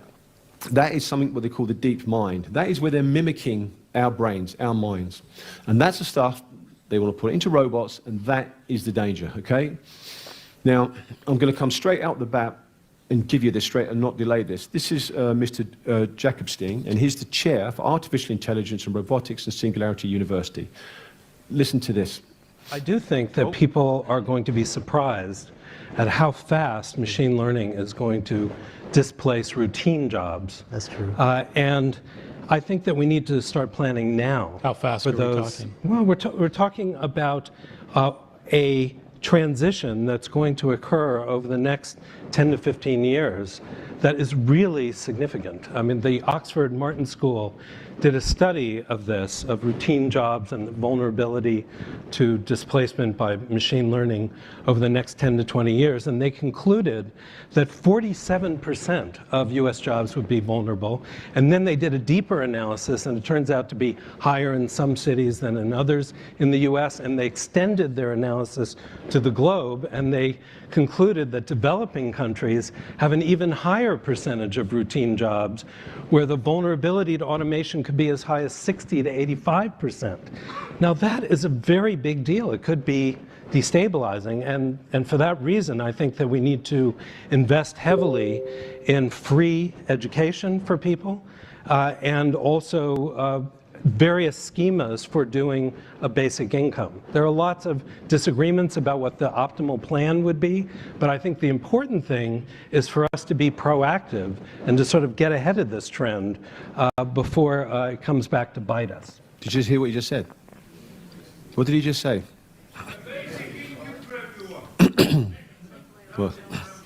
What he just said was, you're all going to go on the dole. Right. Now, I haven't got time to get any questions, but okay. Have a look what happens to people on the dole. Okay, and just, if you think that's a good thing, where you live, okay, how much money you get, you'll be told where to live. And if you look to Australia, what happens there on the dole or on Social Security if you don't want to have a vaccine? What happens to your money? If there's one thing you need to remember from this weekend or from my talk, is that's it. Okay? And how many years did he say? 10 to 15 years. If you've got no job, how can you withdraw what power have you got? How can you withdraw your labor? The study is this study here. There's another study that backs it up, just come up and said some of these jobs have already gone, they're never coming back. This is huge. Who knows about Agenda 2030? Yeah. This is huge. If you have no work, you have absolutely no power, okay? And that alone is a whole subject. Well, it's handy this, because if you're not going to have jobs, well, people who don't have college degrees in the States, normally they would spend a fraction, 3/4 of their time working. Now they spend it on video games. Isn't that an interesting coincidence that this is just trending in just at the same time, that these people who aren't going to get jobs, well, they'll be entertained on video games. What this is called is called the Fourth Industrial Revolution. And as I said, don't try and read it all, but what they're saying is, well, what we've got to do is we've got to give free education. We've got to keep those humans educated to keep up with this artificial intelligence. It's never going to happen. It's going to outstrip us so fast, you know, your feet aren't going to touch the ground. But it's okay, because at the bottom it says, look, but the primacy of human dignity is what we need to keep. I find that I'm a little bit confused, because they're calling it post-human. So how do you keep human dignity when you've gone past humans? And these conferences are going all over. At the end of this talk, you're going to have no doubt that this is everywhere, and the ship has changed direction, and this is the way it's going, and no one has asked your permission. And there's all this kind of study, these kind of conferences going on. They want queer studies, religious studies, all these people to speak on. Now, even Netflix, this isn't a joke. He was asked about this. He said, we don't even know who we're going to be entertaining, so we're looking at our business models. We might actually be entertaining AI and robots. Now, really, it's two things, artificial intelligence and transhumanism. Now, artificial intelligence is this, as we said, there's narrow AI we're not too worried about. It's the deep mind. It's trying to model the mind, the human brain, and they're incredibly close now. So you've got this thinking thing, okay, this intelligence that thinks for itself and acts for itself. And if that takes control over us, and I'm going to show you how I believe that's going to happen. I believe that's a big problem. And if you put that into a robot, for simplistic sake, that is a huge problem. Humanism is this wonderful thing where, well, in order to catch up with the robots, we're going to change bits of us. We're going to make ourselves more intelligent. We're going to plug things into us. Or we're going to be immersed in virtual reality. And it's going to be this wonderful vista where we're going to fly and see wonderful different worlds. I would beg to differ. If we're lucky, that's how it'll end up, if we're lucky. Okay, at least we're alive. Well, let's dig into the science. This guy here, who's this guy? Well, he's a very bright chemist. And he said, we've already created the blueprint for innovated a cyborg tissue. Who remembers Doctor Who? The cyborgs. And recently shown how electronics can be injected into and intermingled with the brain. What they do is they use a needle, they go into the skull, it's a very tiny needle, and there's a mesh, and it unfolds, and it links your brain up to the internet. Okay? Already doing it, and the immune system is tolerating it really well. It's very advanced. Well, if he was no one, well, you maybe don't believe him. He was recognized as the leading chemist in the world. Okay? And what you need to understand is this is not a little thing. And they're already working on connecting brains. They do this with rats, and they can have the rats thousands of miles apart, and once they connect their brains, they work as one. Okay, they're already doing, and they call it brain net. You understand it as something else, hive mind. This guy's an English, he's tenured professor, I think, at university. I think that might be Birmingham University, West of England. And he said, personal computing. These are the guys doing this work now in your own country. Personal computing will become intrapersonal and intracellular. Each human neuron will be hijacked by a self-growing, self-repairing molecular network. Computers will be networks of polymer filaments growing inside and together with a human. Seeds of the networks will be injected into the embryos in the first month of their development. They will form a gigantic network inside the brain. Computers will be inside us. They will span all living creatures in a united computing network, which is a hive mind. And initially when this takes off, and this is happening, there's nothing that's going to stop this at the moment. As it takes off, some of us will say we don't want anything to do with it. Once they get going, you are going to have to be a part of this. Now, in order to inject your embryo, they have to have your permission. But if we're all going to be a part of this, they have to override that. So maybe you've got an understanding now why they're so keen to bring mandatory vaccination in, is to get that mandatory thing going and get you used to having medical intervention, I would suggest. There's other guys here. This guy was looked at as a bit of a joke at first, but he's very serious, and he was running for governor. I don't think, obviously he didn't win. And he's saying, look, you know, it's time to get rid of this boring human body, all these illnesses and stuff. We just want to live forever. University of Oxford published, I mean, these are serious authors. They're saying, what we need to do is we need to copy the brainwaves, and we need to emulate them and build trillions and trillions of copies in this kind of virtual world, and that will be wonderful. But what about us? I mean, it's just insane, and this is going on. Now, I put this up. Obviously, I'm not going to talk about the guy in the middle, but it's a good excuse because he talks about passion and perseverance. Two other people have got that, is Elon Musk and Ray Kurzweil. And these are the two known faces of all of this. And Elon Musk I'm going to talk about first. He formed Tesla and SpaceX Foundation. Now, there's a link between transhumanism and space, and I'll tell you that in a second.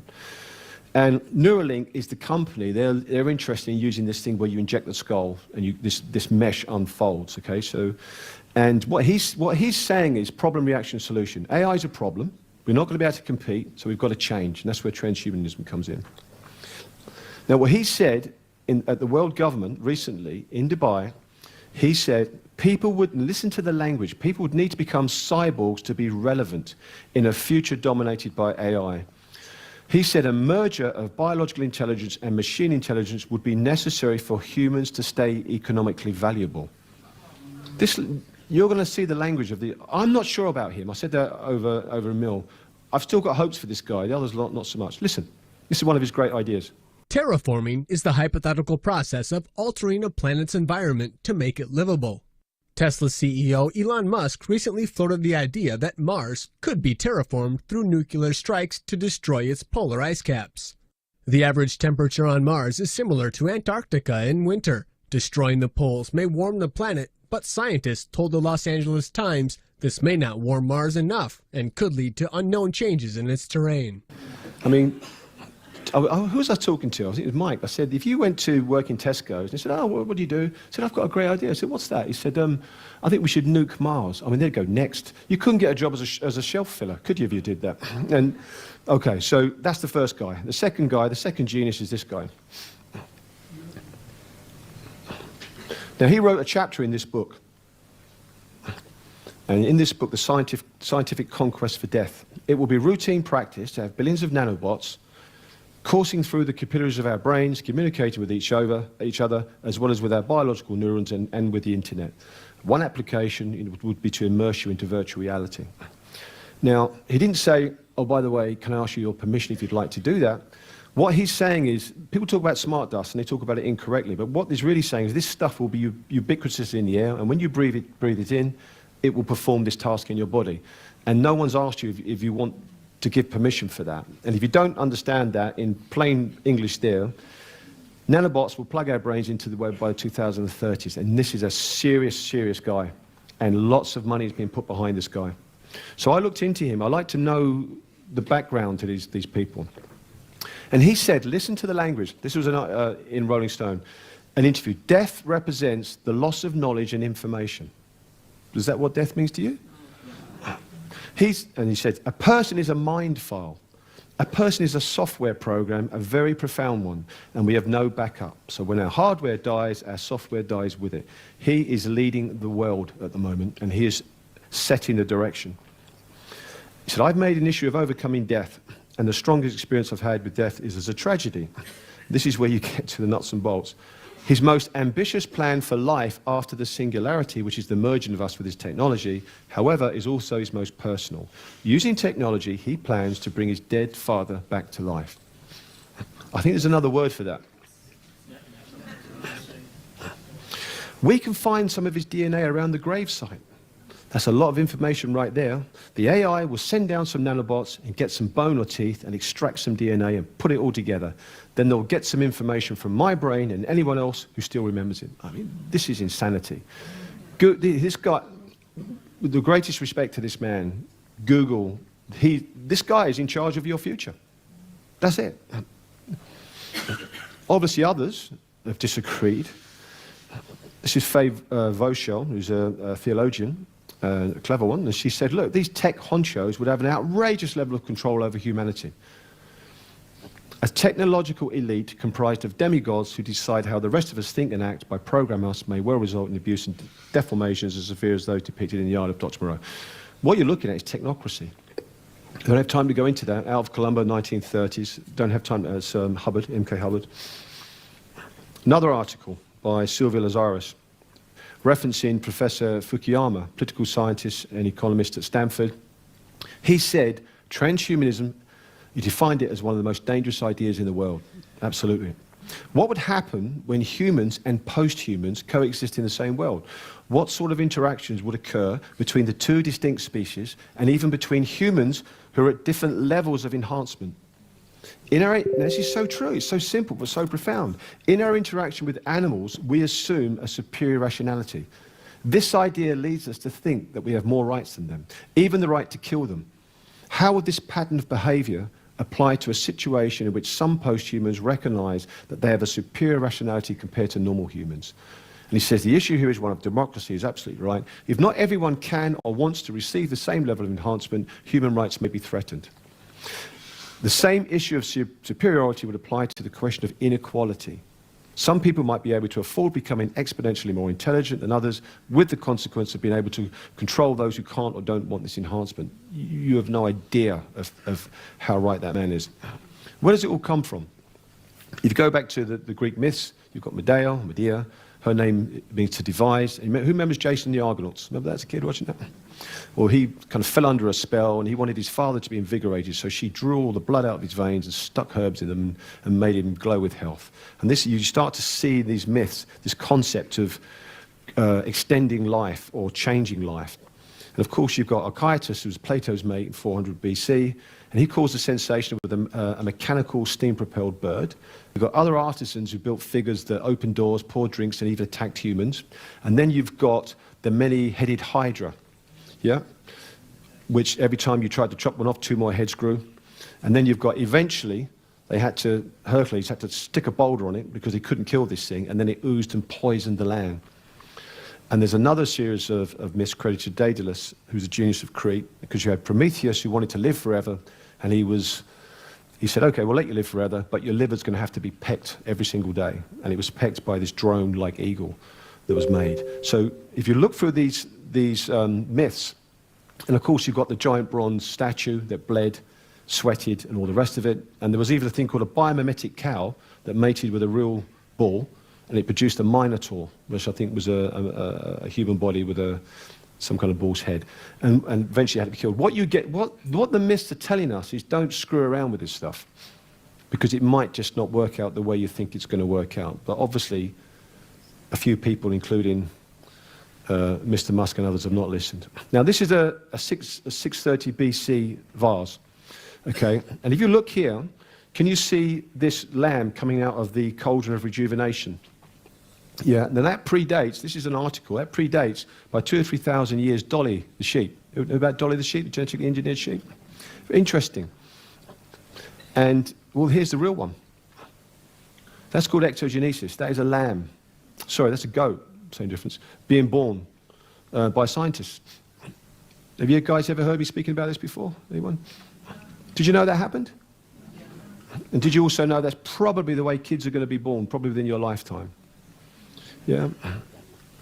So you've got that, which is 2,000 or 3,000 years ago. Then you've got that, and that's very interesting. And the word ectogenesis, who came up with that name? Do you know? Professor Haldane from Oxford. He predicted this over 90 odd years ago. And do you know who his mate was? His mate was Aldous Huxley. How do you think Aldous Huxley knew about all this stuff? And interesting enough, they all belong to certain organizations called the Fabian Society and things like that. That is a whole other discussion. But he knew, because he was told by the man who knew a long, long, long time ago. But what did the Russians ever do for us? I'm not going to mention Donald Trump, the Russian. Okay, there's another link from the Greeks, and it goes through Christian philosophers. And what they were saying was, well, we want to get to heaven, but we can't wait. So what do? So maybe we can work some kind of mechanical way of getting to heaven. And you kind of saw that a little bit with the Greeks. They were trying to work out how they transcended humanity, how they changed things.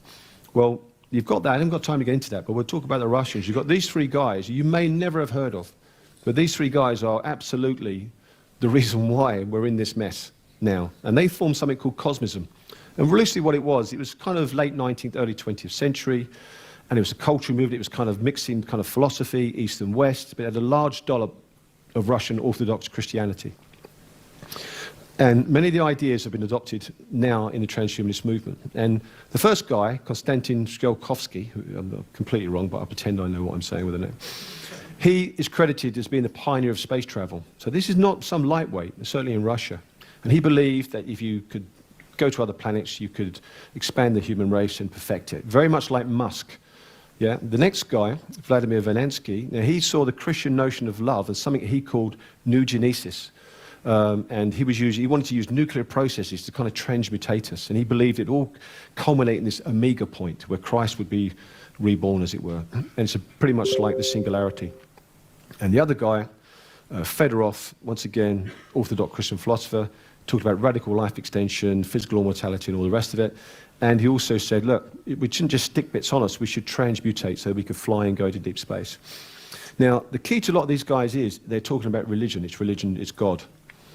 Okay, now Fedorov, there's a big monument to him. The BBC did a program and said, look, this guy was probably the father of the Soviet space project.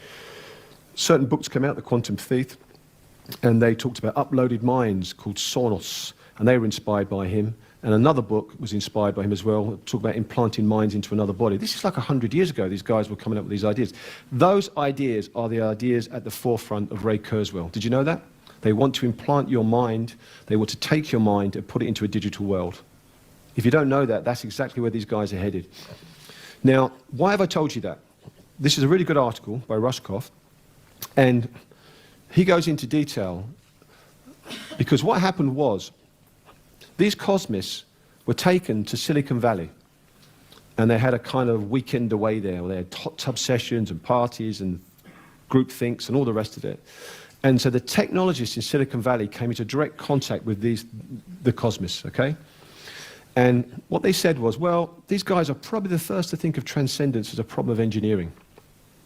He go on, and he says, at this, one of the guys was quoted, who was at these kind of meetings, he said, at best, we brainwashed ourselves and each other, this is the Silicon Valley guys and these Russians. At worst, we embedded with a set of really weird memes, which then went on to guide our leading technologists. That's why Google, and this is the point, lost interest in organizing the world's information and is now so intent on developing AI and a server cloud for Kurzweil. Now, Kurzweil is the guy that wants to bring his dead father back to life. Silicon Valley is enacting a religious prophecy. Thinking and feeling robots are just a technologist version of angels. So this is it. This is where it happened. Okay? And this is the reason why we're in the crap hole. That's the medical terminology, by the way. I want you to listen. I'm very quickly going to go listen to the language. This is another British academic who is a proponent of transhumanism. He wrote a book, co-authored a book on it, called The Proactionary Imperative. Listen to his language. Perhaps the most potent argument against suicide in modern secular societies is that it constitutes a wasted of the agent's own life. However, the force of this argument could be mitigated if the suicide occurred in the context of experimentation, including self-experimentation with very risky treatments that aim to extend the human condition. Suicides in these cases could be quite informative and hence significantly advance the prospects of the rest of humanity. The suicide agent's life would most certainly not have been in vain. Cutting-edge enhancement research is currently conducted on non-humans and or simulated on computers, but it's generally agreed that that real change will only come from monitoring human uses of the relevant enhancement treatments.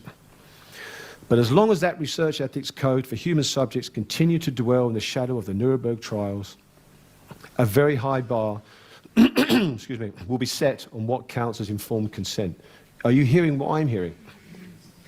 You know, that pesky Nuremberg trials, all that was for was a bit of a problem to create a high bar for universities.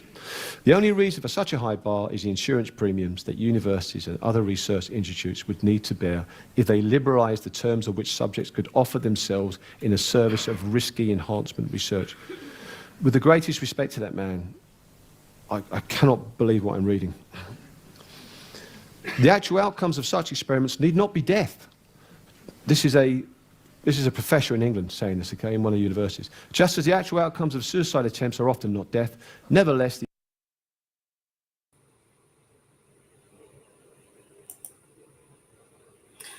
So guys, I just wanted to take a quick pause and just, reflect on some of the things that was just shared because, I mean, yeah, it was a lot that he just dropped. I mean, just going back to the replacing of the jobs, as they roll out these different things in machine learning, anywhere between 47 to 85%, depending on where you are, what country you in, that jobs will be replaced, normal routine jobs.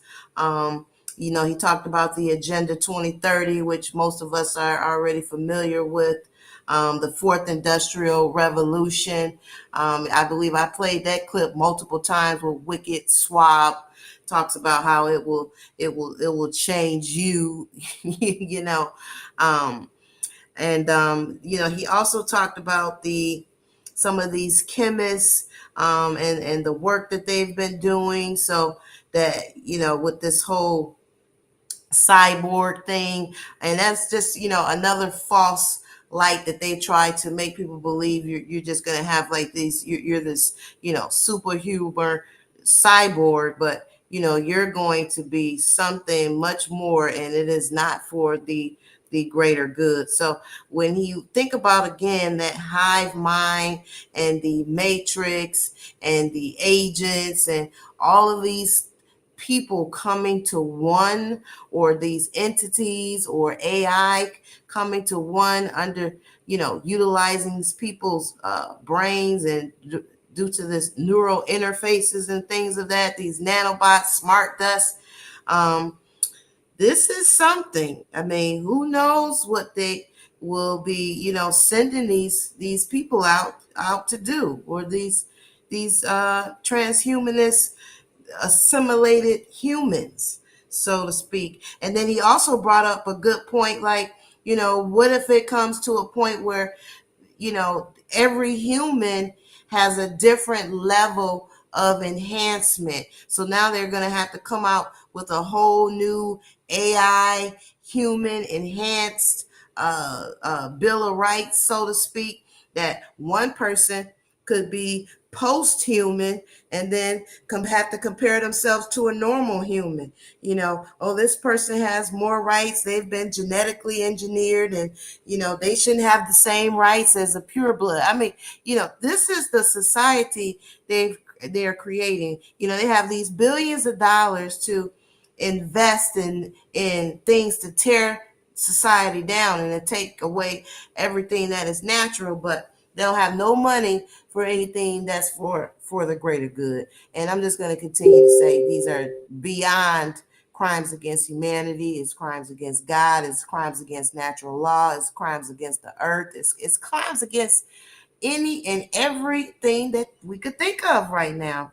The poisoning of the land. I mean, the ideology of Ray Kurzweil, and he's been doing a lot of this, talking about this transhumanism for a while now. If anybody did any research on him, the age of M, which was another key term I talked about earlier, which is a part of my definition list. And you guys, again, check out that research when I went through that list, so that you can go down and find out any and everything that I'm bringing to you guys today. So I will be getting back to the clip, but just want to do a quick, brief overview of some of the things you just heard. I personally haven't even heard the interview all the way, this video that I'm showing you all the way myself. So, it's just very interesting. He's hitting a lot of different things that most of us know about on the nose. So I appreciate, the screenshots, the presentation, the calling out some of these scientists, who they are, the projects they're working on, who's funding them. These things are definitely important when you think about who's the good guy, who's the bad guy, who supports this post-human, transhuman agenda. That's a part of Agenda 2030, 2045, and all of the above. And one last thing I want to point out before I get back to the clip was that quote from this director of the University of West England, and how he stated that the seeds of the networks will be injected into embryos in the first month of their development. They will form a gigantic network inside the brain. Computers will be inside us. They will span all living creatures in the United Commuting Network. I mean, what? If that's not the hive mind, if that is not the internet of everything inside the brain, and then the seeds will be injected into the embryos. So, you know, I've already said, we know that they're literally, we're living in an experiment right now. And for all you moms who are getting these vaccines to your newborn babies, oh my God, you have just given your child over to this new hive network. They are being implanted with this technology, and just imagine, you know, growing up, if it takes. So if it doesn't kill you, then it's working. The assimilation is working. So this is what it's all about. So, and a lot of these mothers, when I talk to them about taking the jab, vaccines, and most of them admit, I don't even pay attention to what they're putting in my child. I just show up at the 6-week mark, the 8-week mark, or the 10-week mark, and you just let them do whatever they want to do. What is wrong with you? It's like, oh my God. So, anyways, that just really, just stood out for me. And then again, this other professor at Harvard University that talked about and stated that they've already created the blueprint for an inverted or cyborg tissue, and how electronics can be injected into and intermingled with the brain. Yeah. So we can go ahead and get back to the clip, but just want to share that. And the guy that is speaking is Dr. Hayward, if I'm not mistaken, that is his name. Yeah. The agent will be treating the prospect of suicide in the spirit of self-sacrifice. Not so very different from citizens who follow to join the military service, knowing full well they may need to give up their life at some point. In this way, the moral stigma surrounding suicide will be removed. Indeed, in a truly progressive society, because we're not progressive because we wouldn't want suicide people to do that, this route to suicide may come to be seen as a legitimate lifestyle choice, one that might even become popular if and when death comes to be medically reversible. Are you hearing the language of people that are involved in transhumanism? My modest proposal is that the taboos on suicide be lifted, such that potential experimental subjects who are told that their chances of survival are very uncertain may nevertheless agree to participate with limited liability borne by the institution to conduct the research. And the bottom line is that individuals should be presumed capable, and to be proven otherwise, of setting the level of risk which they are willing to tolerate, even including a level that implies a much higher likelihood of death than most people would tolerate. Such people have the makings of becoming the true heroes of the transhumanist movement.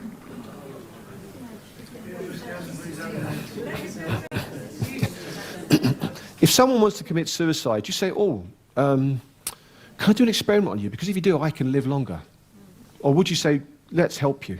What's wrong? How can we help you understand? Am I insane? Time again, listen to the language, people. Now, originally, the ascent to God was spiritual religious. Then it got changed into religion mechanical. Then the cosmists come along, it's religion engineering. Now it's gone digital. And the God part is gone. The spiritual part is no more, okay?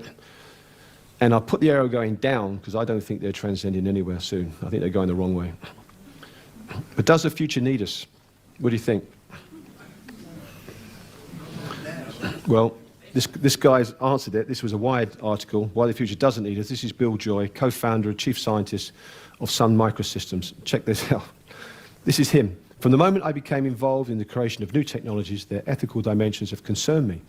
I can date the onset of my unease to the day I met Ray Kurzweil, the guy that wants to dig up his dead father, the head of Google.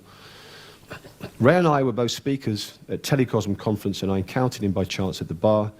I was sitting with John Searle, who's a Berkeley philosopher who studies consciousness, and while we were talking, Ray approached and a conversation began, the subject of which haunts me to this day.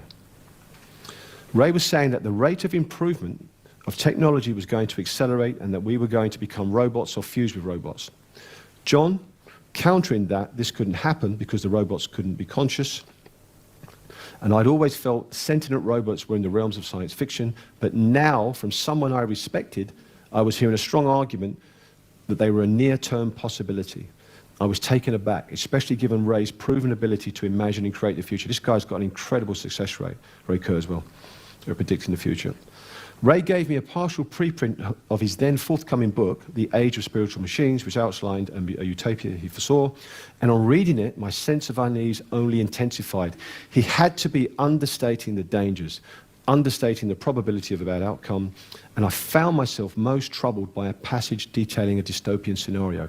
He then goes on to talk about this passage, and it's from a treatise from 1995 by another professor. Now, I'm going to quote you some of that treatise. This is the guy, Professor Kaczynski. This was taken in '67. He was the youngest professor at Berkeley. He went to Harvard at a very young age. He was a genius. When he did his PhD, the guy that vivaed him said, geez, there's only 10 people in the whole of America who could even understand what this guy's going on about. That's how clever he was. This is what he wrote, published in the Wall Street Journal, I think. This is 172. I'm going to read this and listen to this. This is what he was writing 20-odd years ago. First, let us postulate that the computer scientists succeed in developing intelligent machines that can do all things better than human beings can do them. In that case, presumably, all work will be done by vast, highly organized systems of machines, and no human effort will be necessary. Either of two cases might occur. The machines might be permitted to make all their own decisions without human oversight, or else human control over the machines might be retained. If the machines are permitted to make all their own decisions, we can't make any conjectures as to the results because it is impossible to guess how such machines might behave. We only point out that the fate of the human race would be at the mercy of the machines. It might be argued that the human race would never be foolish enough to hand over all power to the machines, but we are suggesting, this is very important, neither that the human race would voluntarily turn power over to the machines, nor that the machines would willfully seize power. What we do suggest is that the human race might easily permit itself to drift into a position of such dependence on the machines that it would have no practical choice but to accept all of the machines' decisions. As society and the problems that face it become more and more complex, and as machines become more and more intelligent, people will let machines make more and more of their decisions for them, and simply because machines make better decisions and will bring better results. Eventually, a stage may be reached at which the decisions necessary to keep the system running will be so complex that human beings will be incapable of making them intelligently. At that stage, the machines will be ineffective control. People won't be able to just turn the machines off because they will be so dependent on them that turning them off would amount to suicide. I think those 39 words there, I think it's 39 words, are probably going to be the most profound words said in the 21st century. And, of course, you know him as someone else, don't you? And he also goes on and talks more, and some other stuff as well. He also talks about if the elite is okay with us, then maybe they'll engineer us so that we can have no real need or desire to do anything. If they're not, goodbye. And you're absolutely right. The person who shouted that out is the Unabomber. Incredible. We certainly don't condone anyone using violence, but I tell you what, history may look differently on this man. This paper, I actually know no one ever listens to me because I went onto a radio and talked about this paper and no one mentioned it anywhere after I talked about it. I was shocked. This paper came out last year. I'm going to summarize it for you, just showing you a little bit about it. Last year, under Obama, the White House challenged the nanotechnology and computing science communities to look beyond the decades-old approach to computing, to address building more complex systems to allow advanced robots to work safely alongside people. Okay, so this is not a joke anymore. I'll summarize this. This is the kicker. Technology that enables trusted and secure operations of complex platforms, energy or weapon systems that require software or combination of multiple codes so complicated that it exceeds a human's ability to write and verify the software and its performance. So if humans aren't going to be writing and doing it, who's going to be doing it? Now, these machines are already speaking and talking to each other in a way that we don't understand. And we are about to hand everything over to them. This is either a biggest joke on the planet, or it's the worst sci-fi movie script I've ever seen. This is even, I mean, does no one ever go to the movies in the White House? Did they not see Terminator, for God's sake? They want this software to deter, detect, protect, and adapt. They want it to observe, orient, decide, and act. And it's for process both for military and civilian purposes, such as transportation, medicine, scientific discovery, exploration, disaster, everything. This thing is going to control everything. They're telling you, this is an official document from the US government. And I'm just going to quickly show you this. There is an absolute vast city of programs involved in this. IBM True North, DARPA's Upside Down, DARPA's Synapse, NESF core programs, blah, blah, blah, and on and on and on. The Brain Initiative program in Europe, IAP and Micron's program, and on and on and on. There's stacks of it. There's universities here involved in this. Now, they've set goals. Now, do you remember when the jobs were going to go? 10 to 15 years? Here's their 5-year goal. This is now 4 years, because this document's a year old. Autonomous capabilities for routine attack scenarios to be achieved, and human-machine augmented capabilities. How has no one even quoted this document? Or how come I'm the only person who's speaking about this document? What the hell is a human-machine augmented capability? Parallel goals.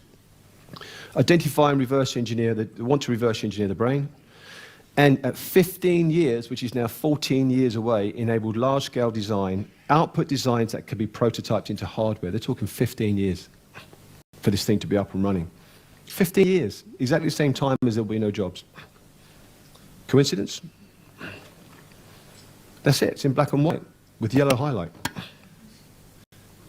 But it would never happen, would it? There you go. It started.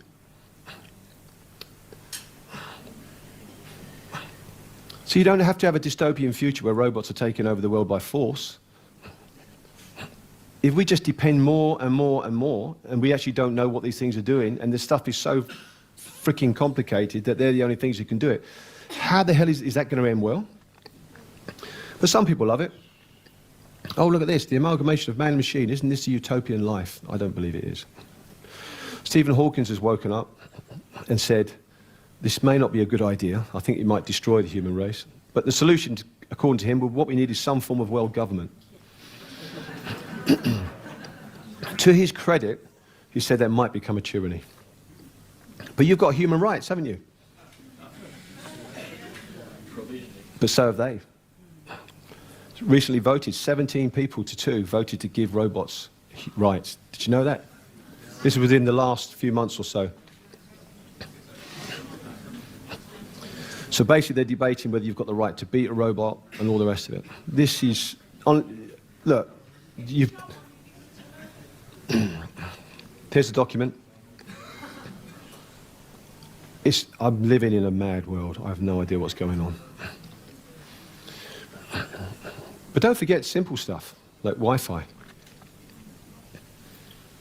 200 scientists talked about this and said, look, we're not safe from it, cause all these problems. I'm just going to concentrate on that virtual technology there.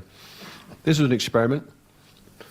Even ignoring the microwave radiation, they put this phone in front of a kid, a young kid, and said, what does it do to this kid? The light itself can cause damage to the retina, because up to the age of 20, the lens isn't tinted enough with yellow to be able to filter it very well. Then you get into what does it do? You've got areas of the brain like the hypothalamus and hippocampus. In a kid, it absorbs much, much more radiation. And the cerebellum and their bone in their skulls, the marrow absorbs up to 10 times what we absorb. And we shouldn't be absorbing anything. These areas are to do with long-term memory. They're to do with areas that are damaged in child abuse. They're to do with areas that are damaged in dementia. Okay? And you've got a kid in front of a phone all day long on these things. Not good. So what should you do? Airplane mode, a limited time of exposure. You shouldn't let a kid on for that stuff for more than 10 or 15 minutes, and really, not before the age of 12. We've all done it now, certainly not under the age of 2.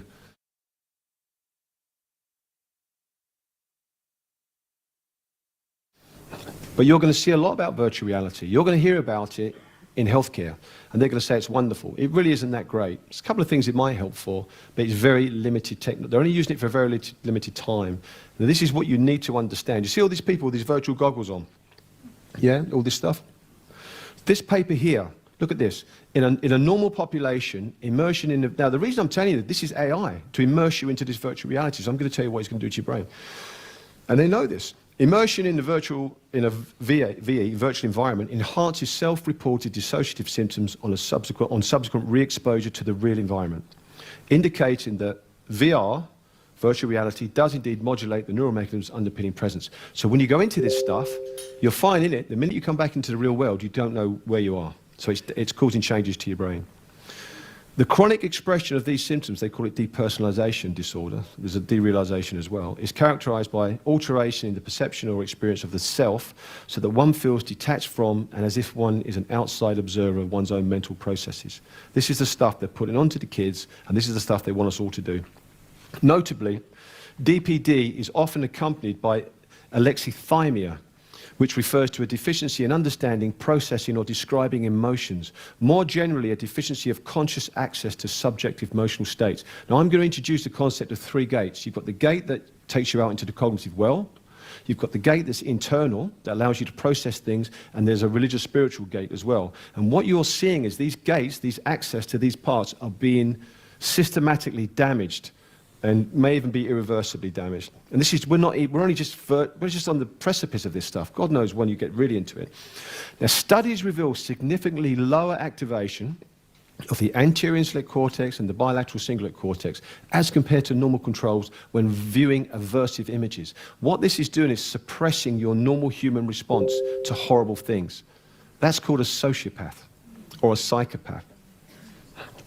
So your humanity makes you care for people, gives you empathy. These things are suppressing that. All right? Now remember that, because that's important when we get onto the spiritual stuff a bit later. It's been suggested that DPD is associated with a suppressive mechanism grounded in the frontal limbic brain regions. This is your human part of your brain, notably the AIC, which manifests subjectively as emotional numbing and disables the process by which perception and cognition become emotionally colored, giving rise to a subjective feeling of unreality.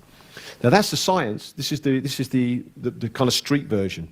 When Tobias slips on his virtual reality headset to play Google's tilt brush, he becomes a god. His fingertips become a fiery paintbrush in the sky, and a flick of the wrist rotates the clouds, and he can jump effortlessly from one world to another. The problem is, when the headset comes off, though, it's back to a dreary reality, and lately, Van Schneiber has been noticing some unsettling lingering effects. What stages a strange feeling of sadness and disappointment when participating in the real world, usually on the same day. The sky seems less colourful, and it just feels like I'm missing the magic. I feel deeply disturbed and often end up just sitting there staring at a wall. There's kids that have been playing these games and they're shaking them, and it takes them half an hour to kind of get them back into reality. There are dozens of stories like this, from kind of fuzzy feelings to dreamlike states.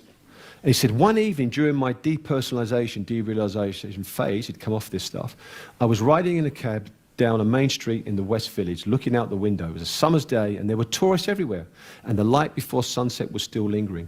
It was a perfect time to be out in the street, walking with friends and family, and taking in New York City. But I remember the distinct feeling of hating everyone I saw. They had brains that just worked.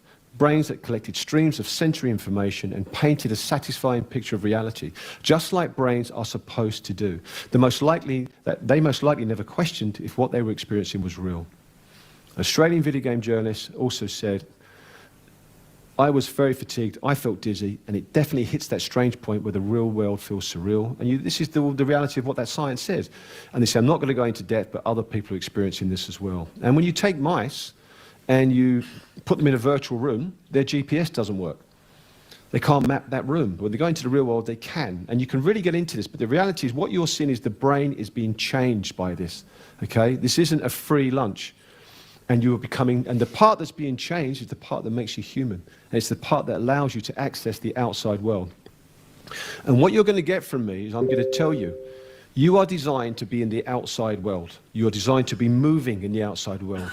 Big movements, okay, not little movements on computers all day, okay? So what we need is a disruption, yeah? Are you prepared for a disruption? Well, this is from a transhuman magazine, and listen to the language. Change in the direction of humanity is inevitable.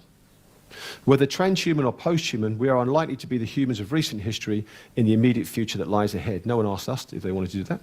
The disruption to normal human life is profound in implication and consequence, from communication to life-changing technologies. The fabric of human existence is being fundamentally disrupted and re-engineered. And they talk about using disruption as a technique. The level of change from accepted norms, which hopefully most of us here would like, will undoubtedly face unprecedented resistance, and an extended periods of turbulence is expected in this transitional twilight. Studies suggest that only approximately 1/4 of us actively engage and welcome change, while the remainder either go with the flow or resist. To prevent a protracted transitional period of uncertainty and unrest, it is therefore imperative that the change agents pursue a cohesive strategy of disruptive evolution. There are reams of this stuff. There are organizations, I haven't got time to get there, actively doing this. How many organizations have you got to keep humanity as it is? There you go. They do graphs. I'm not going to get into all of that, but look. Regressive, that's us, we're regressive. Look at the language. Not normal people, you are regressive, and the progressive ones are them. And they go into about how many people believe this might happen and blah, blah, blah. Okay, but these are all the chapters. This is just one organization. See them all actively pushing politically and everything else to move this agenda forward. How many of you are involved in stuff to stop this, if you believe you should? I'm not going to put my opinion on you, but I think we should. And this is what they say. If you want to become an H+ activist, look, write about transhumanism from the popular non-transhumanist press. Not the press, listen to the language, they're non-transhumanist press. They've already decided. What's happening to our children? You've already had an idea. I've told you what the mobile phones are doing, I've told you what those Google glasses are doing, and the whole nine, not just Google, but whoever's doing virtual reality glasses, sorry. You haven't got to read this. This is just to show you there's research. Stacks of research. National Assessment of Education reported deficiencies in higher order reasoning skills, including those necessary for advanced reading, comprehension, math and science. Other ones, only 5% of high school graduates could satisfactorily master material traditionally used at college level. And it's no surprise that 80% of the books in the United States are read by 10% of the people. And typical fifth graders, what percentage of time they spend reading? 50% read 4 minutes a day or less, 30% 2 minutes a day, and 10% read nothing. They call them alliterates. They can read, but they don't. They watch television for their news and achieve only a superficial level of understanding.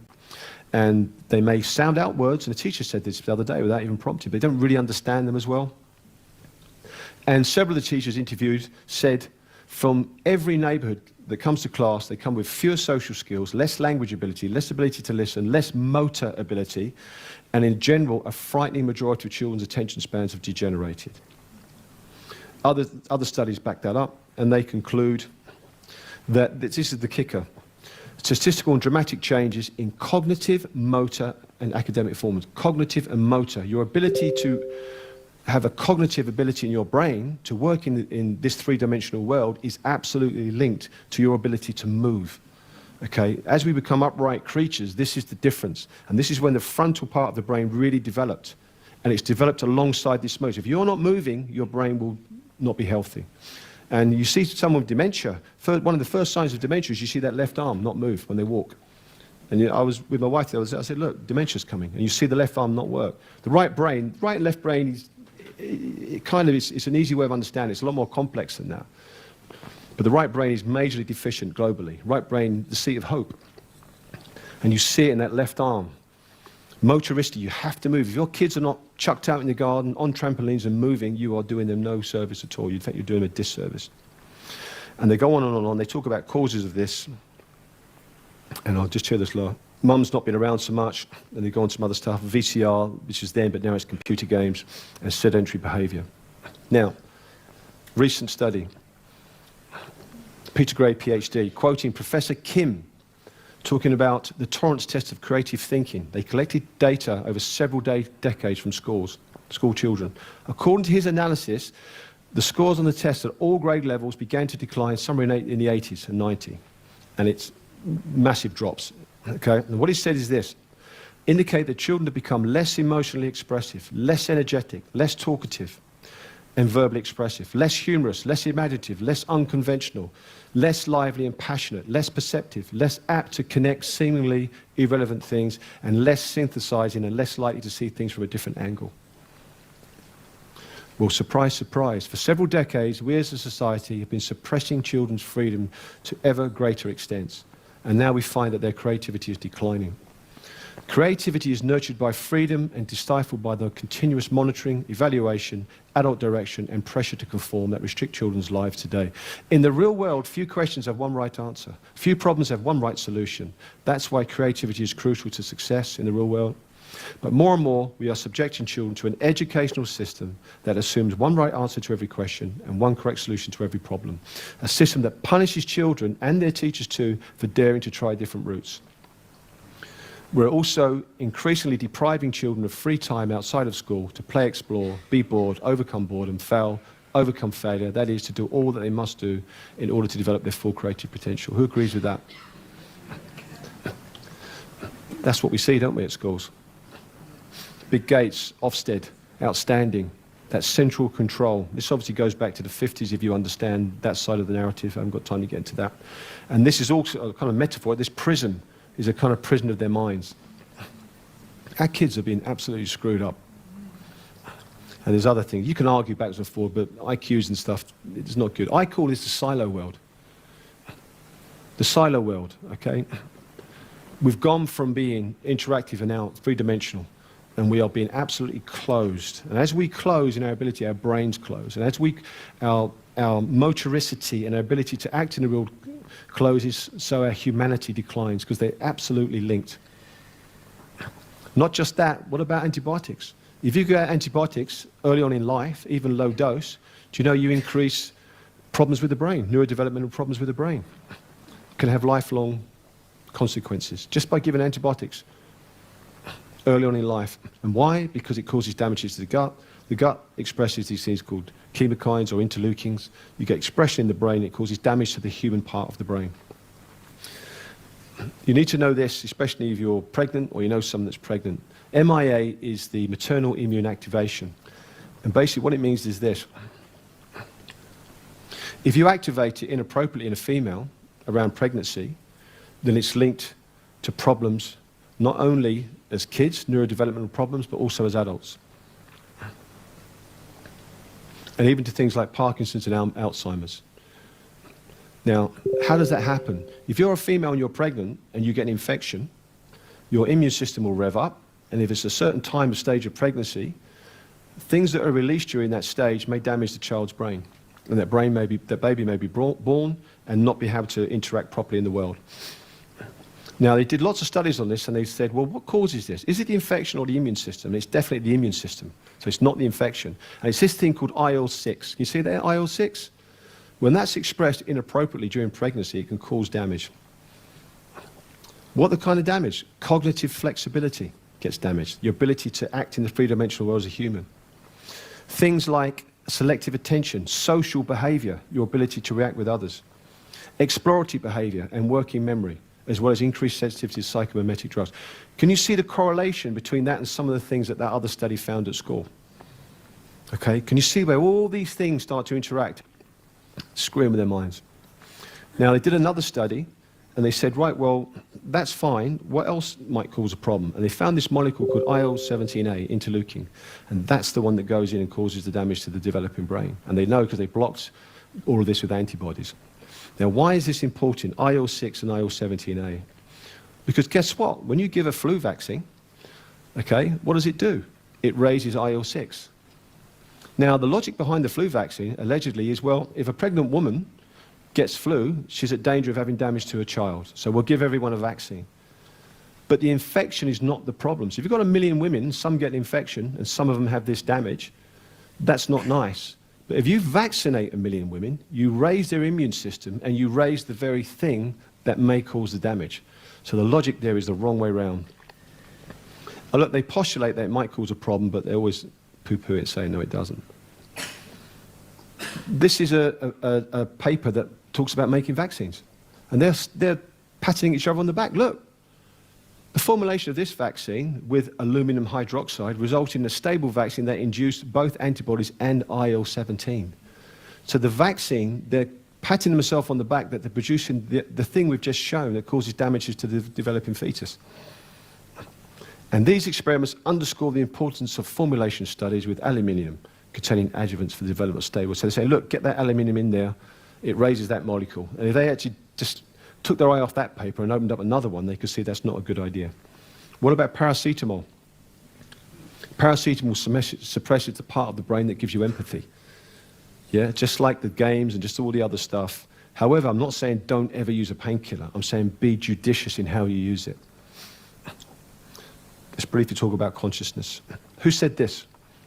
The most beautiful and most profound emotion we can experience is the sensation of the mystical. It is at the root of all true science. Someone to whom this emotion is a stranger, who can no longer stand wrapped in awe, is as good as dead. That deeply emotional conviction of the presence of a superior reasoning power, which is revealed in the incomprehensible universe, is my idea of God. Who said that? There you go. There's some clever people in the audience. I could pick any book. This is just one. Many religions may make the same claim, but the reality is all too often, the spirituality taught by the founder of those religions has been lost. This is not a religious debate, okay? Don't get me on that one. Or obscured by dogma and ritual. There are profound differences between the teachings of Christ and the practice of mainstream Christianity, between what Krishna taught and Hinduism, between the teachings of the Buddha and Buddhism. The original message was spiritual, but to varying degrees that spirit has been diluted or lost, and through the attempts of less evolved individuals to cloak spiritual concepts in dogma, and through religions becoming religious and political institutions. I think most of us would kind of agree with that. Now, this is just talking about yoga. I could have picked anyone. The philosophy of yoga says there are two different levels to our inner self, mental or emotional self and our spiritual self. But our real self, the spiritual self, of self-awareness comes from our connection to a wider, subtler form of consciousness. The yogic philosophy says there is a reflection of an infinite, all-knowing form of consciousness within our own minds, and that infinite consciousness is unchanging and eternal, and it's the core of our true spiritual self. Now, when we identify with the small ego-centered self, this is called the relative reality. This is the stuff that Bill Gates and those guys are living in. Because that small self is prone to change and death. Oh, we've got to change that. We've got to have transhumanism and blah, blah, blah. But when we realize that there's a subtler, permanent reality behind the relative one, and we see that our true nature is pure, unlimited consciousness, this is known as self-realization. This is repeated throughout all cultures. All cultures independent of each other. It cannot be ignored, in my opinion. In the 4th century AD, the deserts of Egypt, Palestine, Arabia, and Persia were peopled by a race of men. They sought a way to God that was uncharted and freely chosen, not inherited from others who had mapped it out beforehand. They sought a God whom they alone could find, not one who was given in a set stereotype form by somebody else. Christian gnosis, which is understood as a gift of the Holy Spirit that enables us to know Christ through meditating on the Scriptures and on the cross of Christ. The end of human life and philosophy is to realize that mystical return of the soul to God, freeing itself from the sensuous world by purification. The human soul ascends by successive steps through the various degrees of the metaphysical order and sinks into it. It is the state of ecstasy, Catholic encyclopedia. Wherever you dig, underpinning of this is these teachings. Now, what you want, this is not a religious debate. I'm not here to argue about that or anything. What your belief is your belief. And underpinning all of that is seclusion and meditation. If you want to get to your God, this is how you transcend, you meditate, or you give service. Okay, now remember what I said about empathy and service? That's the part of the brain that's being changed. And if we look at studies, I'm not into mindfulness. I'm not into that, okay? I would rather, if you're going to do it, you do it from a tradition, but that's just a personal thing. Meditation, relaxed anxiety relief was associated with activation of the anterior cingulate cortex, the ventromedial prefrontal cortex, and the anterior insula. These are the areas I have been describing to you that are being altered and changed through the technology and the drugs. Okay? Now, the next study. We investigated brain activity in experienced meditators and matched meditation naive controls as they performed different meditations. We found the main nodes of default mode networks were medial prefrontal, posterior cingulate cortices. Okay, and here's the kicker. Functional connectivity analysis revealed stronger coupling in experienced meditators between the posterior cingulate, dorsal anterior cingulate, and dorsolateral prefrontal cortices. Regions previously implicated in self-monitored and cognitive control. These are all the areas that I've just demonstrated to you are being under attack and damaged by the drugs and by the modern technology. Now, if you believe the voluminous amount of text on spirituality, and if you believe that meditation is important, and I must admit I'm persuaded by that evidence, then this is not a good idea to damage those areas of the brain, because you've just been told that that's the way you get, that's the way you transcend. not by plugging yourself into a Google box, okay? Now, the evidence is there, you may disagree, and I'm not a genius, I just come up with the 3 gates, not the 4 gates or the 2 gates, the 3 gates. The first gate is the outside world, where you have cognition. I've demonstrated, hopefully clearly, that that is being damaged, okay? And in some individuals, I think that has been closed irreversibly. I've also demonstrated that the inside world gate is also being damaged, and the last gate is the religious spiritual world. And if you really want me to sum this up, I actually think this technology is building a digital prison for us.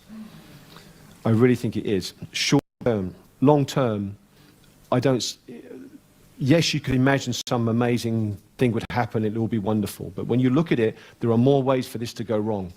And on the balance of probabilities, I don't think the human race is going to survive this. I honestly do not think that. I hope to God I'm wrong.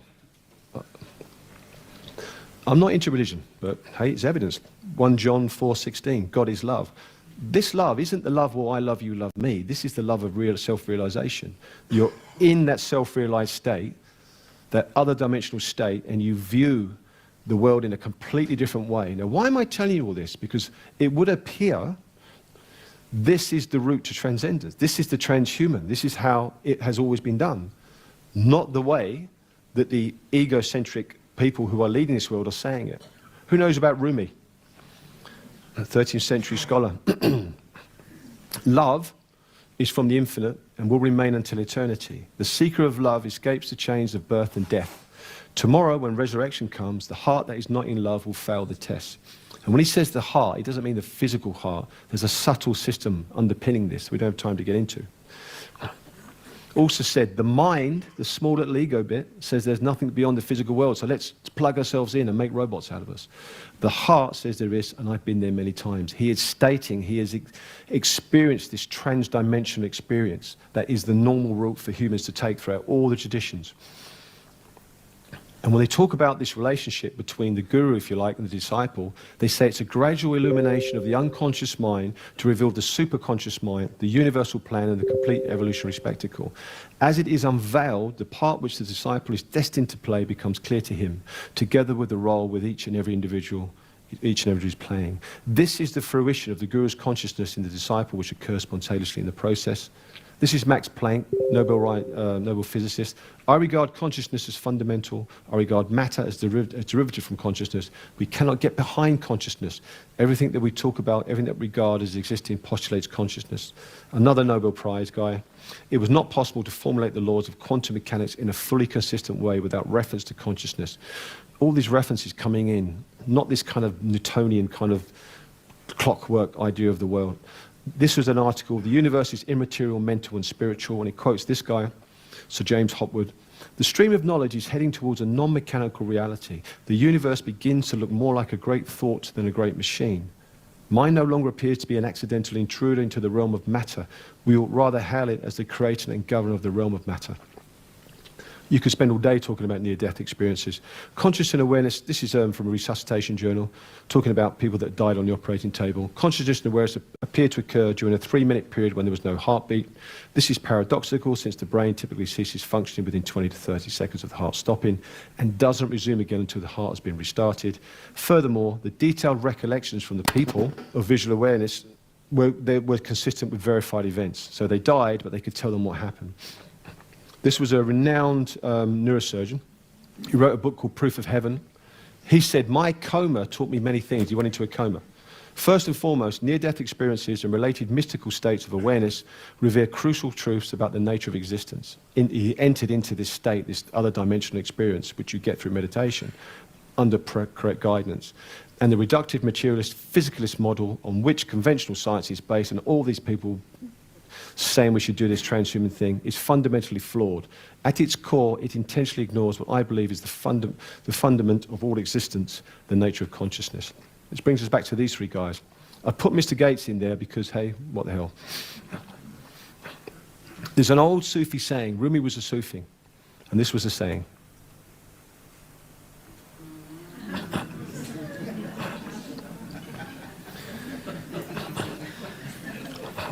That when they say donkey, the Sufis, they mean the ego. The ego is the donkey that you ride. Your spiritual self rides that donkey and directs it. You need the ego to exist in the world. When it's the other way around, you're going to go in the wrong direction. And I would suggest, at this level of discussion, there is a whole other level of discussion. These men may be incredibly nice people. I have no idea. I'm sure they are. People are going to stone me if I say it. But they are being ruled by their ego. I have hope for Elon Musk. The other two I'm not sure about. Now, I was wondering, how do I end this talk? And I've been pondering how I end this talk. And I'm doing well on time, believe it or not.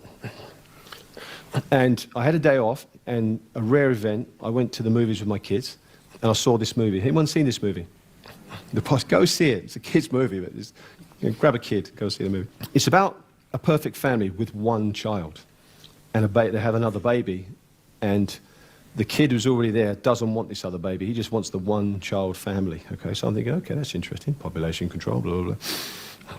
And the baby that comes in is actually immortal. And he actually drinks out of his baby bottle this elixir that keeps him immortal.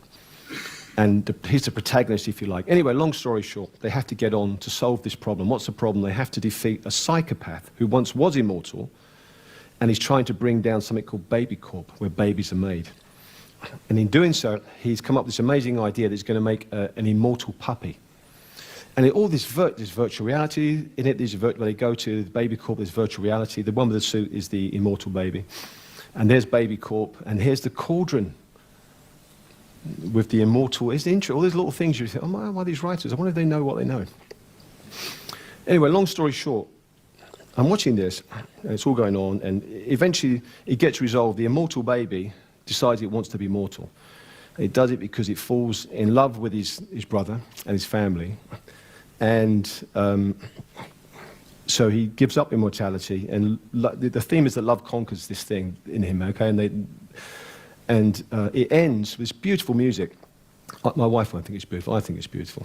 And anyway, so this music, the trailer's going, this lovely music's playing. I'll play you in a second. And remember to turn it up for me, Matt, if you can. And also put my mic down if you don't mind. And anyway, long story short, this music's playing, so the kids, there's only like 3 families in this cinema, it's been out for ages. My kids get up, the little one who's 5, and the other who's 7 and 10, and they run down the front. Have your kids ever done that? They run down the front by the cinema and they start dancing. And that little bit, it's really sweet, it's lovely.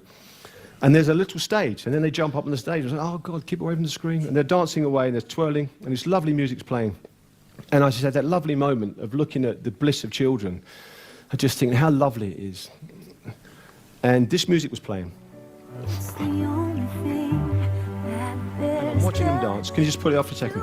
And I'm watching them dance, and I'm just thinking, this is so lovely. And then as I'm looking, anyone who does this work, and you guys, you get that feeling in the back of your head, oh my God, all this stuff that's going on in the world.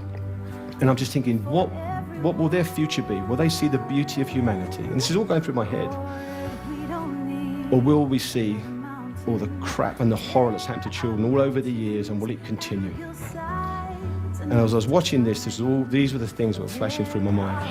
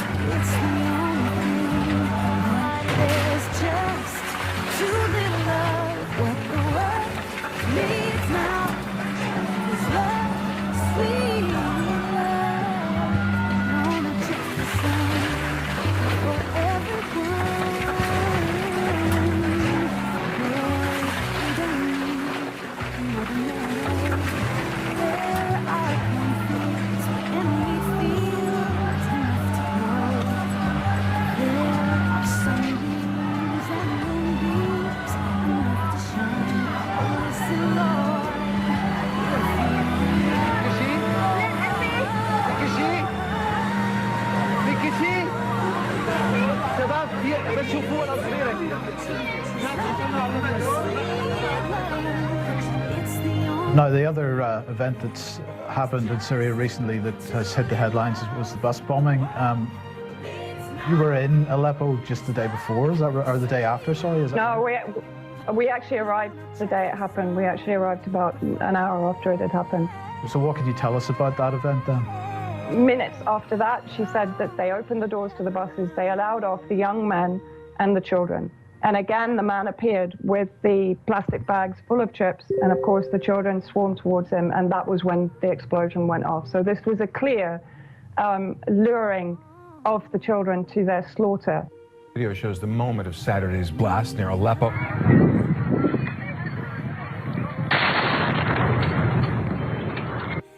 The death toll in the bombing of a bus convoy in Syria has now reached 100.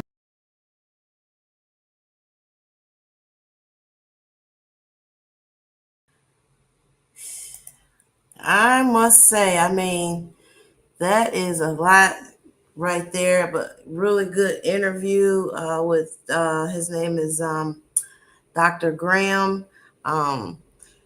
He shared a lot of information, and I'm just going to do a quick recap. And I don't know if you guys could actually hear the music that he was playing kind of in the background. What the world needs now is love, sweet love, and and I totally agree with that. We know that they have these wars going on all over the world. We got what's happening in the Congo, what's going on with Palestine, what's going on in different parts of, everything that you could possibly think of. But even most important, this war on humanity, like it just really blows my mind. These things that they're working on with this technology and this merging man with machine ideology. So he asked a question, will the human race survive? Really great question. Will the human race survive as we know it? Would be even a more clarifying question, because when you look at history and all the destructions and all the different things that have happened, the collapse, the ice age, the floods, the world comes back. It seems to, still pop back into place, and civilization begins again. But how will this civilization look with this transhumanist, soulless, controlled hive mind beings that have been assimilated walking around? Something in me feels like that's just not gonna survive. Especially when if you start thinking about the Nephilim and all these other things that you might have heard about, where they went into the sons of men and had children, and then they were supposedly wiped out. So it poses a lot of questions, and especially for those people that feel like, oh, this is a great thing. I can't wait. I signed up. This is what I've been looking for. And then, you might be more augmented than the other person. Now you got to go and get yourself an upgrade. Do you know how often our phones get upgraded? Just imagine you needing to be upgraded every time they rewrite a code or want to drop in a new program that's going to go to your Neuralink brain and all these different things, that you're going to just keep getting boosted and boosted and boosted and boosted and upgraded and upgraded and upgraded, until it's just you just I wish I had that video.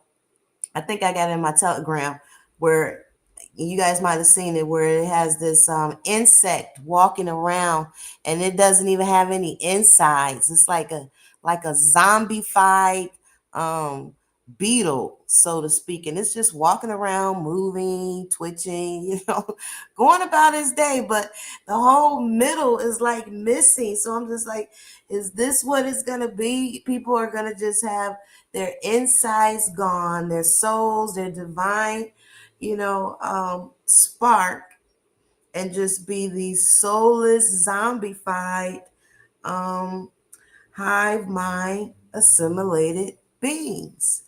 So I'm just like, oh, you just can't make this stuff up. So again, that guy name was Dr. Graham Downing. Definitely want to check that out. And the title is called Artificial Intelligence. And wow, now that I'm actually going back looking at it, because I actually kind of came across this video like yesterday or something. So I didn't get a chance to watch it. Like I watched like the first 20 minutes. So I was kind of like listening just like you guys were. Normally I preview all the clips that I play, but this is over 6 years ago. 6 years ago. Like there have been people dropping alarms, sharing information and doing it. I mean, I guess now when you think about COVID, that was what, 2019, 2020. That's been 4 years now. So the time is definitely flying by. I want to remind everybody again that everyone has a choice. Choose to be on the right side of history. Choose light over dark. And prepare, and educate your children on what's going on, and document everything. So, but to go back to, again, with some of the things he pointed out, the human race will survive. God is love.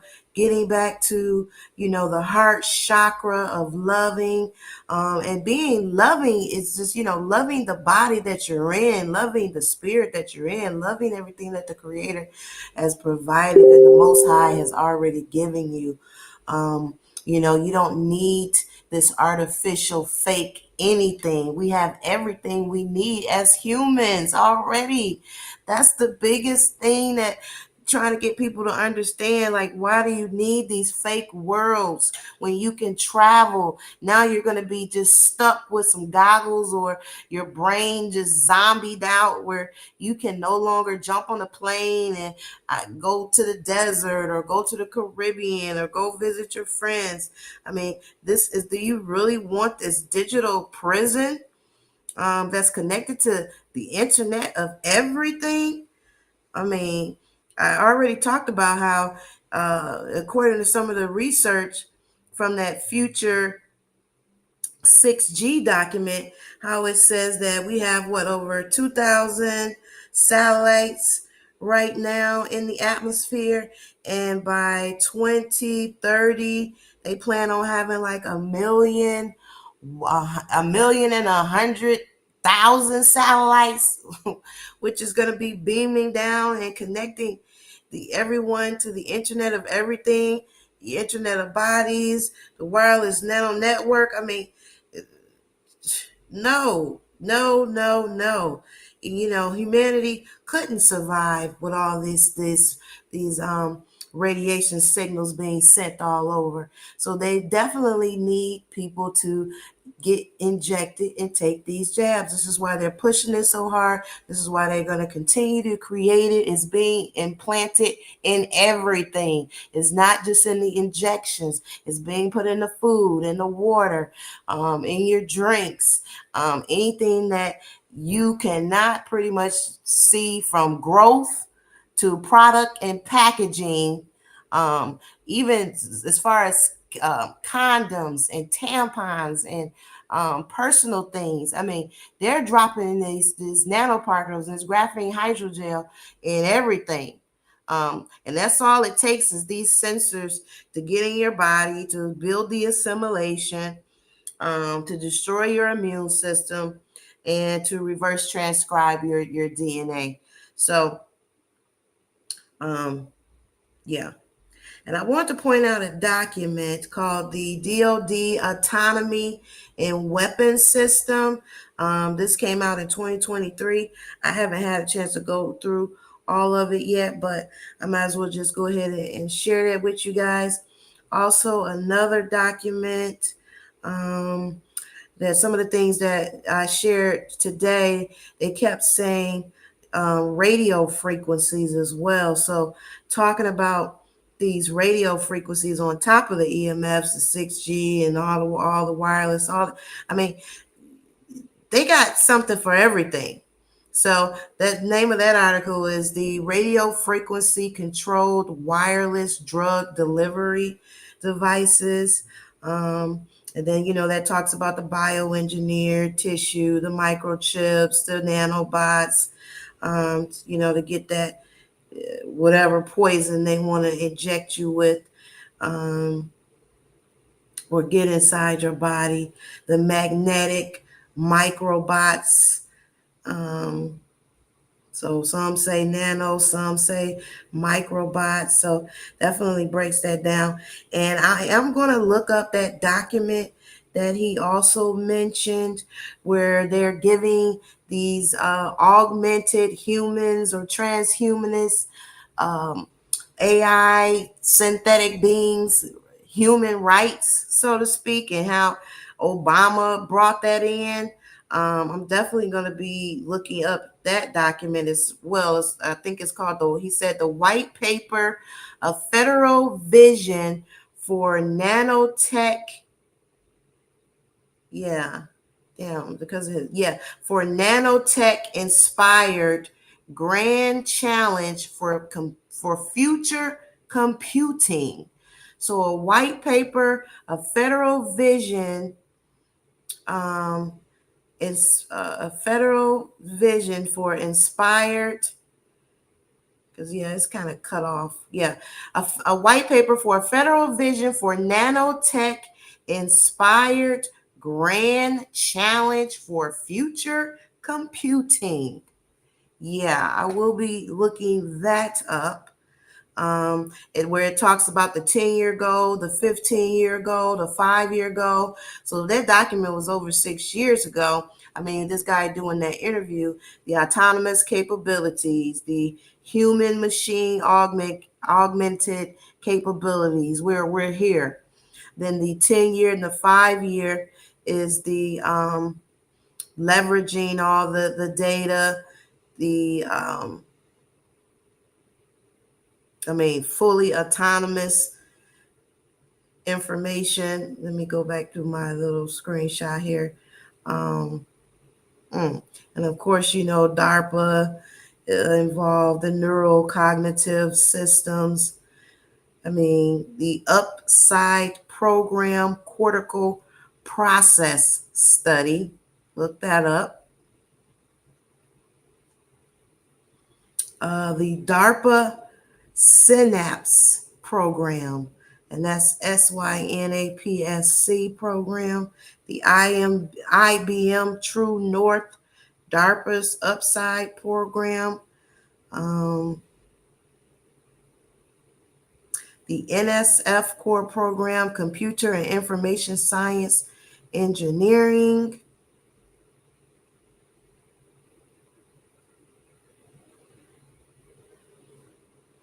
And another thing I want to point out, how he said that he's like, who's going to be writing and verifying these software since it exceeds a human's ability? And I touched on this earlier, and that is that AI is writing AI right now.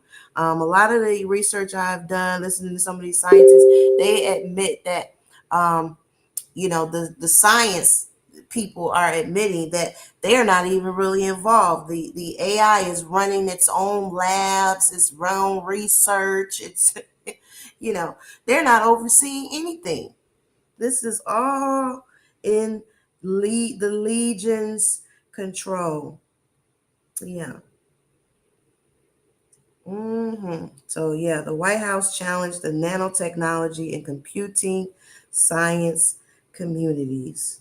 A federal vision for future computing, a nanotechnology inspired grand challenge. These engineered human beings may be happy, but most certainly will not be free. They will have been reduced to status of domestic animals. Useless beings. Useless eaters. Isn't that what Mr. Wicked Swab said? Useless eaters. The more and more that we allow AI to think for us, write for us, do for us, use us, harvest us, invade us, then we will become useless eaters. So it was almost kind of metaphoric metaphorically, when you really think about it, what is a useless eater? At first when I heard that term, I just thought like, oh, it's, you're going to lose your job and you won't be able to support yourself. No, this is something much bigger. If you don't, want to remain human, and you're assimilated and become a part of this AI hive mind, you will be a useless eater. So, very, very interesting there. So I just want to thank everybody for coming on in today. The show's been going on since 2:00, so I'm definitely gonna shut it down. I did want to play some clips from Harold Kotz, but I played a lot of his clips earlier. They were just kind of short, but he does have a full presentation that's like 2 hours long. If you guys want to check that out, it's called Chemtrails, Morgellons, AI, and Sentient Oil. And he really goes through, what the chemtrails are, contrails, how they test it, how Morgellons is connected to the AI. Then he gets into the black goo, shows, what it looks like in that jar. And you guys saw that video I played earlier where that was a clip from that section. And he really brings the heat. I mean, yeah, it'll be another hour if I wanted to play the section that I wanted to play. So if you don't check it out this time, I'll probably, play more of it on the next round. But yeah, I hope everybody enjoyed the information today. Make sure you go back and watch it from the beginning because I shared a lot of new key terms for you to add to your research, to start looking into some things. And also, some good news. Maria Z reached out to me, and so she saw the AI assimilation. Well, I actually went and posted that, the interview all over, people's rumbles and Twitter pages just to kind of spread awareness. And I told her, you should think about interviewing some of these people that are having this form of mind control. Assimilation happening where they feel like AI is taking over. So anyway, we kind of been going back and forth, and so be on the lookout, for that interview. And I also kind of told her I wanted to interview her personally as well. So outside of her doing the whistleblower interview, we're gonna set up a date, and I just feel like the women, we are raising the roof on truth, aren't we? That divine feminine, we are the truth warriors. I've met so many powerful women who have been speaking out, holding it down, bringing the information, rocking the floor, doing the research. So shout out to all the women, the sheroes, the warriors that's, setting the stage. Warriors, women have been fighting wars throughout history as well. We are some extreme intelligent thinkers. We hold down not only the household, the family, the children, our lives personally.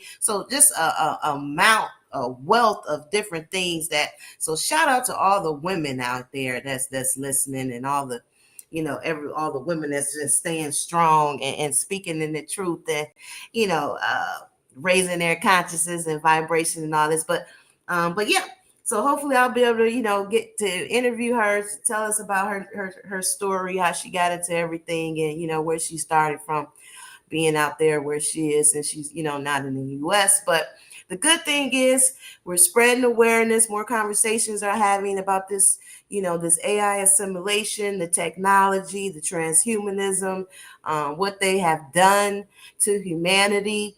They will be held accountable. These definitely are crimes against humanity, genocide, democide, all of the above, against God, against natural law, with this bioengineering, human carbon to silicone, demonic technology. And and I am starting to think, I mean, who knows, this might be some old, where did they get this from? Again, if you go back and just look at what this black goo is and how it's connected to the demonic sacrifices, how they found some of this that I talked about earlier in the underground tunnels back in World War II. So they've had access to this this glue. But you know, I don't have all the answers, but I definitely feel this black goo that they have access to that might be some form of you know, not just artificial intelligence, but from just maybe another dimension, out of this world, demonic, whatever you want to be. You know, they mixed it with the ferrofluid, they mixed it with the you know, all these other different ingredients, the carbon nanotubes, the quantum dots, all this whole concoction to make it energy harvesting, antennas connected to the internet, alter the DNA, tag the DNA, track who you are, surveillance. Yeah, it's all of it. So, but anyway, I just want to again thank everybody for coming on in. Make sure you go back and check the replay. And actually, let me post my QR code back up here. 1 second. Yeah, make sure you check this out from the beginning, guys. You have to watch this from the beginning, get all the information. And I will be doing another session, probably not next week, maybe in another week or two, because I do have another whistleblower who wants to speak.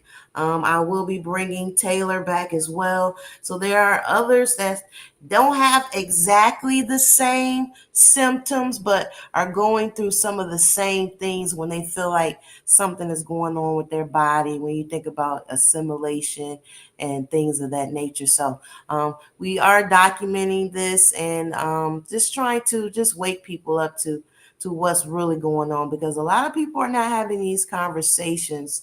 They know that it's damaging people. They know people are dropping dead, but you know, for some reason, and what's surprising to me, one last thing I want to touch on, what's surprising to me is that a lot of these doctors that have flipped, you know, and are speaking out, they know about this sensors and the internet of bodies, because all the research shows that everything they've been using in the hospitals and these medical institutions are a form of sensors and things. So, you know, don't try to act like when you hear us people out here talking about this transhumanist and, you know, how they're using technology to control people, and what they have been doing is injecting people with technology. Don't try to act like there's something brand new. That's not brand new, because you guys been injecting it already and been utilizing it. So, you know, just want to kind of touch on that for a little bit. So you knows how that been connected to the internet. You know how y'all been monitoring. And you know what these scientists have been up to. But anyways, I think that was pretty much all I wanted to touch on today. And great show. Shout out to Sarah for joining. She did have to drop off earlier, so but she will be back. We will be having more conversations, so make sure you follow her as well. And yeah, guys, I will be signing off. If you have any questions for me, you can always find me on Twitter, Instagram, Telegram. And I'm always there listening and observing and just trying to spread awareness and doing the best that I can do. So appreciate the love, appreciate the support. And I am going to roll out the theme music here. I think I might want to listen to I started off with, you know, We Will Not Comply, even though, you know, that's not my thing, but just listen to United We Stand, guys. We all need each other. We have to stand against these evil doers of the world. The light can outshine the darkness.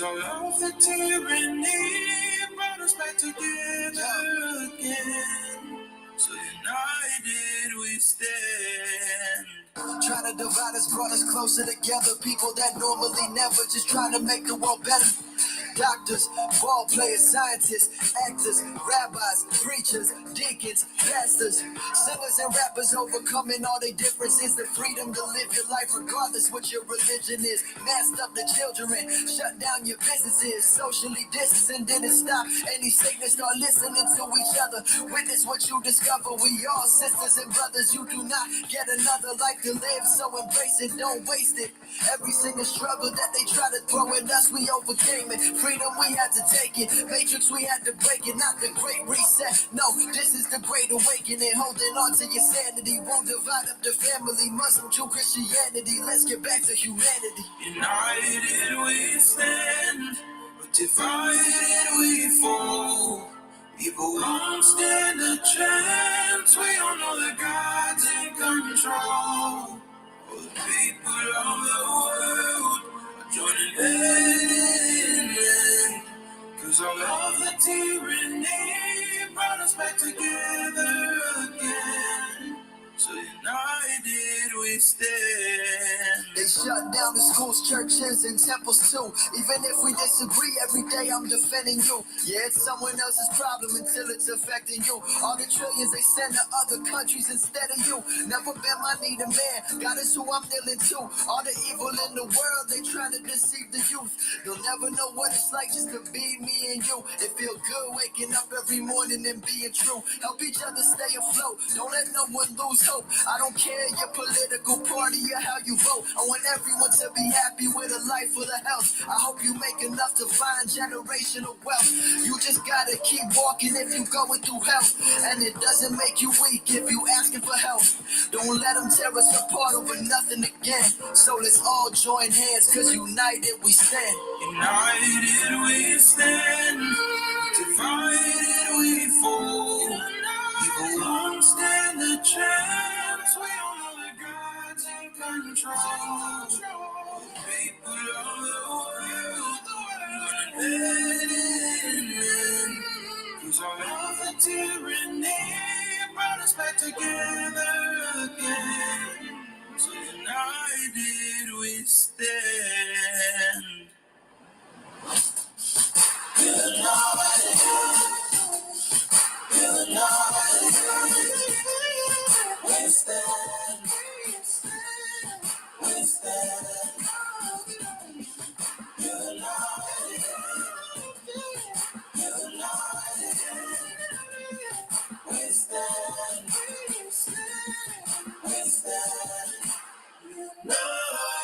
we stand.